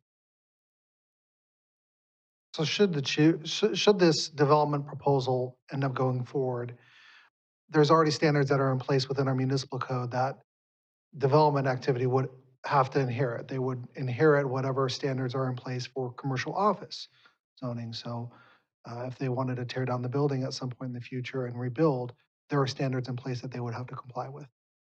Right, but if we wait until after January or excuse me, July 1st to explore this option, I want to give the community an opportunity to set objective standards. This location is in District 1. There are houses that back up to it, and I'm not opposed to it being used for commercial uses, but I want to really make sure that we don't find ourselves having another 3-hour, 4-hour, multiple meeting predicament like we just experienced. And so that's the reason why I'm asking. It's not that I'm against it. I just want to make sure we're protecting the surrounding residents. We hear the council loud and clear. Initiating the general plan amendment this evening would merely start the process, and staff would be able to look at the intersection of these new state laws for commercially zoned property, and make sure that information is transparently provided to this council when and if the general plan amendment formally comes back for consideration. But does it lock us into the currently existing No. objective standards? No.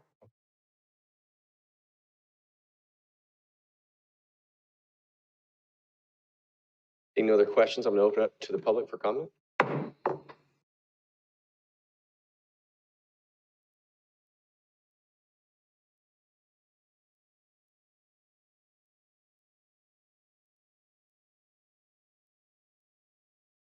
That's commercial land, right? It's commercial use?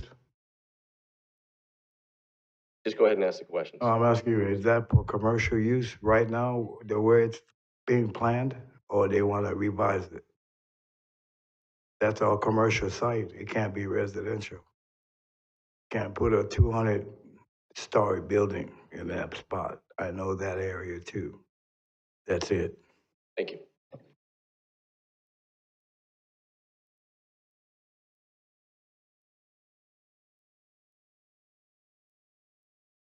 I'm Lisa Ward, and I'm here with Gina and Bridget. We're from Millennium Child Development Center, and we are operating a childcare on this land right now. We have 100 children in this building. The children are 6 weeks to 12 years old, and we're just concerned their safety if there is a commercial business there. So that's that's the most, and also we're very concerned about the traffic that this will maybe cause. The question is, what are we going to do with all the parking and the traffic? Safety. Yeah, safety of the children in the parking lot. Okay. Thank you. Anyone else? I'm going to close public comment, bring it back to the council. Based on any questions, is there any direct response that you can provide? Certainly. So as Noah mentioned in his presentation, tonight's step is just to initiate it. We would have a neighborhood meeting. If the project moves forward, we'd have a neighborhood meeting, and sort of land use compatibility is one of the items that we'd have to formally review. So tonight's action is not approving anything. It's simply allowing the applicant to move forward with their application. And then our job is to, again, reach out to the neighbors through neighborhood meeting and other methods to engage with the neighbors and to find out what the potential impacts could be, but to ensure land use compatibility. So just to be clear, tonight's item does not, if the council approves the action tonight, it's simply to allow the applicant to move forward with the application. It doesn't approve anything other than that. And then we would do our job, which is to reach out to the neighbors through a neighborhood meeting and other ways to engage their opposition or support for the change. And so we would look at parking, we would look at land use compatibility, we look at all those items through formal review of the project. Vice Mayor Wiley. Could you clarify who initiated this? Because we got an email just, late this afternoon that says, I'm on the building, and he spoke with you this afternoon. So is this person different from the person who initiated it? Yeah, so the applicant who's requesting to initiate the general plan amendment is the current property owner, ISHC Properties. All right, and this person just built the property but he doesn't own it now. Yeah, so based on their email and my conversation with him, he was the former property owner. All right, thank you. Any other questions? Do anyone want to entertain a motion? Motion to approve the merits for further discussion for 8B. We have a motion and a second. All in favor? Aye. Aye. Opposed? Aye. We have one opposed. Yeah. Thank you. With that, it'll move forward in the process for now, so thank you. Next item.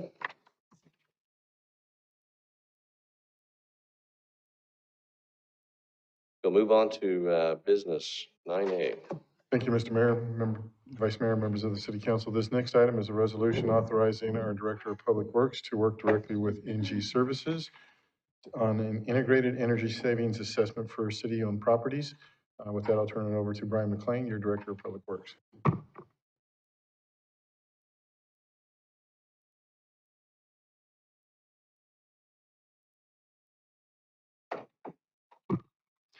Good evening, Mr. Mayor, Vice Mayor, and City Council.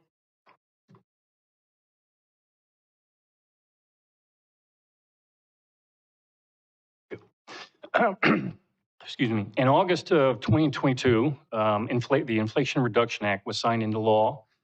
With it, $369 billion in climate and energy project funding, including solar photovoltaic systems funding was included. Local governments, such as the city of Vacaville, are eligible to receive this funding. Coinciding with the rollout of the federal climate and energy project funding, the California Public Utilities Commission, the CPUC, implemented a significant change in net energy metering, or NEM, as it relates to solar PV projects. NEM is the calculation used to calculate the value paid to a customer by the utility, in this case PG&E, for excess power generation from a customer's solar generation system that is sent back to the grid.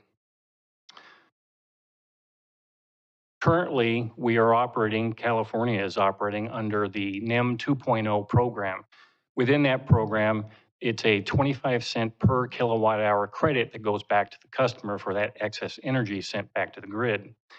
In December of last year, the CPUC enacted the NEM 3.0 program, reducing that credit back to customers for that excess energy production. It is now going to be 5 cents per kilowatt hour. The NEM 2.0 phase-out period is already started. Come April 14th of this year, 2.0 will be phased out and the 3.0 system will be in place. Agencies such as the city of Vacaville or other municipalities that are interested in tapping into that NEM 2.0 credit period would need to submit an interconnection application with the PG&E utility to secure a grandfathered in of the 2.0 system.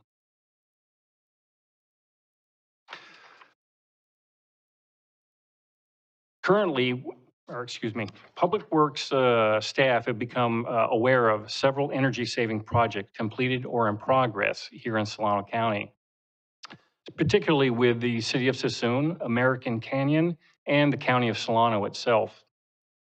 These projects include battery storage, EV charging systems, LED lighting upgrades, and solar PV array systems, similar to the ones constructed at the William J. Carroll Government Center on Monte Vista Avenue. All three of these municipalities are using the services of NG Services US. NG's business model consists of the development and implementation of a turnkey energy savings project whereby the savings generated from the project is used to offset the cost of the project itself. So as the project is continuing to pay, the savings generated from the project is used to pay for the project costs. And when the project is fully paid, the customer ends up savings, significant savings, as you can see in the graphic here. NG has dozens of clients throughout California. They've been operating for more than 45 years. And this is a photo of the William J. Carroll Government Center of the solar photovoltaic system that's been currently completed. Staff have been conferring with NG over the last several months with the representatives related to energy savings projects that the city of Vacaville might entertain. Staff have provided to NG the electrical invoices for all of the city's city facility buildings to perform a preliminary analysis of the potential for cost savings of solar PV systems for our various city facilities. Based on that preliminary analysis, 12 city-owned facilities have been identified as possible candidates for solar photovoltaic systems. You can see on this slide, these are the 12 systems and 12 sites. In addition, the city has had NG looking into a solar array system to be located at the Easterly Wastewater Treatment Plant, performing an initial analysis. Additionally, we are having NG look into a battery backup resiliency system for our police department located here at the City Hall campus, as well as our 2 emergency evacuation sites at the Three Oaks Community Center, and at the Ulatis Cultural Center. In terms of next steps, what we are looking to do is continue to work with ENGIE, directing ENGIE to continue to perform their energy savings assessment and analysis of these 12 sites, direct ENGIE to investigate grant opportunities and other funding sources that might help offset the payment and the cost of these projects, and to submit a no obligation to construct interconnection application of these preliminarily identified sites for a solar PV system to preserve our NEM 2.0 credit, essentially, again, grandfathering in at that higher credit level. And then finally, on completion of all this analysis, return back to the City Council at a near future meeting to discuss recommendations. With this action, there is no impact on environmental, no CEQA impact, no fiscal impact. The analysis is free of charge. And strategic goal is goal number 3, protect Vacaville's quality of life, and goal 4A, ensure fiscal sustainability. Finally, by simple motion, adopt the subject resolution is the recommendation. That concludes my presentation. I also have in audience a representative from ENGIE, Louise Blavet, would be happy to answer any questions. Thank you. I see at least one question. Councilmember Roberts. Yeah, just not necessarily a question, but I know for the rate that they buy back, the 25 cents per kilowatt hour versus 5 cents, that's only for overproduction. So it's like the wastewater treatment thing, that's only set to produce, was it like 87% of the energy use? So I'm all for doing this, but just so people are aware that, like my fellow council members, that it wouldn't affect us at all unless we increase the size of the system to actually overproduce and start generating revenue.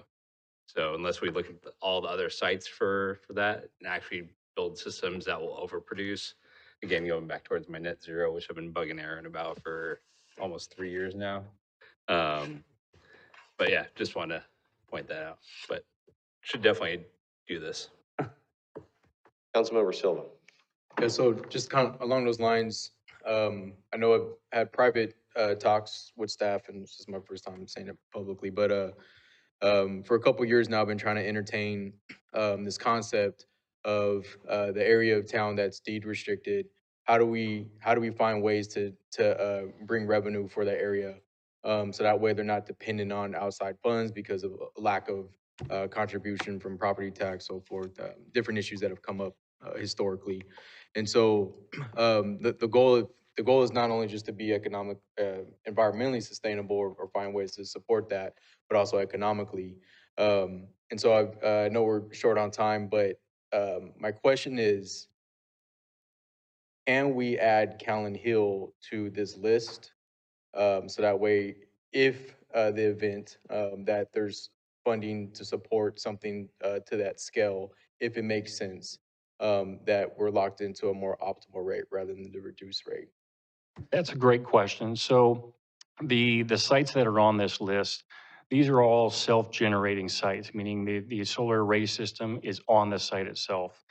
The Callan Hill, and as well as the site proposed at Easterly Wastewater Treatment Plant, those are considered off-site because what you're doing is creating an array that is really not going back into any one particular building or facility. It's basically generating and going back into the grid, and through that credit that you hope to be able to gain, you provide some kind of revenue source back to the city. The reason that Callan Hill is not on here, although on the list of 12, it is one of the sites that ENGIE is looking into, is because this list of the 12 sites are the sites that are needing to be processed for that interconnection application with PG&E. These are on-site solar array systems, and that's the catch. For the off-site systems, you don't have to input an interconnection application with PG&E. So that's why you don't see it on this list. So so that option is still not necessarily dead. Is that what you're saying? Absolutely not. Because otherwise, I'm thinking we could run an extension cord from Callan Hill to the Trower Center, then we're gold. Thank you, sir. Good try. Councilmember Chapman. Yes. I don't know whether this applies or not, but can you go back about, slow down. How much you're getting per, there, that, right there. Okay, the current program, 25 cents. And then, energy production, 5 cents. Okay. I recall reading not too long ago, and this may only apply to residencies and it doesn't apply to the city, to the agency, that because there are so many people that have bought into the solar panels, that there are not enough that are now paying for the grid. And because of that, the amount of payback that a resident would have received has been lowered so that they can absorb some of the costs that the PG&E is losing. How does that apply? I see you affirming what I'm saying. How does that apply to what is being proposed with here? So this is already in place. This has actually already been voted on and approved by the CPUC. Come April 14th, it will go into effect. It will go into effect. It took a little bit of research to find out, why exactly, what was the rationale with the CPUC as to that decision, especially at a time when the country is trying to move toward a more green sustainability. And the one sentence that I could find in a various research, is that the CPUC decided that the cost benefit was not there for this program unless there was a battery backup system on site. And because that particular piece of the puzzle is not a very common denominator across the state at your home or commercial facilities, that they decided it was not worth it anymore to offer this high of a credit. So they get all of us to put solar on our homes and then charge us. Yes. Pay you 5 cents for them. Oh, it's crazy. But I see even the employee nodding her head. Okay. But anyway, thank you. You're welcome. Thank you for that. And with that, I'm going to open up to the public for comment. And seeing none, I'm going to close public comment and back to the council. Yeah, it's certainly concerning when we think of everything that's happening. We do the investment, and next thing you know, not making enough money. And so let's change the rules. And you got everybody running, trying to get a connection. And it's challenging, but those are some fairly large power bills that you put up there, and a lot of money. And so it's worth doing the research to bring back to council. And so I certainly am in support of this. With that, do I have a motion? Approve. And a second? I'll second. The second? All in favor? Aye. Aye. Any opposed? Motion passes. Thank you. We're very close. Do we have time? I think we can get through it, so. Okay. We'll go ahead and. With the council's permission, we'll go ahead and move on to the final item for tonight. And I'd like to thank Dr. Eiler for being patient with us to get to his presentation. But with that, Mr. That Mayor. would be very frustrating to be here all night only. So thank you. You've done that before. All right. It's all in the numbers. So with that, Mr. Mayor, Vice Mayor, members of the council, I will turn this item over to our economic development team, who is here with the 2-year update on the City of Vacaville's COVID economic recovery strategy. Tim Patton, your economic development manager, is joined by a wonderful resource for this community and this region, Dr. Robert Eiler, who will give you an update on that presentation. Vice Mayor and council members. Given the late hour, tonight, the Economic Development Department is providing an update on the status of the City of Vacaville's COVID-19 economic recovery strategy. No action is required this evening. As a part of a background, on February 9th, 2021, City Council adopted the Economic Recovery Strategy. The strategy is intended to implement short-term and long-term strategies to lessen the impacts of COVID-19 on Vacaville businesses, particularly small businesses, and to create a focus by understanding the impact on the city's economic centers. The City Council adopted the COVID Economic Recovery Strategy as the work program for the Economic Development Department for the years of 2021 through 2024. The strategy also includes action items for the city's economic development partners, which includes the Downtown Vacaville Business Improvement District, the Vacaville Chamber of Commerce, Visit Vacaville, the Solano Small Business Development Center, and the Solano County Workforce Development Board. The purpose of this evening's presentation is to provide the City Council with an update on the city's economy 2 years after implementing the strategic plan for the COVID-19 execution plan. This evening's presentation will feature Dr. Robert Eiler, President and Lead Economist for Economic Forensics and Analytics. He will provide an update on the status of the Vacaville economy 2 years into the recovery strategy's adoption. At this point, I will turn over to Dr. Eiler. Concepts also, who is a partner on this and actually brought the project to me, and Don Burris is here as well as far as the economic development team. And thank you, Mayor and council members, for having me tonight. So what I want to do, I think I'm live here, right? Oh, here we go. Perfect. Thank you. To give you an update, we're in a situation in which we've gone from recovery to expansion nationally, just barely at the state level, and Solano County generally has not quite got to expansion yet, and Vacaville is part of that.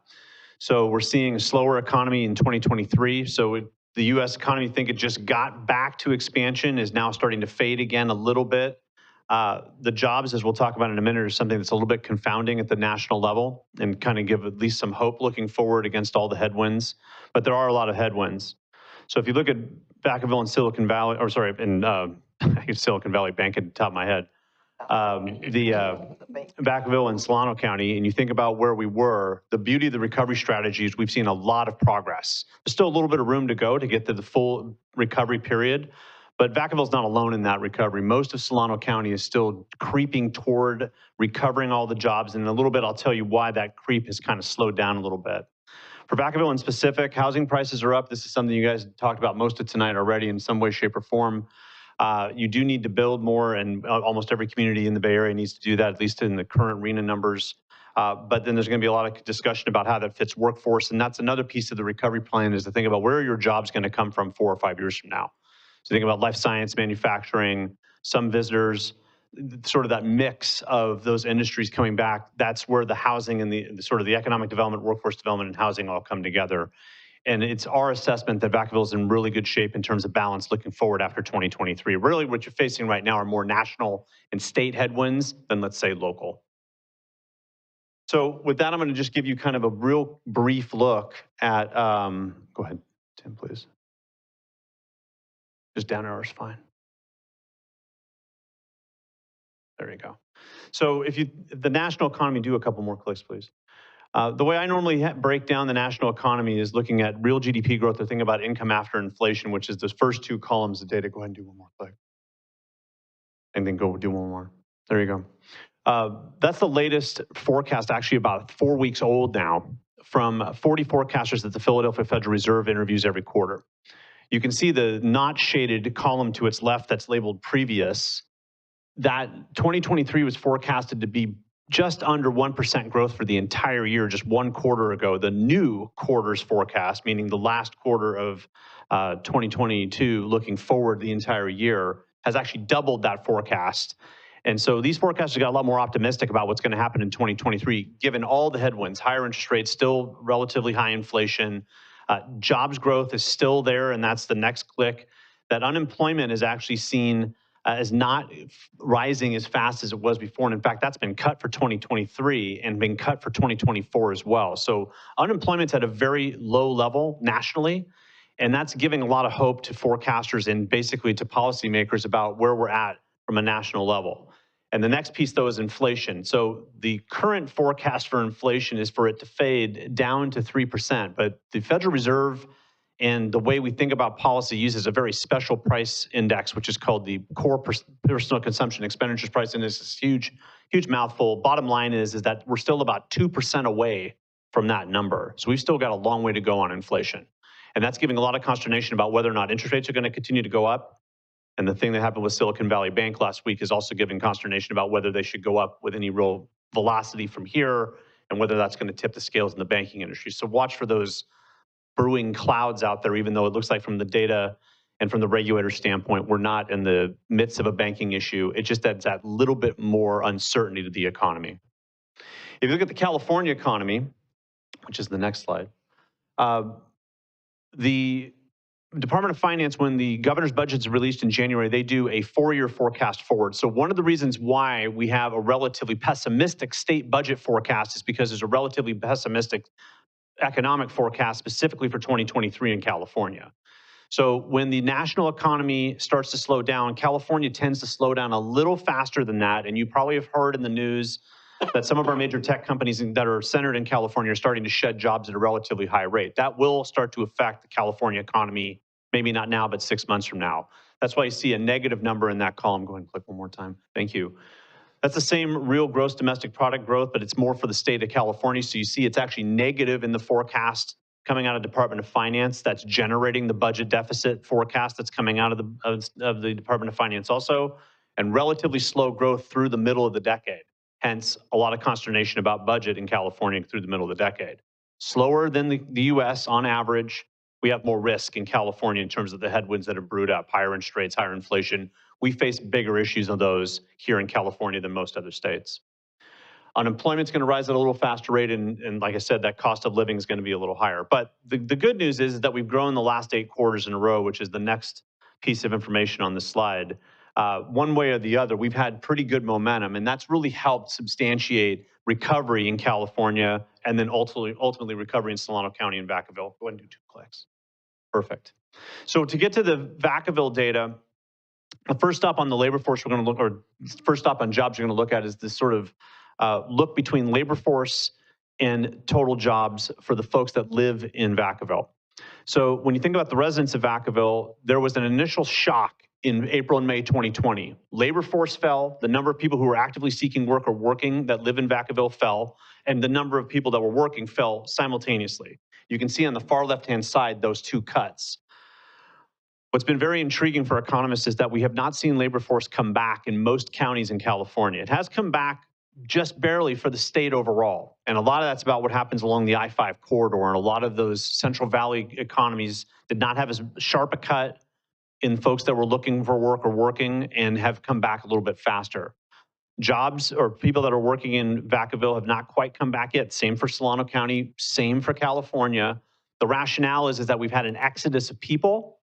And when those people have left, they've been workers more than they've been, let's say, children or older non-working adults. What we've inherited when people have come into the state buying homes has been a little bit of an older crowd. So our communities are aging faster, and the pandemic has actually exacerbated that speed. If you look at the industrial mix in Vacaville, we haven't changed much here for the last 4 or 5 years. And these are annual data. In fact, the final column on this graph is a forecast looking forward. And these are the major industrial categories where Vacaville has most of the jobs that are available from employers in Vacaville are in retail jobs, healthcare, and a smattering of nonprofits, restaurants and bars, and places where people gather in terms of event centers, and then finally in government. But if you look at the far left-hand side, there's these 2 sets of columns that are relatively high, not as high as the big ones, but relatively high. Those are construction and manufacturing.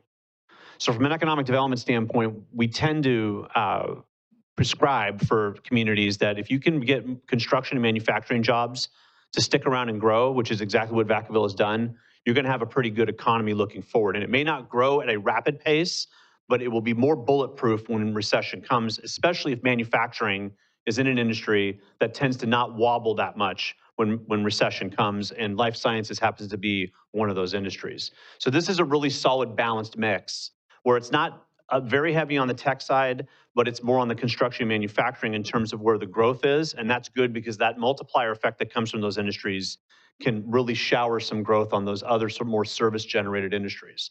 One thing to watch out for, and this is something I try to give as a caveat to everybody I talk to, when you hear the data that come out from California EDD or even from the Bureau of Labor Statistics, those official data do not count the self-employed. So what we don't track very well as economists is the number of self-employed households we have. So if you have people that move away, let's say you had a family of 4 where the main breadwinner was a construction worker and they go to Nevada because the jobs were there in 2020 and 2021 before it came back to California, you might trade for that somebody who's self-employed. Well, unfortunately, in the data, you're going to lose a worker who's looking for work or actively, or working, I'm sorry, for a household that looks like it's not even participating in the labor force because we do not count it in a natural way. So the more you have a self-employed workforce, you get a lot of taxable sales. If you click the next one, you do get more taxable sales. And we've seen that phenomenon throughout California, and we're seeing that slow down. And you see here the Vacaville growth, and Ken from finance told me that that big spike for other retail is sort of a reconstitution of what happens with online sales and the way they're assigned at the county level.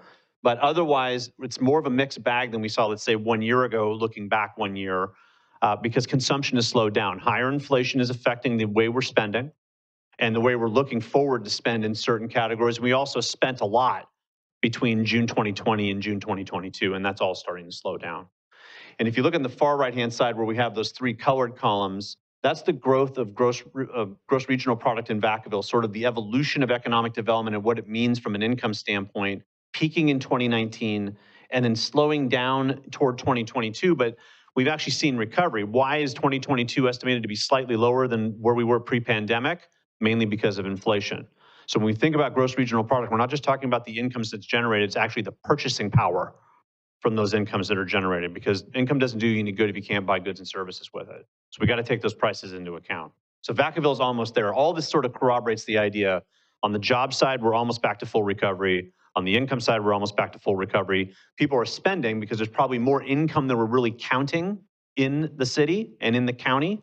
And we have to think about Vacaville as sort of a hub for retail going east-west and also north-south. Thank you. We talk about housing. Housing's been a really wild market. So the first set of graphs shows you the growth of the last 2 years and really strong growth. And if you look at 3 years, very strong growth. So the median the median price of a home, according to a couple of sources, is somewhere between $570,000 and $600,000 in Vacaville. So if that number shocked you, it's because we've had about 30% growth over the last 3 years in median home prices in the city. And Solano County overall has a little faster pace than that. State of California is a little faster pace than that.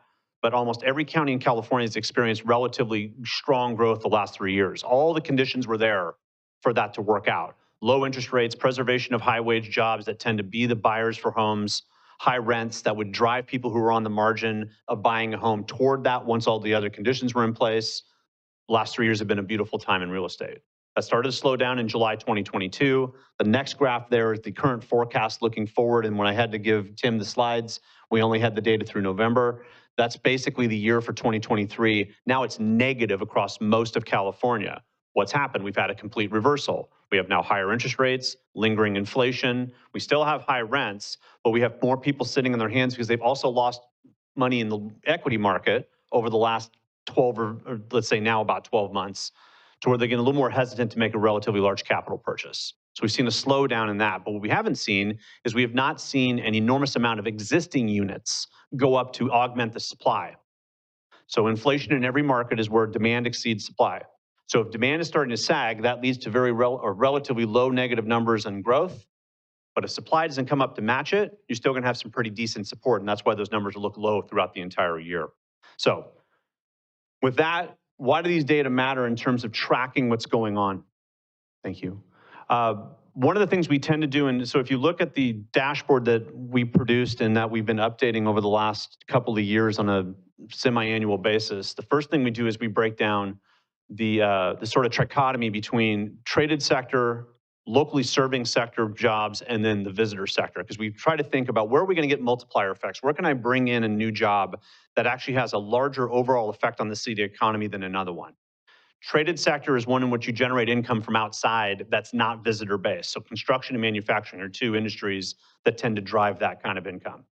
visitors come to town, they bring income with them, they go away. So you want to have that visitor base, at least as part of the balancing act in your economy. And locally serving generally is just that. It serves the populace.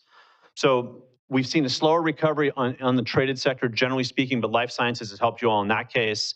And now we're going to go through a period in which we're going to watch commercial real estate relatively closely. So if you think about where the growth is, how much of that growth is ultimately going to support the physical capital in the city?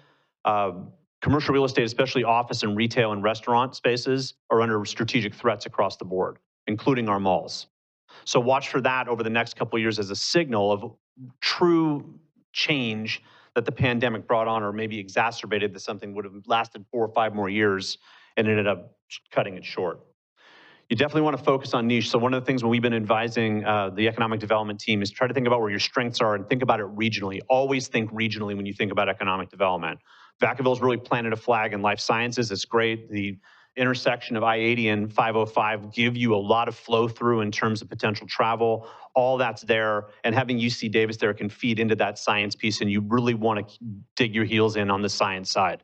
That's something that's not going away. If you think about an aging population, you think about how life sciences tries to solve problems for that population, that all can come together as one here in Vacaville more and more. The other thing is to also watch what's going to happen. So one of the things we also try to bring to the economic development team is a look forward.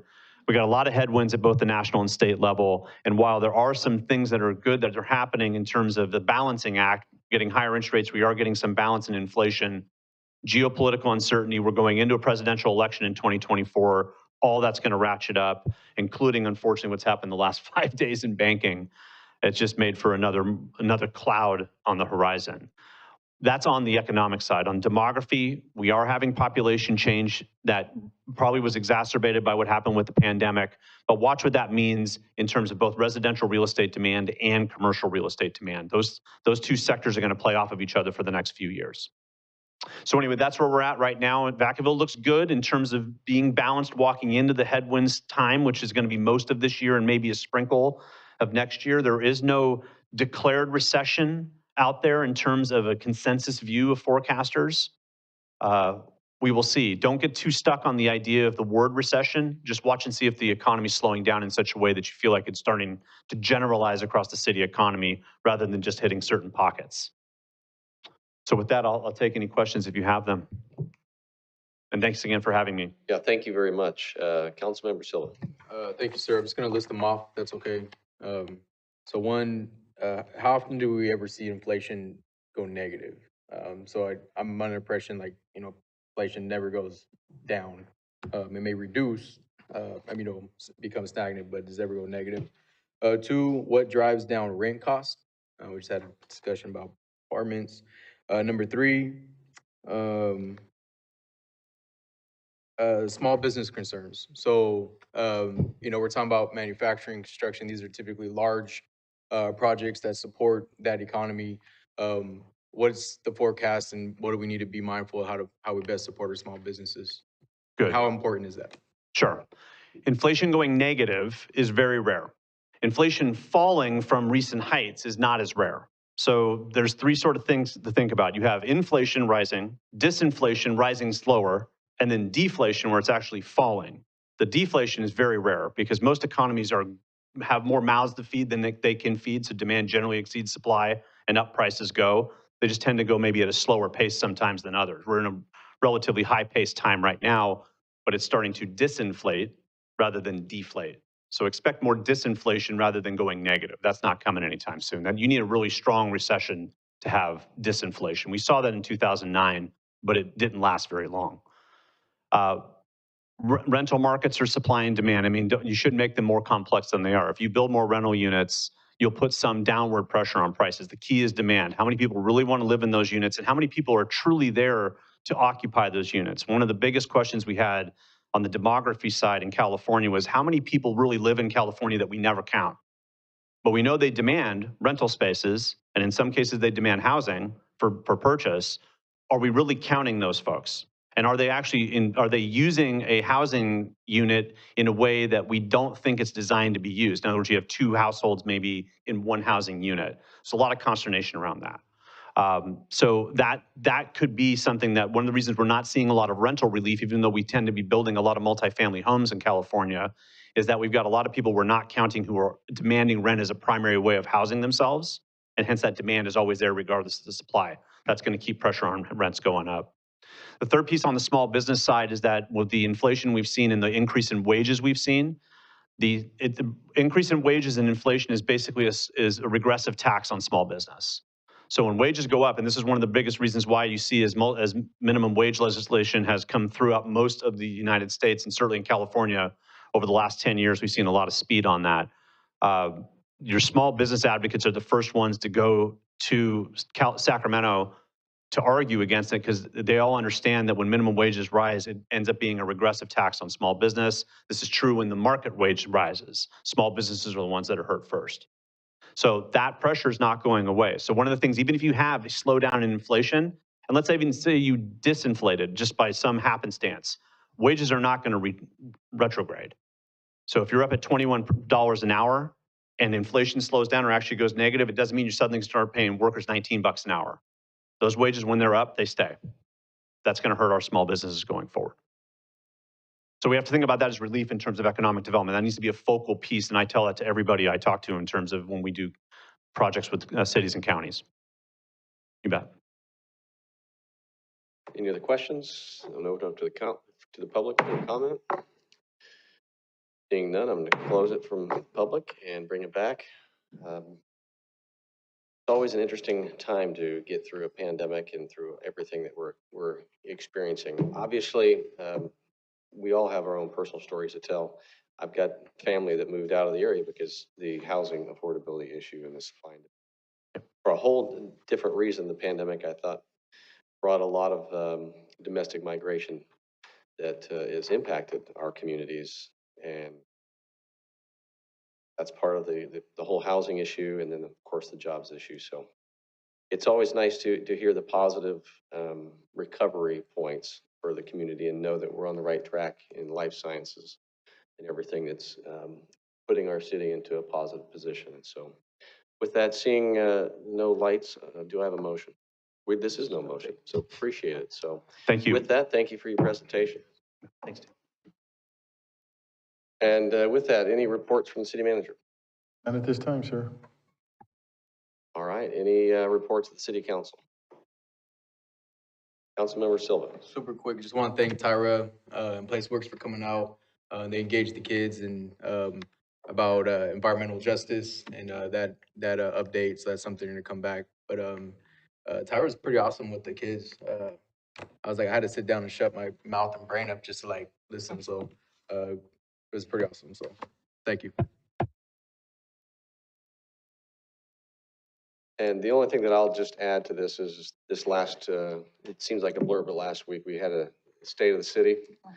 And just want to thank our staff for all the hard work behind the scenes to make it happen. Very well received, and being able to outline all the positives. And want to thank Georgianne and Dawn for tag teaming while Aaron, you were unavailable, but it really demonstrated a good teamwork, and it was well received within the community. So with that, we do have a closed session. And so with that, we're going to close. There will be nothing else to report out tonight. And so with that, we will adjourn into closed session. Thank you. Good night, Vacaville.